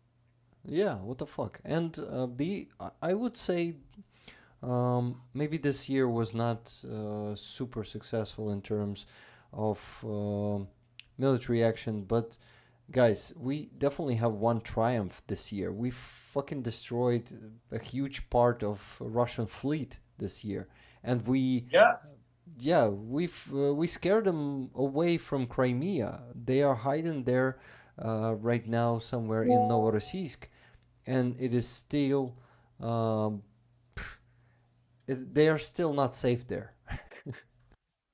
No, no, they're not. It's pretty, yeah, it's pretty. I think the media, being the media, you know, someone comes up with a tagline and then they all use it. You know, for a while, like with the Telegraph, like again, anyone who's listening from the Telegraph, you need to fire your photo editor for your online articles, because they'll do something like there'll be an article about how Ukraine is using this particular sort of naval drone to attack Russian ships, and the photo will be some guy with a tank in a fucking hedge somewhere. And it's like, well, that's got nothing to do with the naval drone, has it, Telegraph? And also, every article they came out for a while about any weapon that was coming to Ukraine was, will this be the is the game changing weapon? Will this be the game changing weapon? And it's like, just shut up. You know, is there even a real journalist doing this? Have you just set an AI to write articles for you? So yeah. Anyway, sorry. War coverage, war journalism can be quite an annoying thing for a soldier, you know. And it's like the counteroffensive isn't going so well, and it's like, well, when was the last time the Russians took any ground? You know, they put 100,000 men up into Kupiansk early on in the year, and we didn't hear that much about that. But there's, yeah, you know, they put in a large army up into Kupiansk, and they haven't. They've taken a few kilometers of farmland here and there. You know, that's about it. They retook Bakhmut, and they paid a very, very high butcher's bill for it, Yeah. higher than ours. Um, You say and retook, but they took it. They didn't retake it. oh, well, yeah, they took it. You know, I Sorry, frankly man. quite That's I can't important for remember, me. but they you know, they haven't made any advances whatsoever. We have. They said they were gonna, you know, Putin ordered that Avdiivka be taken by the 14th, and well, still Ukrainians in Avdiivka. You know, like warfare on this scale is not easy, and whatever Russia would like to say about the fighting Ukraine, right? I think every soldier that comes here thinking that they are going to be amazing at this, hopefully most of them has realized that NATO only works if you have not only NATO trained infantry and anti-tank personnel and anti-aircraft personnel and tankers and all of that and artillerymen, but they all work together in this relatively fluid way, where someone who's down at sergeant level can pretty much call up, or even if needs be, even at private level, can call up any sort of fire support he needs, you know, ranging from grenade launchers to small mortars to big mortars to the whole range of artillery to HIMARS to Apache helicopters and F-16s, right? And as I said much earlier on the stream, in Ukraine, it's more like, you know, sir, we need a HIMAR. It's like, how about mortar maybe next week? Is more the response you're going to get. So yeah, you know, NATO infantry tactics don't count for much if you don't have all the comms and fire support and logistics and everything else that goes with it. And Ukraine doesn't have that, nowhere near close. So yeah, I mean, I challenge any army in the same situation to have done better with the resources at hand.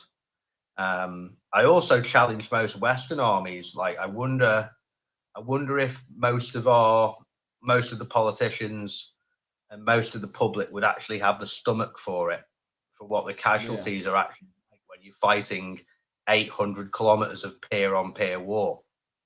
You know, Even we more. we have incidents in British military history like Goose Green where we lost like 18 paras and 54 wounded in a day out of 600. And I hate to say it, but for any assault or repulse of an assault for a 600-man battalion here, losing 20 guys and 50 wounded, that would be no means like a day that will go down in Ukrainian military history, because there's just so many of them, you know. That wouldn't be the big, significant, terrible event it was to the British people, because there's just so many of them here. And you know, I don't think that that's just the reality of when you've got this kind of combat going on, with all the heavy guns and a deficit in your own air force to the enemies. And it's it's very, very, very, very serious conflict here. Like nothing that we I mean, like Britain and America haven't really fought a full-scale peer-on-peer war since the Second World War. I mean, the Falklands kind of, sort of, but it was very much a small What about scale Vietnam? Well, I suppose Vietnam would count, but that rapidly became more of an insurgency than a peer-on-peer conflict. Although they did have an air force, you know, that there is that, I suppose. But yeah, everything that the West sort of trained for in the 60s and 70s never actually happened, and now it kind of is. And people, I think modern armies dealing with the last 20 years plus of the war on terror have you know, sort of thought that fighting people with whose biggest weapon is RPGs and IEDs and mortars is the same as fighting a full-on army that doesn't even need IEDs because it's got specific sorts of landmines for everything. You know, I watched something about Israel Palestine a couple of weeks ago, and it was like a little just news clip that like Israel destroys RPG team with an F-16. It's like, ooh, get you. That'd be nice, wouldn't it? That'd be fucking nice. Yeah. If we could get an F-16 to come and every time we see a dude with an RPG, it's like, we need an F-16. They've got a big gun. Like, fuck off. Fuck off. No one's ever used a fighter plane to kill anyone with an RPG in fucking plane. Use a rifle. Man. You know what I mean? Use another RPG. I mean, the war in Israel, compare it to this one, it's just like, you know, the fucking, I don't know, okay, like the Ukrainian army. Let's imagine Ukrainian army fighting the just people with sticks and stones. You know, like Ukrainian army would be, of course, smashing them hard. So it's just the same with Israel when they have that fucking air fleet that bombs like drops a few hundred bombs on Gaza every day. You know, and the scale of it, the size of Gaza, I think. It's like the size of Kiev or not? Like the whole Gaza strip? Yeah, pretty much. Pretty much. Oh my god, I just can't get over it. Like the idea of any Ukrainian like general, no matter how well you've done in this country, no matter how famous you are, no matter whether your father is some important general, no one is getting a fighter plane called out for an RPG team in the Ukrainian war. Like that has never happened here. So yeah, it still makes me chuckle. Any more questions? From Baston, has Mac got a girlfriend? No, no. I made a little experiment a while ago. I made a profile with me in civilian clothes, and I pretended to be an aid worker. Um, and I got quite a few matches. And as a soldier, you do get matches, I think, when people are just like clicking on the button. But as soon as they sort of work out that you're doing a frontline role, funny enough, they don't seem too keen at the moment. If there's any like, you know, really attractive and like well-educated Ukrainian woman who speaks good English, who's listening to this, you know, like my email isn't hard to find. It's my donation link. So yeah, you know, I'm open to suggestions, but also sometimes I'm glad I don't have a partner. Like I've watched my squad mates get a phone call off their wives who were upset about something because, you know, normal life continues. You know, not every day can be super dramatic, but yeah, we had a tank shoot at us on the way to work that morning. And yet they're still the one who's going, oh, love, that must have been terrible when someone was mean to you in work. Yeah, I can't believe that customer said that. Like, Yeah. had a fucking tank shoot at us on the way to work today. But if I tell you that, you're going to freak out, aren't you? And start panicking, and then I'll have to calm you down. And it's like, it's easy just not to say anything. So I'm kind of glad I don't have to be emotional support for anyone right now. Uh-huh. That's kind of nice because I can just about cope with like what I'm doing every day Yeah, then. man. So yeah, That's pretty fair, I would say. you know, perhaps like after the war, you know, or on my next 2 week leave, you know, that would be nice. But it's yeah, it'd just be a distraction, and you'd start thinking about, you know, obviously all the bad stuff could happen, like waking up with no legs and no dangly bits one day. Yeah. Or just not waking up at all. Well, that's all right. Yeah. That's okay. That happens. All your problems are over then. You Yeah, know, that's you won't. that's much probably easier to deal with than with having no, well, having some limbs missing, or as you said, what's below your belt, or how did you call it? Dingle, Dangly bit. dangle a bit. Dang. I didn't know that term, but I know what you're talking about. Okay, man. So right now on the screen, I'm showing the scope that El Greco sent me. It is extremely expensive, like 234,000 hryvnias.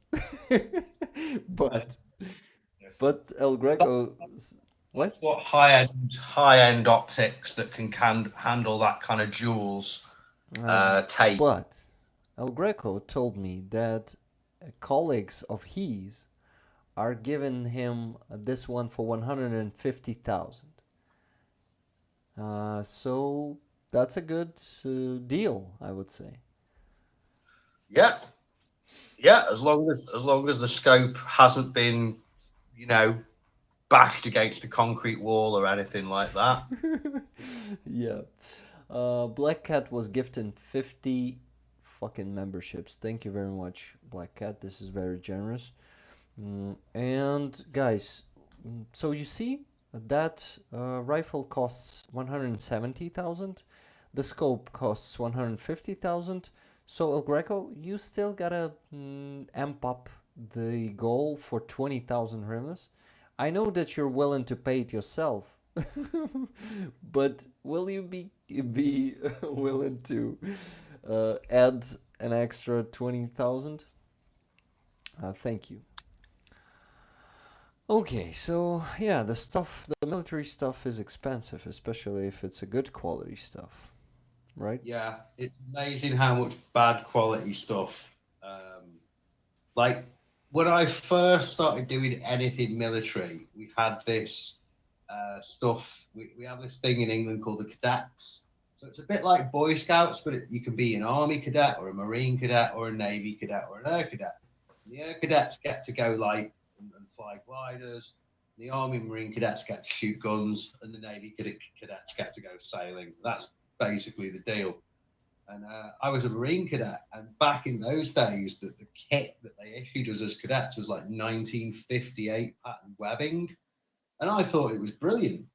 You know, it's like, wow, it's like straps but with pockets. That's really useful.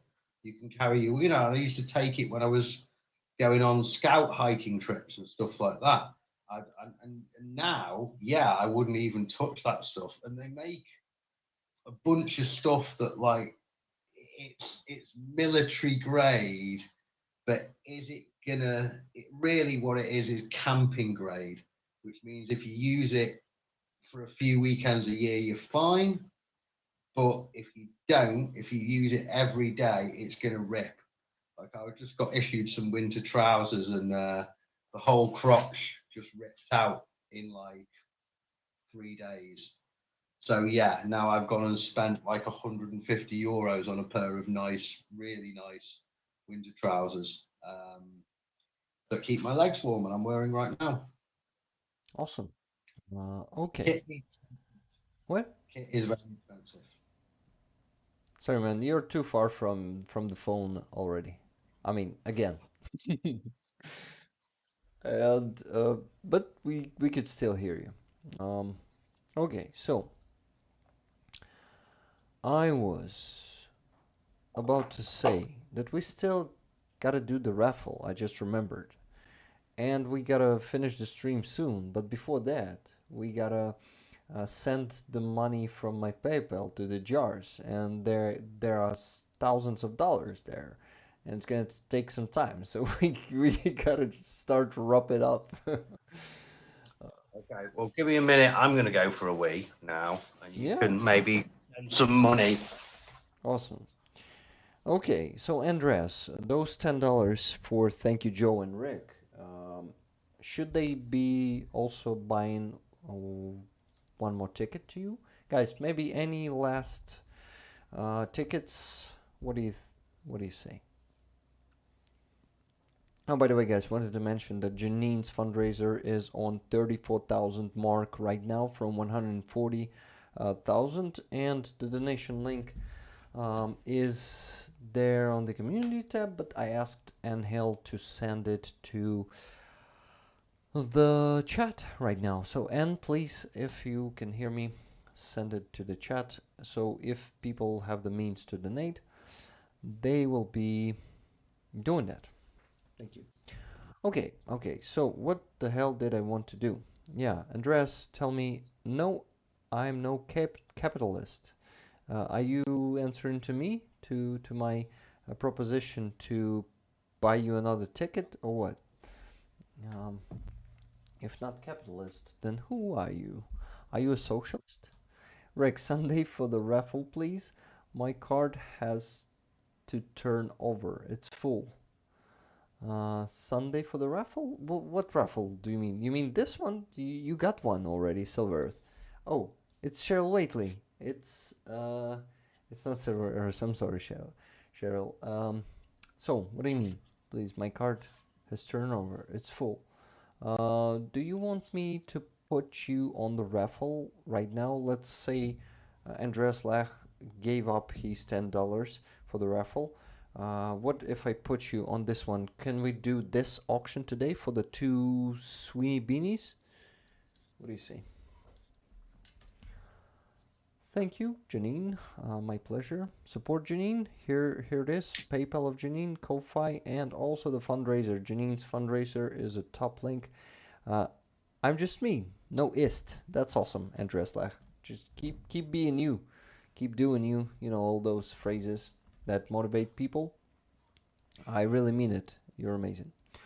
Okay. So what the hell I wanted to ask you guys? Yeah, I wanted to get the answer from Cheryl Waitley about the doll. The doll is gonna be on Sunday, not today. No. Doll is just an announcement, and I'll give you 5 days to prepare to Sunday's raffle to buy some tickets before that. We still gotta figure out the price, but I like the $30 price, guys. You were saying that it's a good price for the ticket, right? El Greco says, "Скажи." Yeah, my cousin was saying that this scope is beautiful. He was saying, "Такий гарний приціл." And El Greco said, what? How can I translate it? It sounds like, I know, right? Yes. Yes, like this. I know, right? So that's what that. Віддають його за 150. Хороша ціна. Однозначно. Yeah, sorry guys, I switched to Ukrainian there, but I got another donation, $209.41 from, just a second, need to enter the PayPal. So guys, no one wants to buy another ticket. Well, 20 tickets is also a good result. So Laura S was sending $209.41 for Mavic. Thank you very much. So I gotta put this to the spreadsheet. Is it a spreadsheet?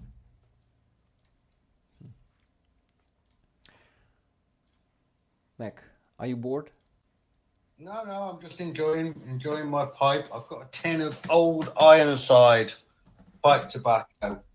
That's really weird stuff that you have to like carve up with a knife. So it's really proper old man. So I'm just enjoying that. Nice. Okay, so let me just do that boring stuff. Transfer funds, count everything, do the raffle. Are you staying with us until the very end? It's just turned midnight. Yeah. I'm meant to be up at 6 in the morning, so I should probably peel off. Really. I didn't realize how late. That's what I thought. This is why I asked. Okay. Well, yeah. Since I'm meant to be getting picked up for 6, then something like that. Then yeah, I will go. So goodbye, everyone, on Rick's stream. Please do follow the channel. The link's in the description. Like and subscribe and all of that. And thank you for being here with us on this live stream. Yeah, sorry guys that I didn't ask all the questions. that happens a lot of times in here. But Mac is gonna come to us in a few months, let's say, maybe in 1 month, if we'll have enough time, if he'll have enough time, and that I already have a line as always there for the stream, so all that stuff. So, Mac, are you willing to come in a few months back to us? Yeah, absolutely. Awesome. Yeah, it just worked out nicely that I didn't have to work this evening. I have to admit, I was a little bit worried. I might have to go and try and do this from another building near our position with a pissed off squad leader. But turned out we had the evening off. So yes, that as long as I don't get suddenly called to the position, I promise to come on another live stream. That's amazing. Thank you, man. This was a great conversation. I see the message from Tuna, Big Mac, and with your words. So let me just say a few words, and then you end with your words, okay? Your regular words, I mean. Oh, deal. Right. Okay. So yeah, and as always, to our Russian and vatnik listeners, Idi Nohoy Zalupa. Yes, that's it. Thank you very much for coming today. I really liked the conversation. It's nice to have it with you, man. Nice to speak to you. You please stay safe out there. I wish you a good health.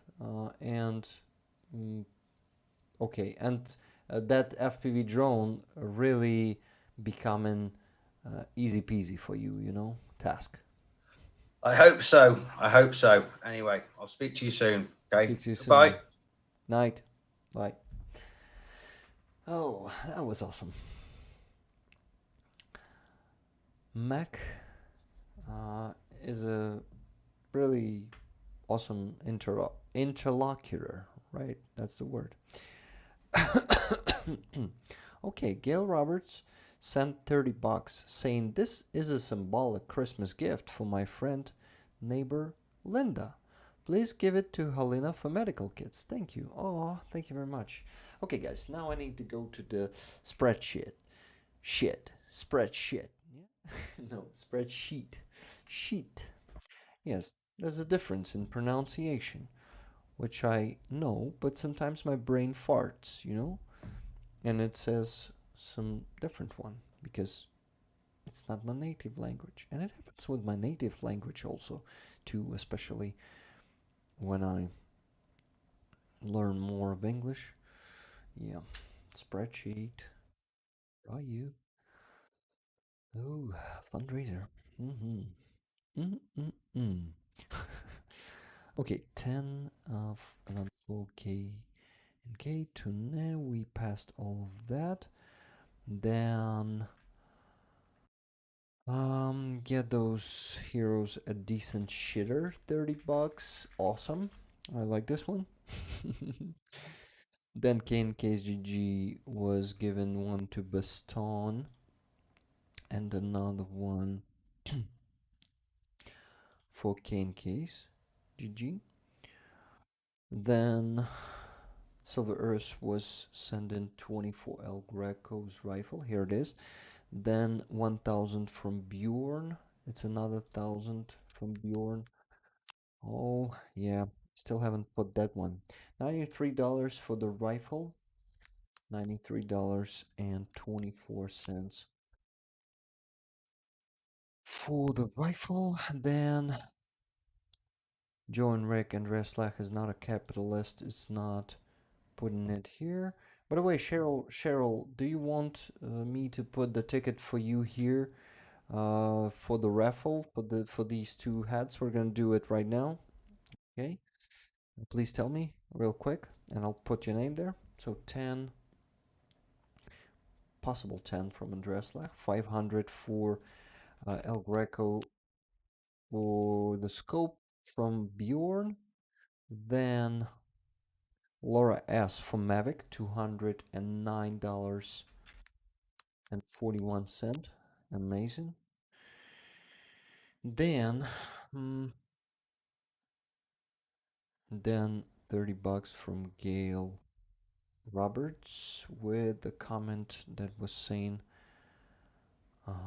please give it to Helena for medical kits. $30 to Helena. Helena is here somewhere. Yeah. 30 bucks. Awesome. Thank you very much.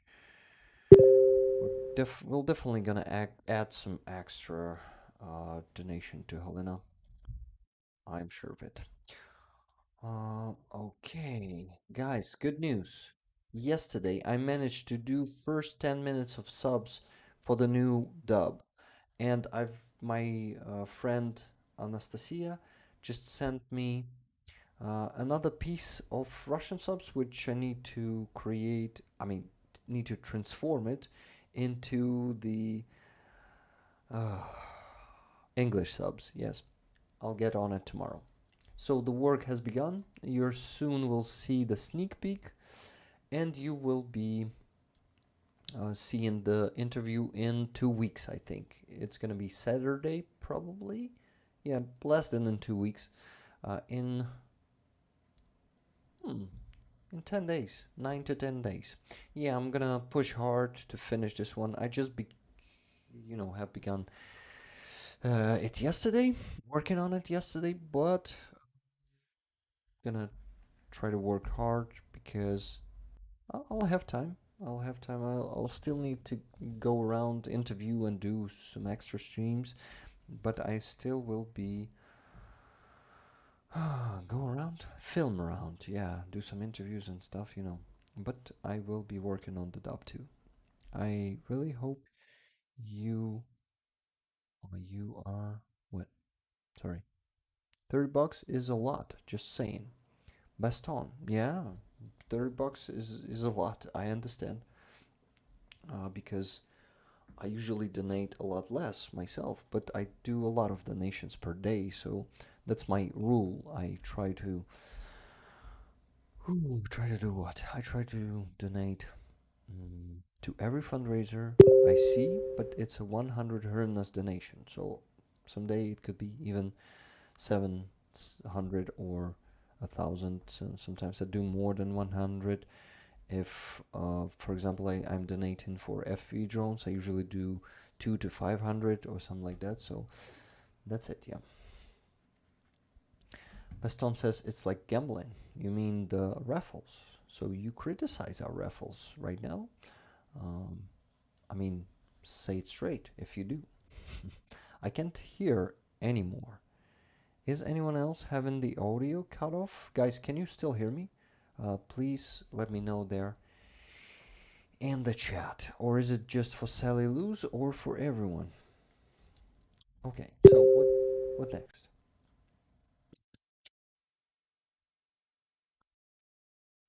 Just a second. I need to answer here.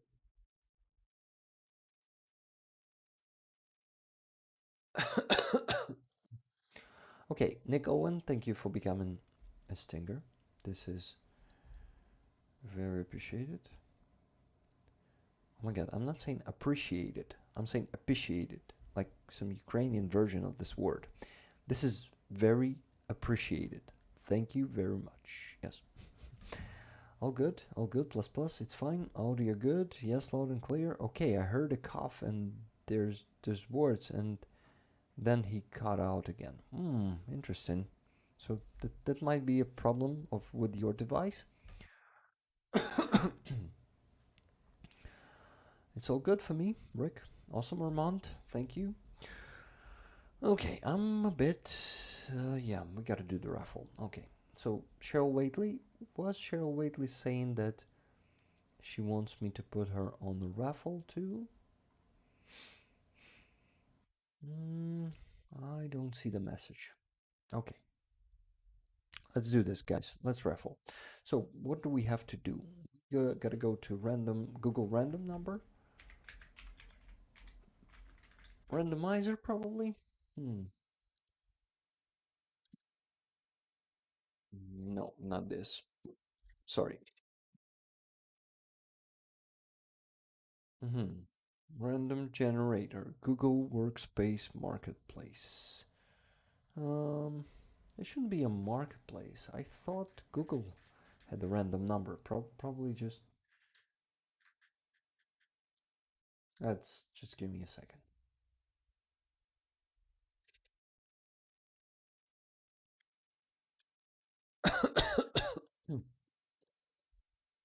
Aha, here it is. Right in a Google space, but you can't see it for some reason because I was using the wrong browser. Yes. Awesome. Well, not awesome. Oh, random number. Here it is, guys. Now you can see it. Let's put it in here. So minimum is 1, maximum is 20. And yes, stay safe, fly high. Okay, so spinal tap rocks. Okay, guys, let's go. Let's go there. From 1 to 20.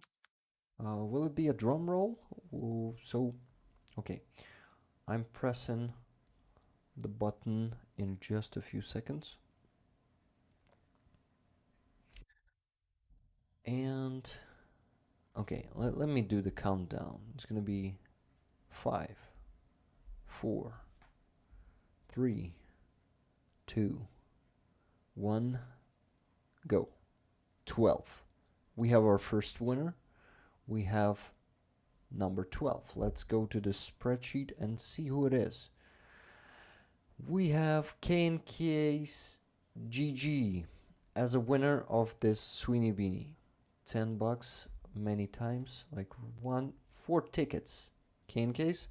You see the more tickets you buy, the more chances you have. So here it is.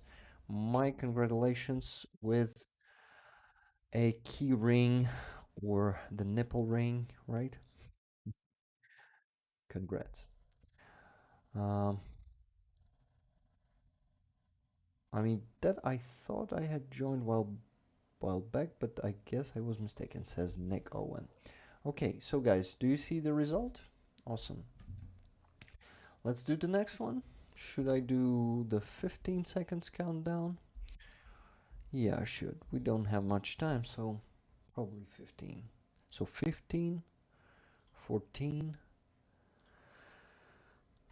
Oh, God, 13, 12, 11, 10, 9, 8, 7, 6, 5, 4, 3, 2, 1.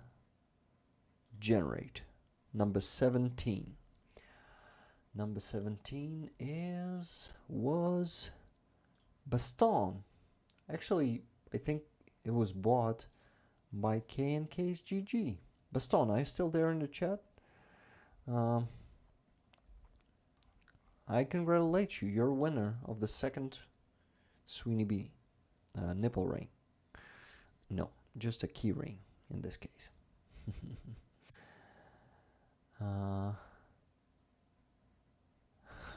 Damn near fainted just getting my ears pierced, says K&K's GG. It will definitely be a key ring. Okay. Congratulations, Baston. Yes, Baston, can you hear us? Give us the info, I mean, like dibs there in the chat. Okay? So I really hope Baston is still there. Whew, guys. I am already pretty much tired, but we still have to send those donations to the jars, to the fundraiser jars. Should we begin with, I don't know, Rick, legal disclaimer, these are not nipple rings, but if you do take photos for us, no, I won't be doing that. But nice proposition. Anyway, I think I'd better go buy a Powerball ticket today, says K&K's GG. Awesome. The Sweeney Beanies are cool. People ask what mine means so it spreads awareness. Yeah, I agree. We want pictures, K&K. So, Baston might not be here anymore. Does anyone has contact with Baston? Because he won this, and I need him or her, sorry, I need them to know that they won it. Because if they haven't, then we need to raffle it again, right? Or, I gotta ask. Yeah, I really gotta ask Mac about that. Just a second, guys.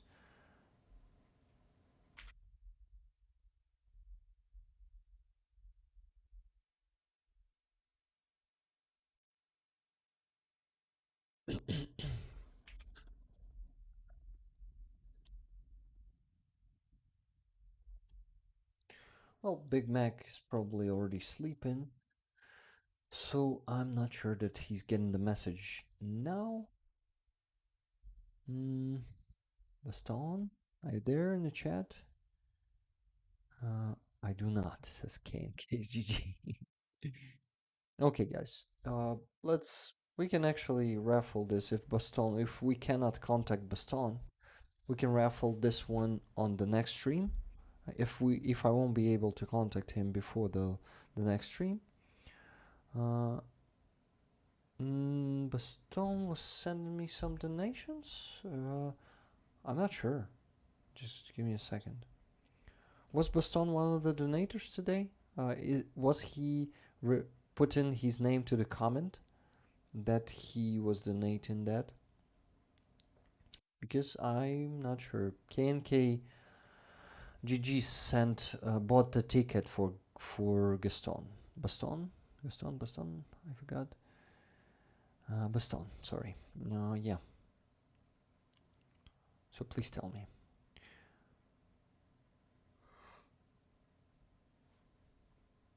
No, Rick. Hey, Baston.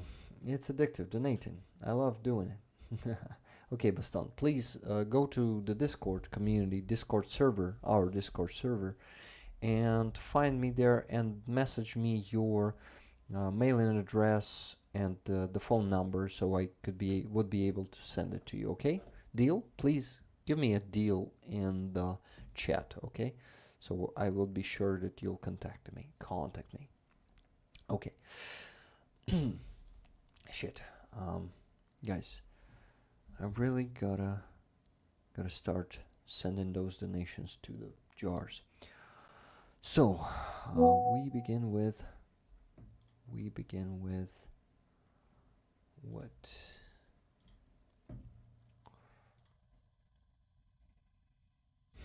Like I love to gamble and I love to donate, says Baston. Got it. Baston, give me a deal there that you'll contact me and get the beanie. Thank you. Okie dokie. So what do we have here?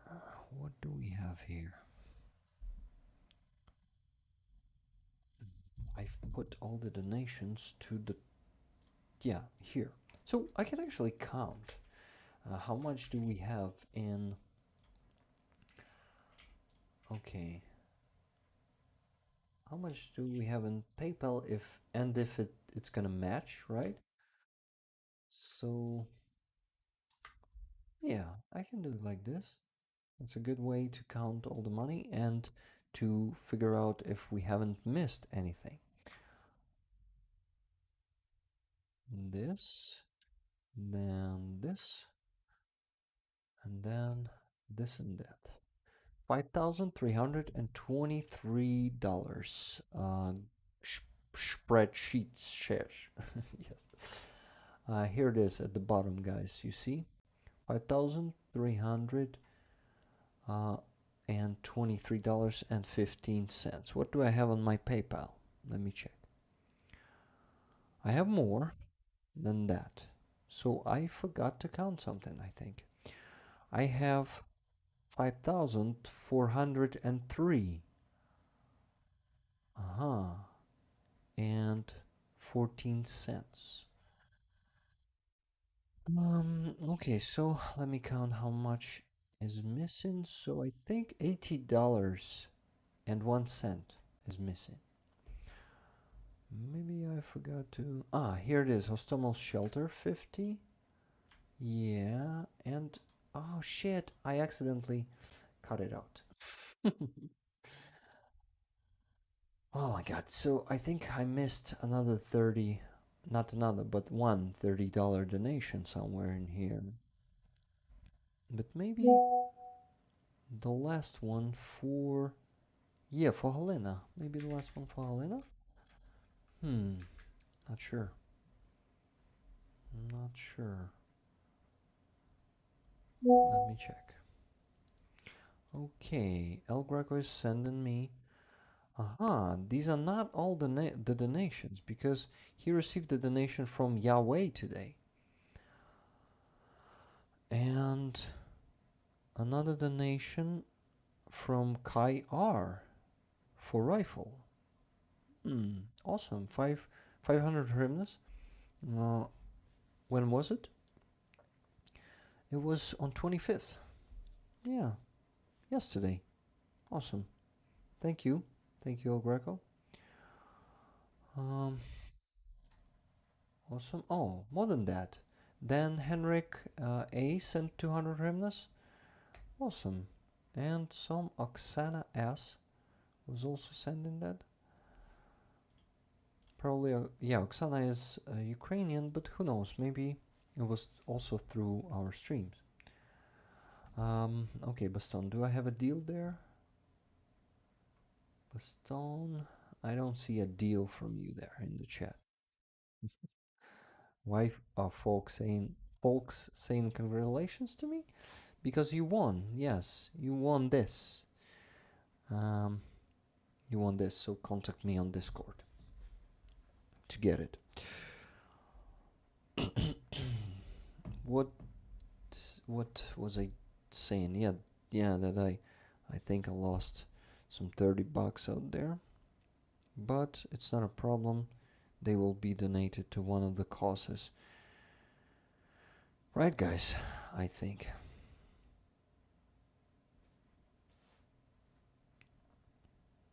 Discord. No, OZT, we don't have a command, so we gotta check the link in the description of this stream, and there it is. Yeah, and some of the moderators will definitely send it to the chat.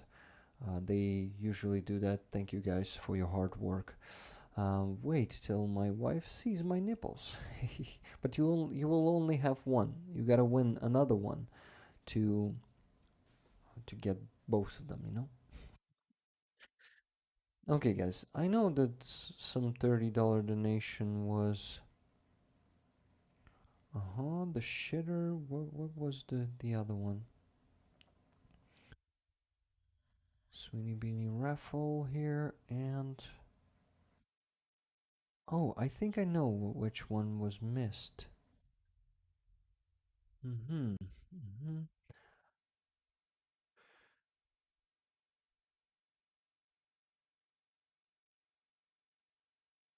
Okay, guys, I don't have time for this. These $30 will go to one of the fundraisers.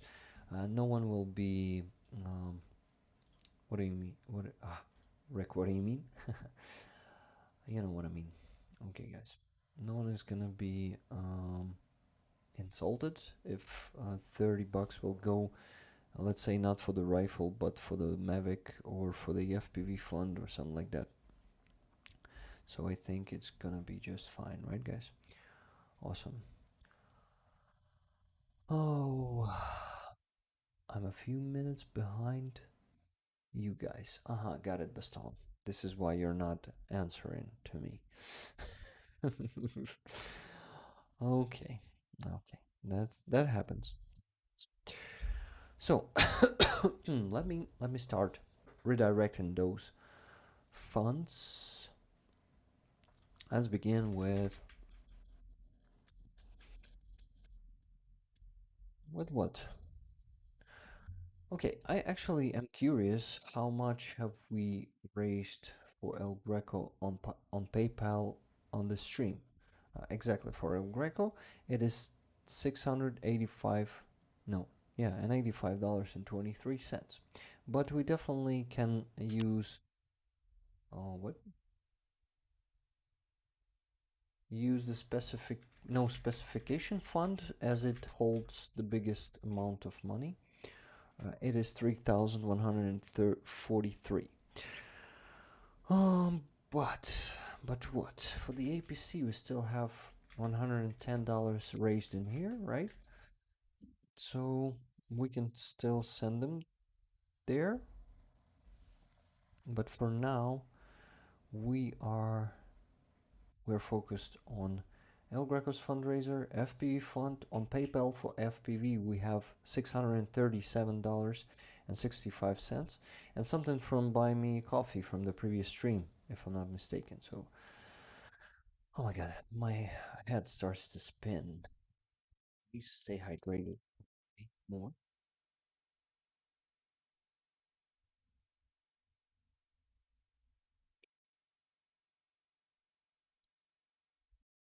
Okay. What do we do?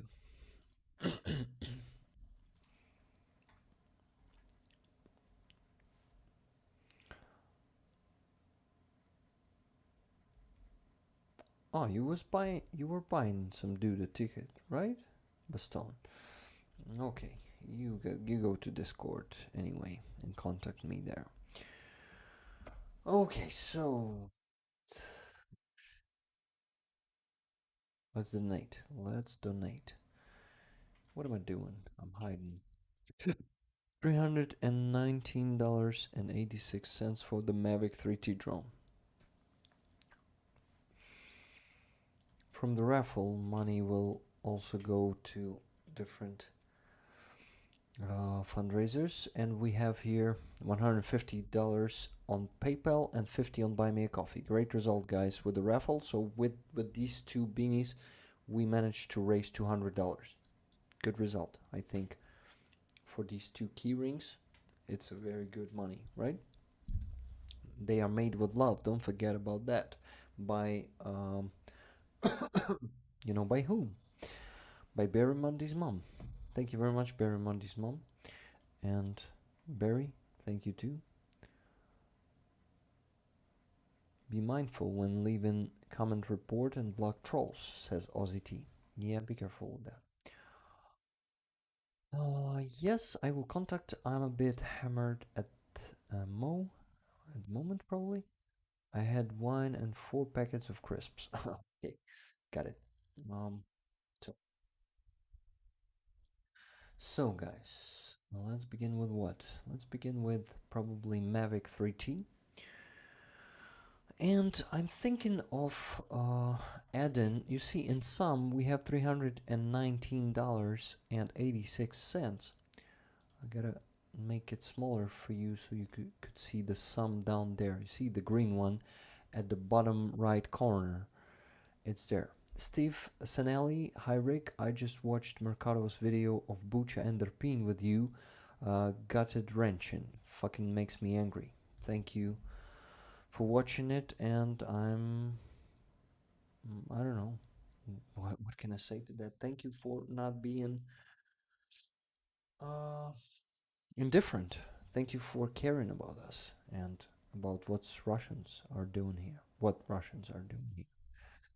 Okay, guys. So what the hell I'm doing? You see, it's $319.86. I propose you, like, to agree to the next. To to do what? To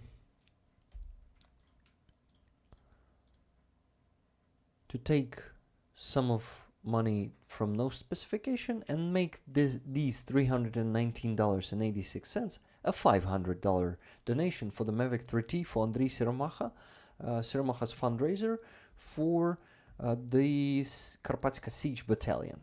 Do you agree with me? Let's make it a 500. So I'm transferring it from my PayPal to. Yeah. Oh, Bjorn just sent another 100, and it is now, guys, in total, in these 2 streams and the week prior to these streams, we raised at this moment $5,503.14. This is absolutely amazing and insane in some way because the result is just the new level. I remember we were raising 5,400. Probably that was the record.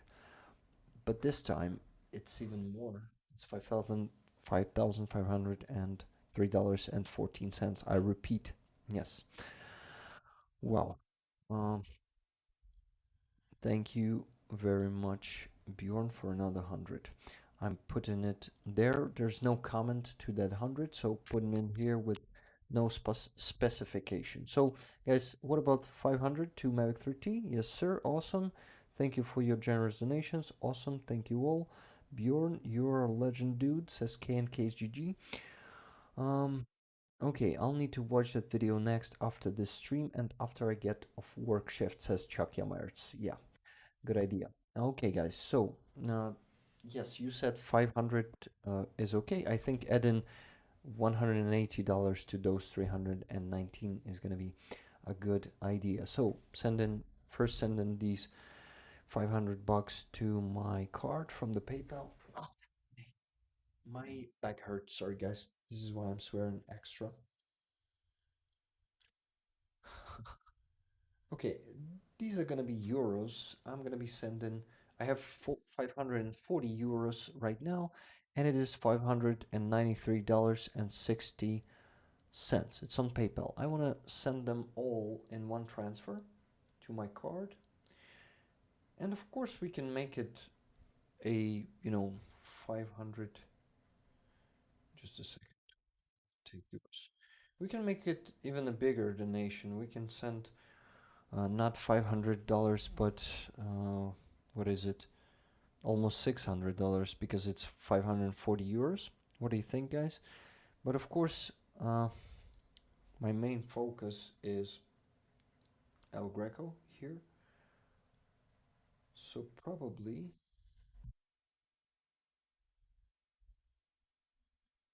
Okay, so this 540 euros are 22,291 hryvnia. I'm sending it sending it to my card Awesome. Mm-hmm. El Greco and his lighter Raffle next. What about raffling these beauty or auctioning? What do you think, guys? The work is stunning. I just like it a lot. Mm-hmm. Okay. Okay. I transferred those money to my card. Am I Why am I becoming so slow? Ah, okay, so this one goes to Andrii Siromakha. Guys, let it be, what do you think? Let it be almost $600 instead of $500 so it will make less calculations for me. Are you okay with that? Just let me know. What do we have here? For the car, no, not this one. Where's Andrii Siromakha's one? Yeah, here it is. For the DJI Mavic 3T. Okay, I think you are totally fine with that to make it not 5 but 600 hryvnias and help this one a lot because this one is going for too long already and we need to boost it up. I see you like the idea. Awesome. Okay, sending it right now. So this is gonna be 22,291 hryvnias. Let me just let me just I don't like these songs, guys, but I'm still singing. And Monobank app is still opening, sending it from Rick the Ukrainians community.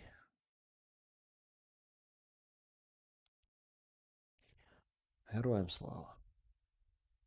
Merry Christmas. That's it. Sending it, and you'll see the progress bar updating. Not here. Oh, here, yeah. Just updated, guys. You see? Now it's 64,132 hryvnias. 30%. Great job. Okay. I like this. I like this. 30%. Great job, guys.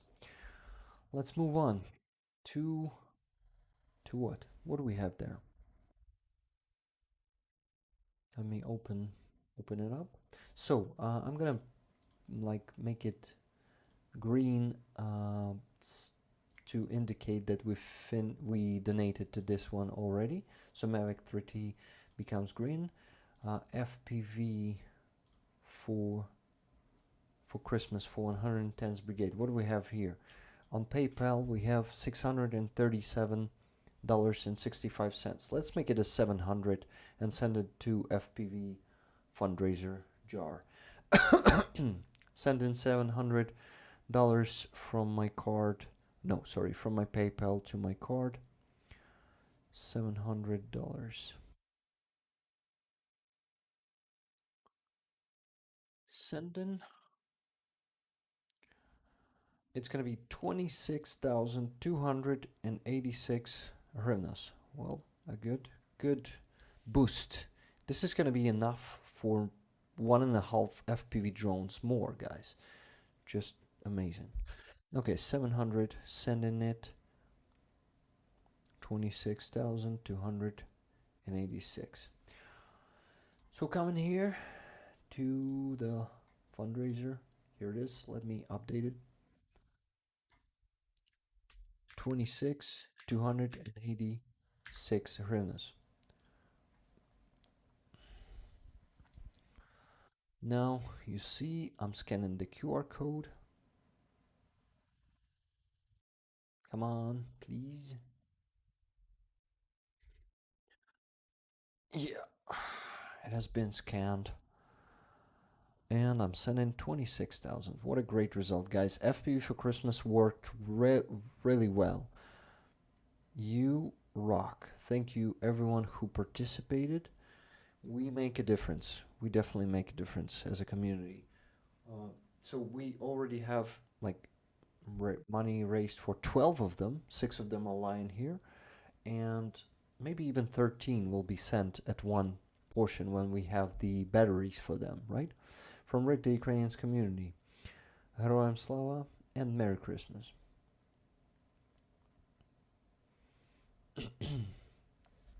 26,286 were sent, and it has.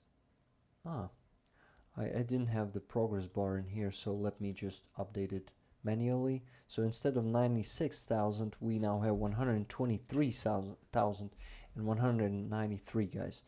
This is so cool. Plus 26,000 in just one stream to this one.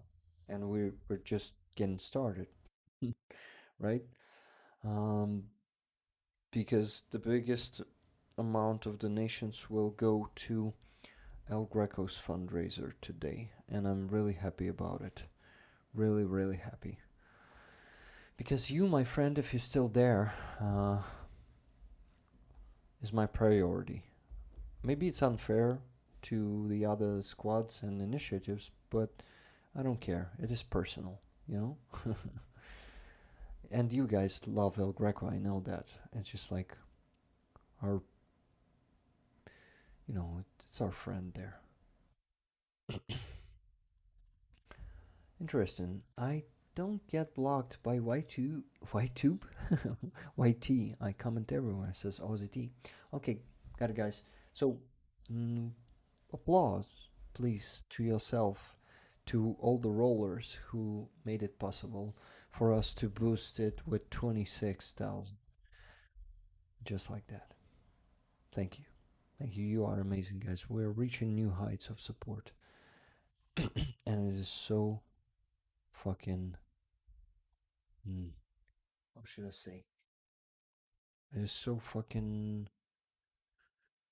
It's making me happy, guys, that we can make such a difference. Some FPV result. How did Santa redirect gifts? Bill, how you doing? All squads should have a designated Rick squad. Yeah, guys, would be awesome. Okay, so let's do another calculation. I'm going back to the fundraiser spreadsheet, and I put FPV for 110s to green color. Then we leave APC undonated today. Though we don't have a jar anymore, so I need to figure out how to donate these $110 for the APC repair. And I'll just ask the card number or something like that, or the, not the card, but account number from my friend, and she'll give me that, and I'll donate them tomorrow probably, those 110, and add them to the report, provide a screenshot as always. So this one is not so yeah, $110 will still be left on my PayPal and will be donated later this week. Yes, tomorrow or the day after tomorrow. So let's go now to for the patches for Leathercat and Armand. We didn't receive any. Probably maybe this donation was sent during the stream. Yeah, this one was sent $10. So have we received more, guys? Maybe I'm forgetting something, or is it for now $82? We still need to raise $118 more for those two patches. So almost halfway there. Awesome, guys. Oh, it's in dollars, but in euros we're gonna have to have something like 220. But anyway, almost halfway there.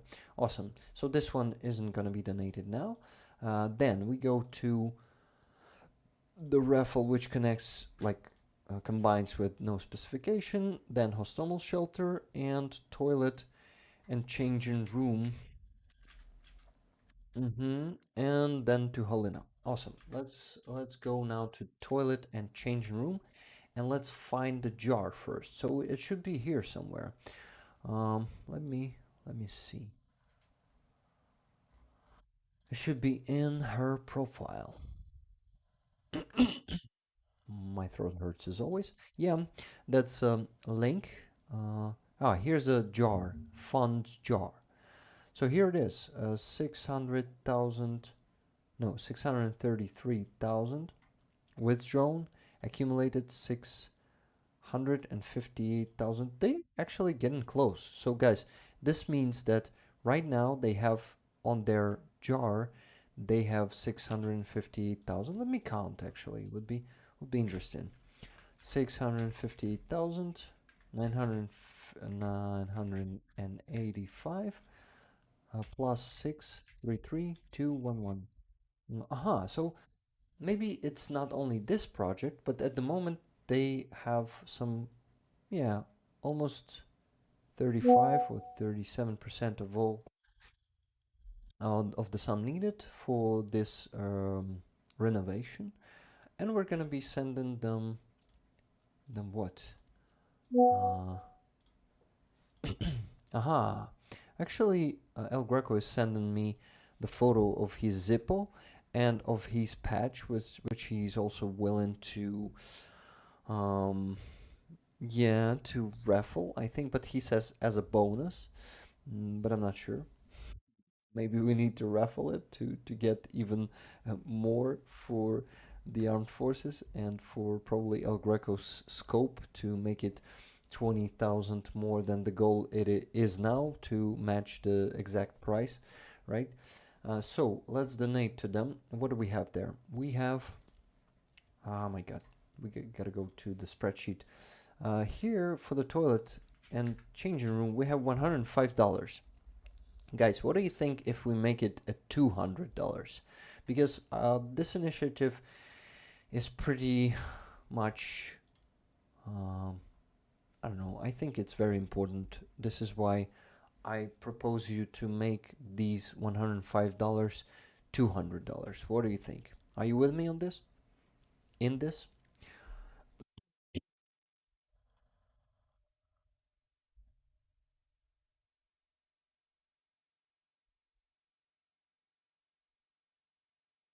Mhm.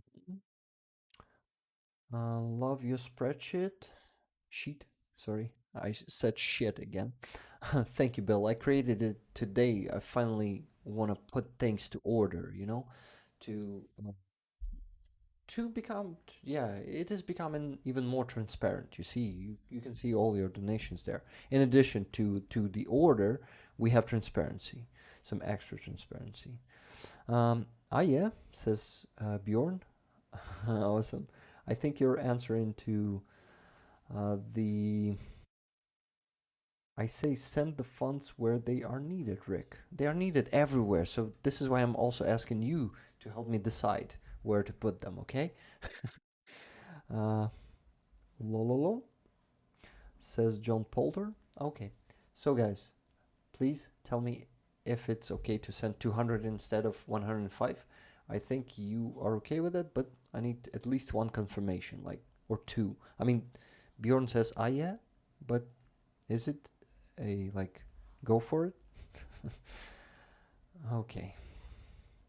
Yeah, I tried everything. Still poop poops, says Sprinkle GMC. I don't know what you're talking about.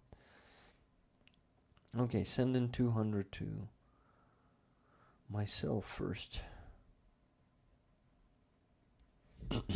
Yes, Rick. Yes. We trust you, Rick. Okay, thank you. Yes, do it. Thank you. That delay, $200 nowadays is 7,510 hryvnias. Sending it to my card and gonna donate to their jar. Gonna do. Gonna go here. Where's the jar? Here it is. Yes, Dostup. You see, guys, that's the name of the fund, as I've told you before. So they are them. Rick, if you've ever had to write engineering macros for Excel, spreadsheet is accurate. I know what you're talking about. I mean, I've never been writing one, but this could be a pain in the ass because that language is not Python at all. It is so in advanced. Yeah. Okay, 200. I need to donate it now. Just give me a second. 7,510 hryvnias. Let me now scan. Okay, Baston, I got your message on Discord. Awesome. Awesome, then I'll contact you tomorrow. I mean, I'll reply to you tomorrow because it's 1 a.m. in here already and we still haven't finished the stream. For fuck's sake. But it's amazing, guys. I love it. It's just the problem is that I need to sleep. And that's the... yeah. This jar of theirs, I cannot put the comment there. And it's very unfortunate because... Well, I wanted them to know that rollers help them. But we can stay like the humble anonymous, right? Okay, sending it. 7,510. Can I do the stream widget with there? Yeah, I can put the progress bar actually. Let me put the progress bar there first. Here, not there. Instead of an APC repair. Where is it? Okay, here it is. Okay, so I need to put it in here. You see the it won't show because it doesn't have a goal. It doesn't work like that. Yeah, guys. So we're just gonna update the jar there. Okay, you see it's oh my god, 658,985. Oh, it should become 658,985 plus 7,510 0. It should become 666,495. Awesome. Okay, let me just end the donation. I still haven't done it. I press put the money to the jar and it should be updating now. So let me update the page and show it to you. Here it is. As I've told you, 666,498. Should we make it a like all sixes? What do you think? Should I send? Oh my god! I know that there are a lot of Christians in here, also in our community, but this is just a joke. We're not calling the Satan to this world or something like that. Oh, Sally Luz, thank you very much. I'm so happy that I'm on vacation too, and I can catch up on my sleep. You can't imagine how happy I am. Thank you. Okay, guys. So should we make it? I'm not gonna be doing those silly jokes. It's a good donation, 200 donation. So let's go further. Let's go back to the spreadsheet. I'll make this one green. Then we need to send money to Helena. Okay, we have $130 here, but let's also check what do we have from the previous stream from Buy Me a Coffee, because some of that might be for Helena also, but I'm not sure. Okay. Okie doke. We still don't have 300 likes, guys. Or what? Can we make it the 300 likes? Okay. Is it? It's in the community tab.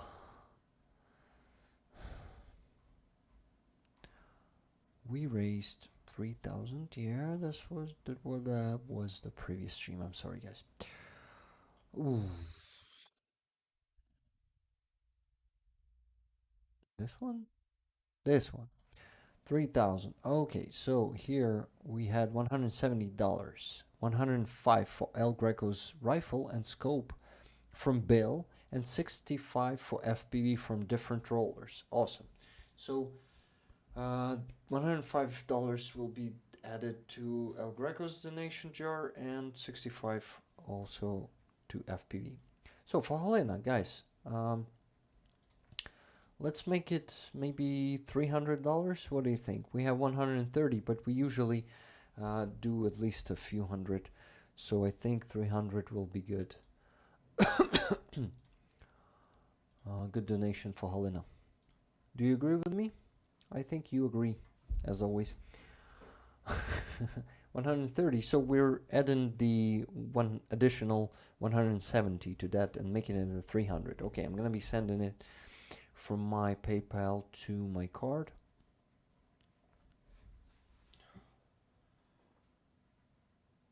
$300 transfer.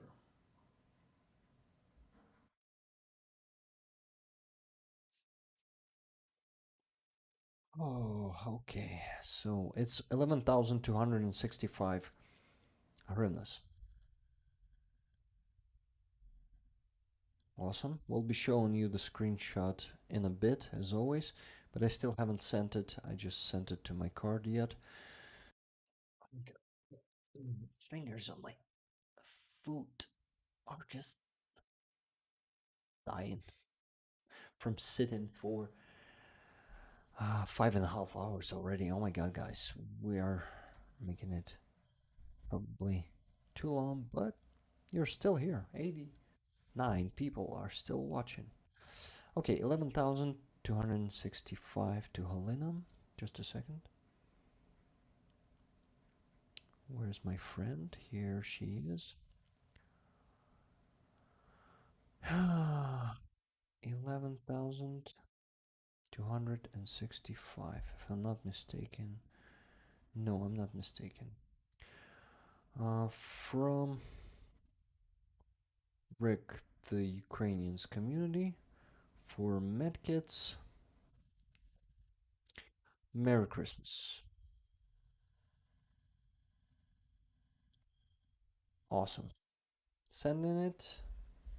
Gonna make a screenshot after Helena replies. In Monobank, you can actually reply to someone's comment. That's so cool. And she does that usually. But yeah, I think I won't forget to do it.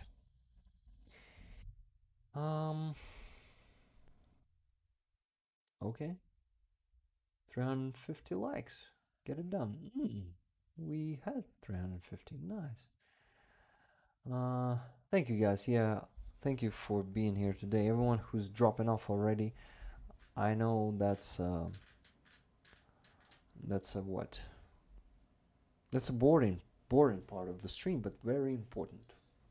Okay, so done with this one. We sent $300 to Helena. I'm painting it green. Now Hostomel shelter. We have $50 for Hostomel shelter. Thank you so much. I forgot who that was donating for Hostomel shelter. Silver Earth to Ne, or was it someone else? Can you remind me there, please? Thank you. And what else? What else? I gotta donate.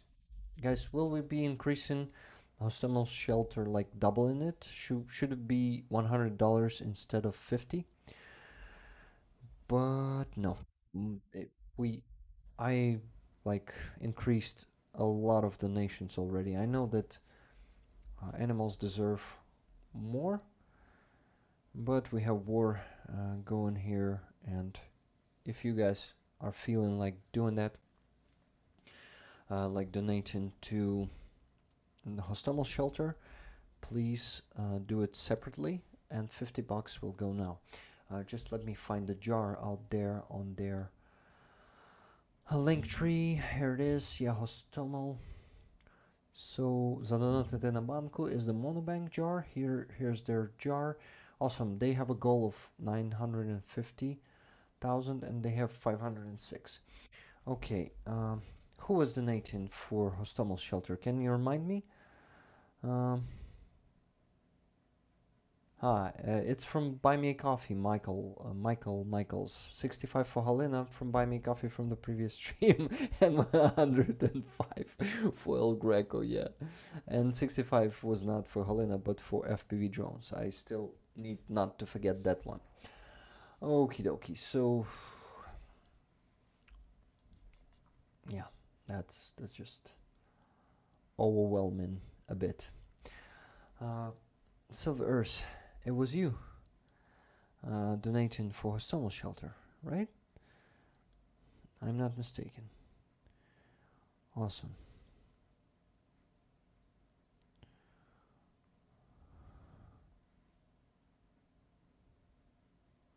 though I'm still not sure.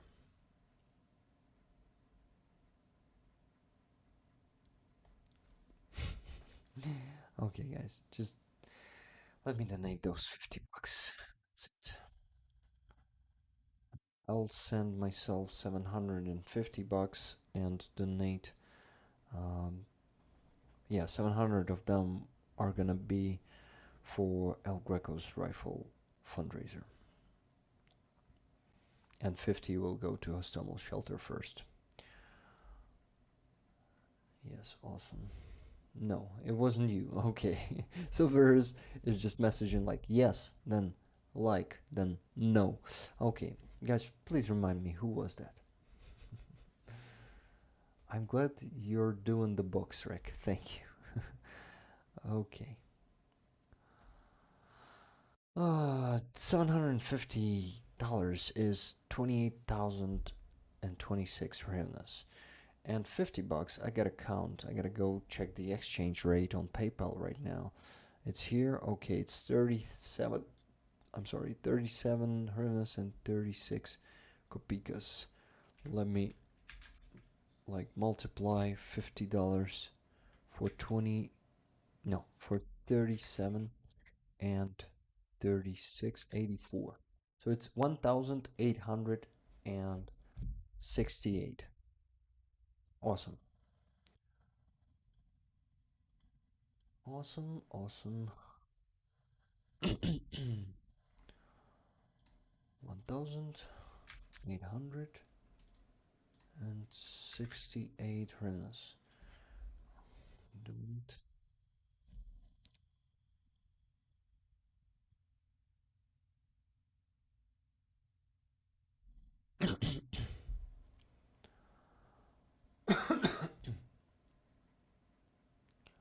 Okay, the comment is gonna be from Rick, the Ukrainians community, even though it was just one person sending those 50 bucks, if I'm not mistaken.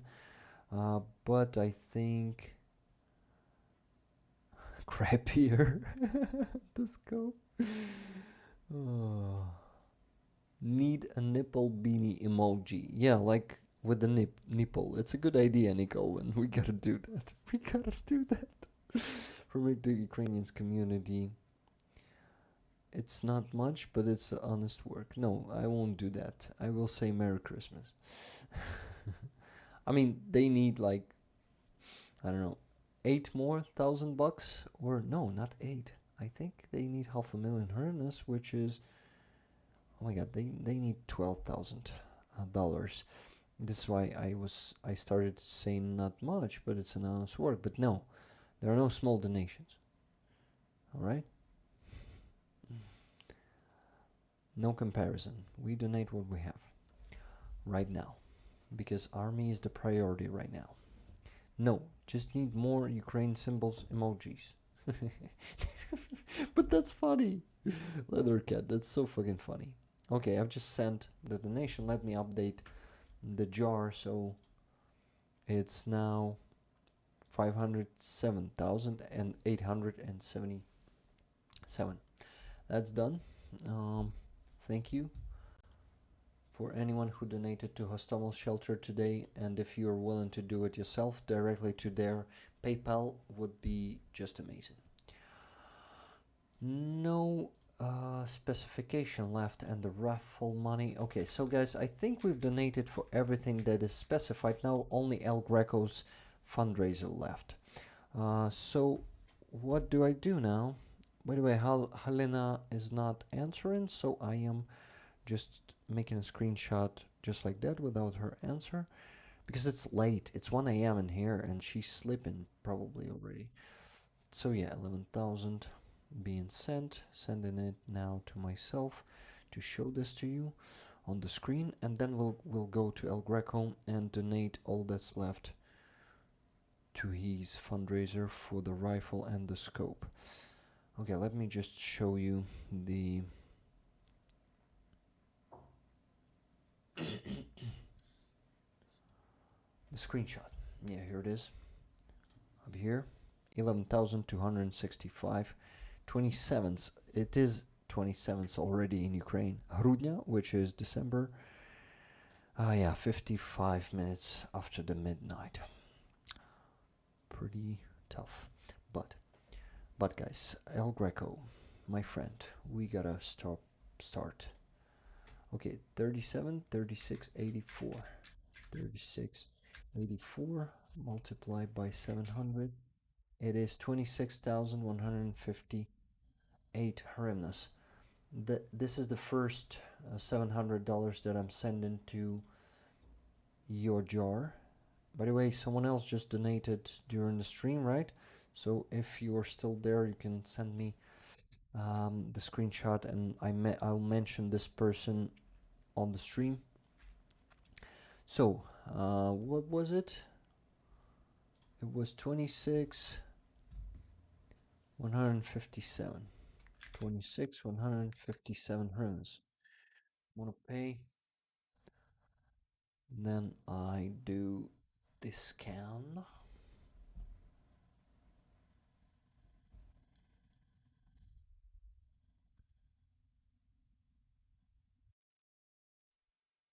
Okay, from Rick, the Ukrainians community.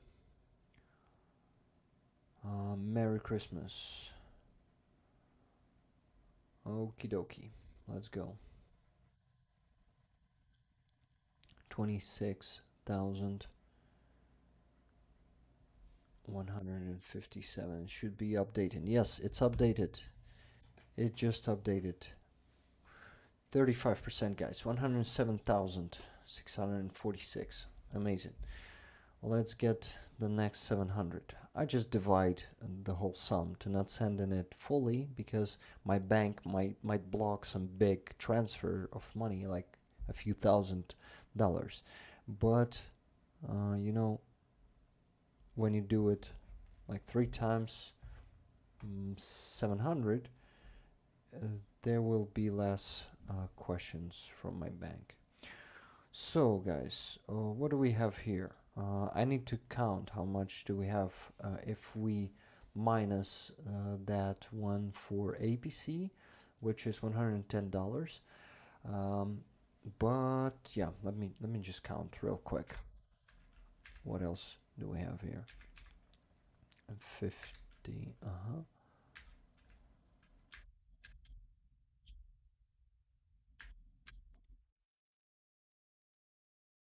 Yeah, that's it. So we still have $2,849.54 to send them to El Greco's fundraiser. That's sick, in a good way, in a fucking amazing way.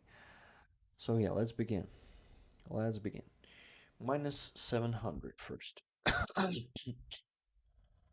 Well, I mean, I'm gonna be sending another $700.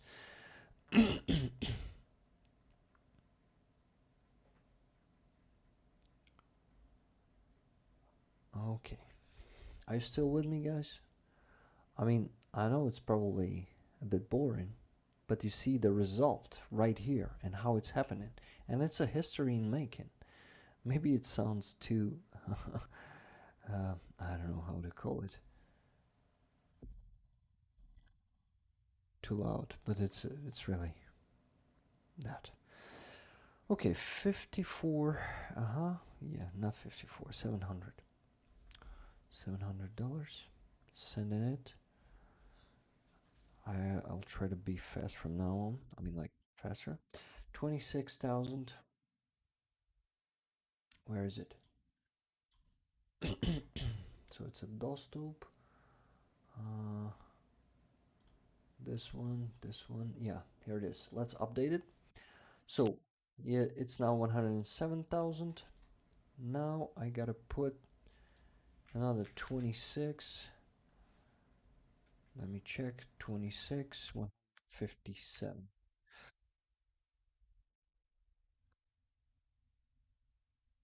Scanning it.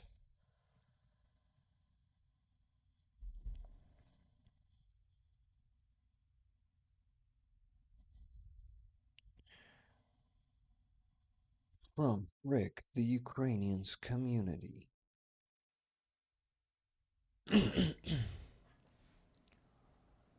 From the Ukrainians community. We love you, man.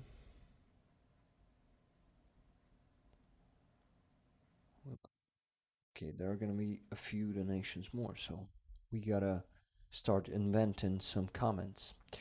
Okay, guys, the progress bar will update now. It just updated 133,000, 44%. Fuck yeah. Let's go. So, send in another 700.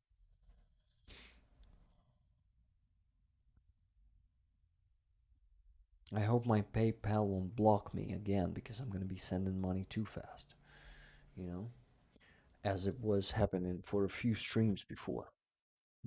But it's easy to unblock. You just gotta change the password, and it will let you do that. Okay, 26,157. Another donation. Um,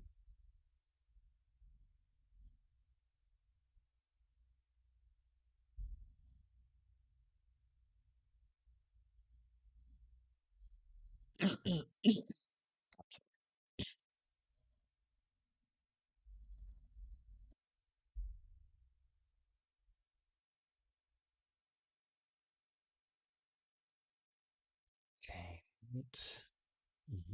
got it. Guys, let me update again. Yeah, we have 133,000. So it was like 2 times 26 sent to the jar, but I just received the third one, so it's 26,157. Sending it.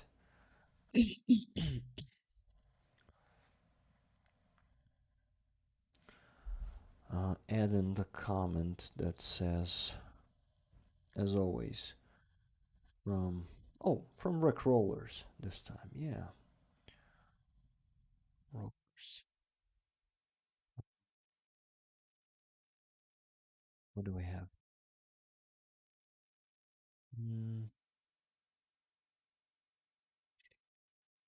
My brain is dying. I was about to say Jingle Bells, but better to say Heroimsdal.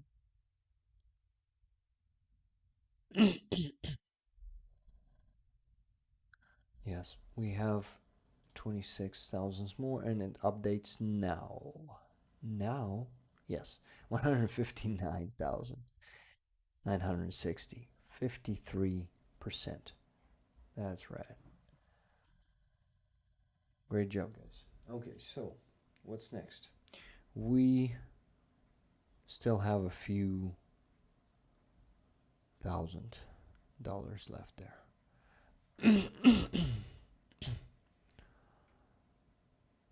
Okay, just a second. I need to count everything. So it's okay.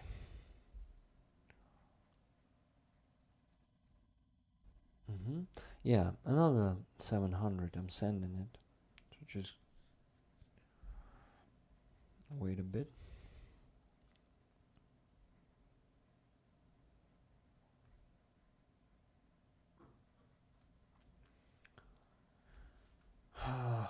Awesome, awesome. So it's the what, fourth? It's gonna be fourth donation of 700, if I am not mistaken. Let me check. I gotta go there to my Monobank app and check it there.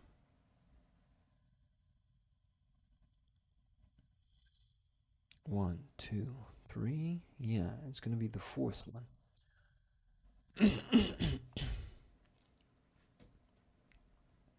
We should update it though. 26, 157. Yeah.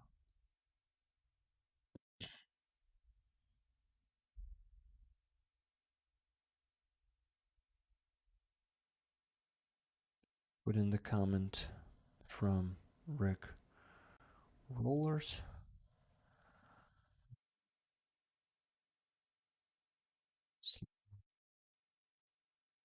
Nazi.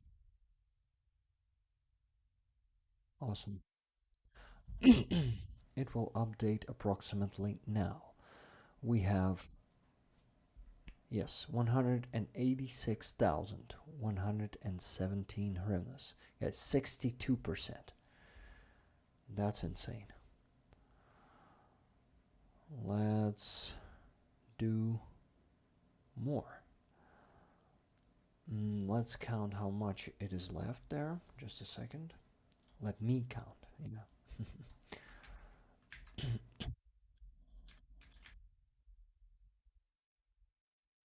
749 last dollars and 54 cents, guys. I'm sending it to my card. It's even more than 700 this time. 749 and 54. Awesome. Just fantastic.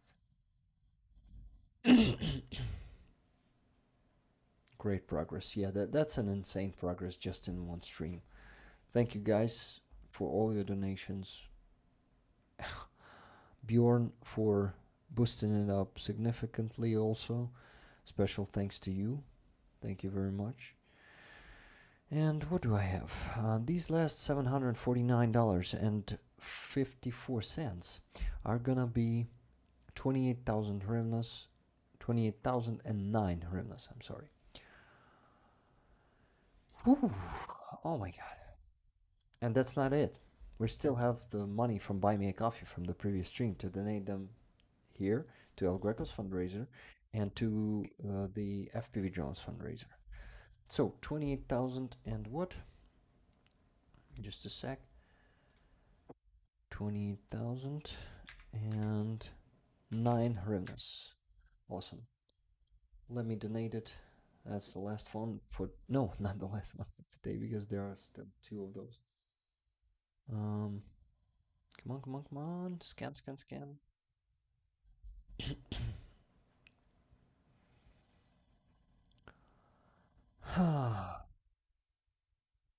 From Rick Bowers.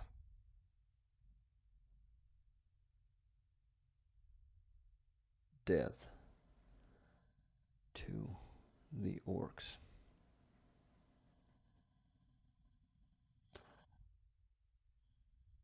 Guys, I'm sending it. And it's gonna update approximately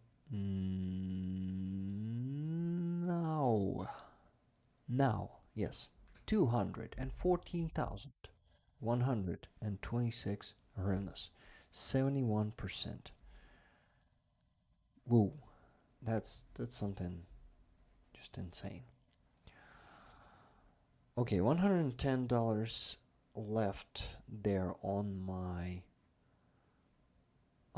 I forgot to do. Yeah, guys, that was my mistake. There are still money for the patches should be left there, so I donated more than I should have donated. But we will just minus those money from the next stream donations. That's it. So yeah, but there are still $42 lying there on my PayPal that I accidentally donated. They were for patches for Leathercat and Armand, but that's not a problem. We'll just minus $42 from the next stream. Oh, we can actually do it. No, this is gonna be messy then. So let's do it just like that. Just remind me about those $42 next time, okay? And I'm sorry for this, but you see that I'm streaming almost for 6 hours today, and it's too much. It's getting too much, and of course I make mistakes because I'm only human after all. I'm only human after all. Don't put your blame. No? Okay. Make mistakes. I'm only human, so it takes. Like the whispering, singing, not is not the real singing, right? Okay, guys, no problem. $42 next time. We're gonna be left there on PayPal. So the last thing to do is transfer money from my card, from my dollar card, yeah,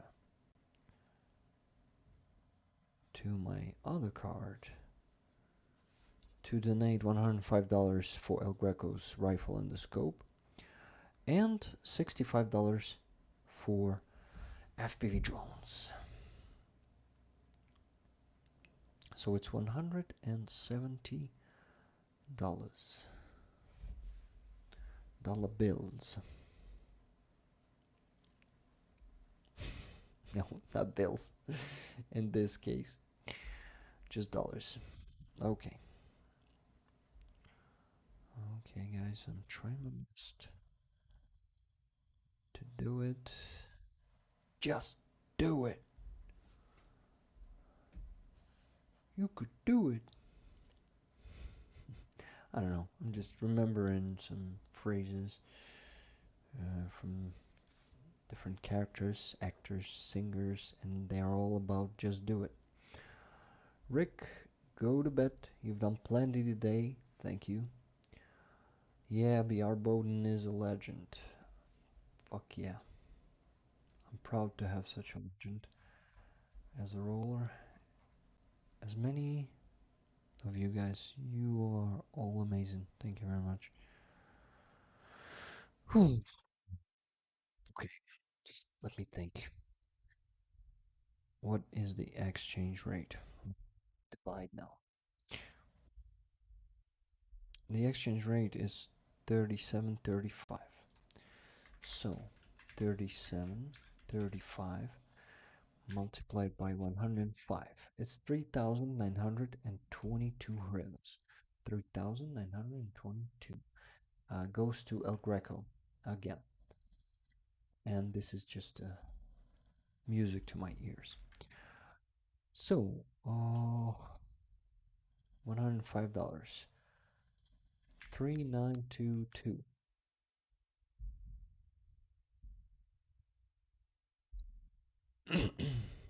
Bill, was it you, by the way, last time? $105? If I'm not mistaken, it was you to send it on Buy Me a Coffee.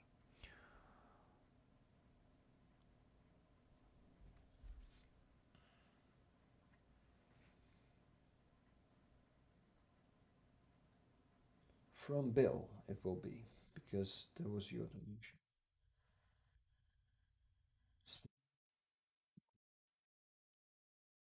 Okay, this one is sent, and the progress bar will update now. It's gonna be, yes, it just updated. 218,048 hryvnias, 72%. Just fantastic. Thank you. Bill, yes, thank you very much. So the comment was from you, and $65 left. So 37, 35, 65. It's 2,427. Oh, I will explode because I need to pee. 2,428. I'm sorry for these cringy songs of mine, okay? I like when I'm saying I will explode because I need to pee. They are not very good and a bit childish, but what the fuck, I'm tired. I've been streaming for 6 hours. From Rick Rollers. BMC Fund. No, not fans. Fund. Okay. Thank you. Slovan. Героям. No, Ukraine this time. 2,428. Let me now update the page. So it should be 125,000 now. Yes, it is 125,621 hryvnia. Great job, guys. That's it. We did it. Oh my god, it took an hour. Even more than an hour. to do it, but we did it. And you bared with me. 88 people bared with me. You are fantastic rollers. Go pee, go to bed. Right now, young man. I'm a grandma, I can say that. Okay, grandma? I am running now. First, I gotta eat something because I'm hungry as fuck. Guys, I haven't been eating for 7 hours already. Though it's 1:30 a.m., I still need to eat because I cannot fall asleep hungry. Do you know those people who cannot sleep when they're hungry? Guys, you are absolute legends. You, oh my god, what you did today is just fantastic. We have the new record. You were so generous. And El Greco's fundraiser just went to 72%, considering it was amped up by 50,000 today. And we just need to raise 28% and then 20,000 plus,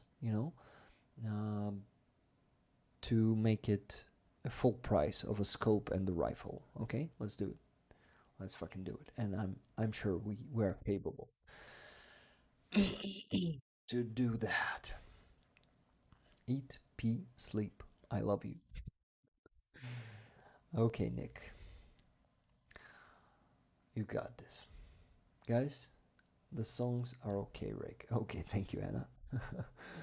Reach out and touch.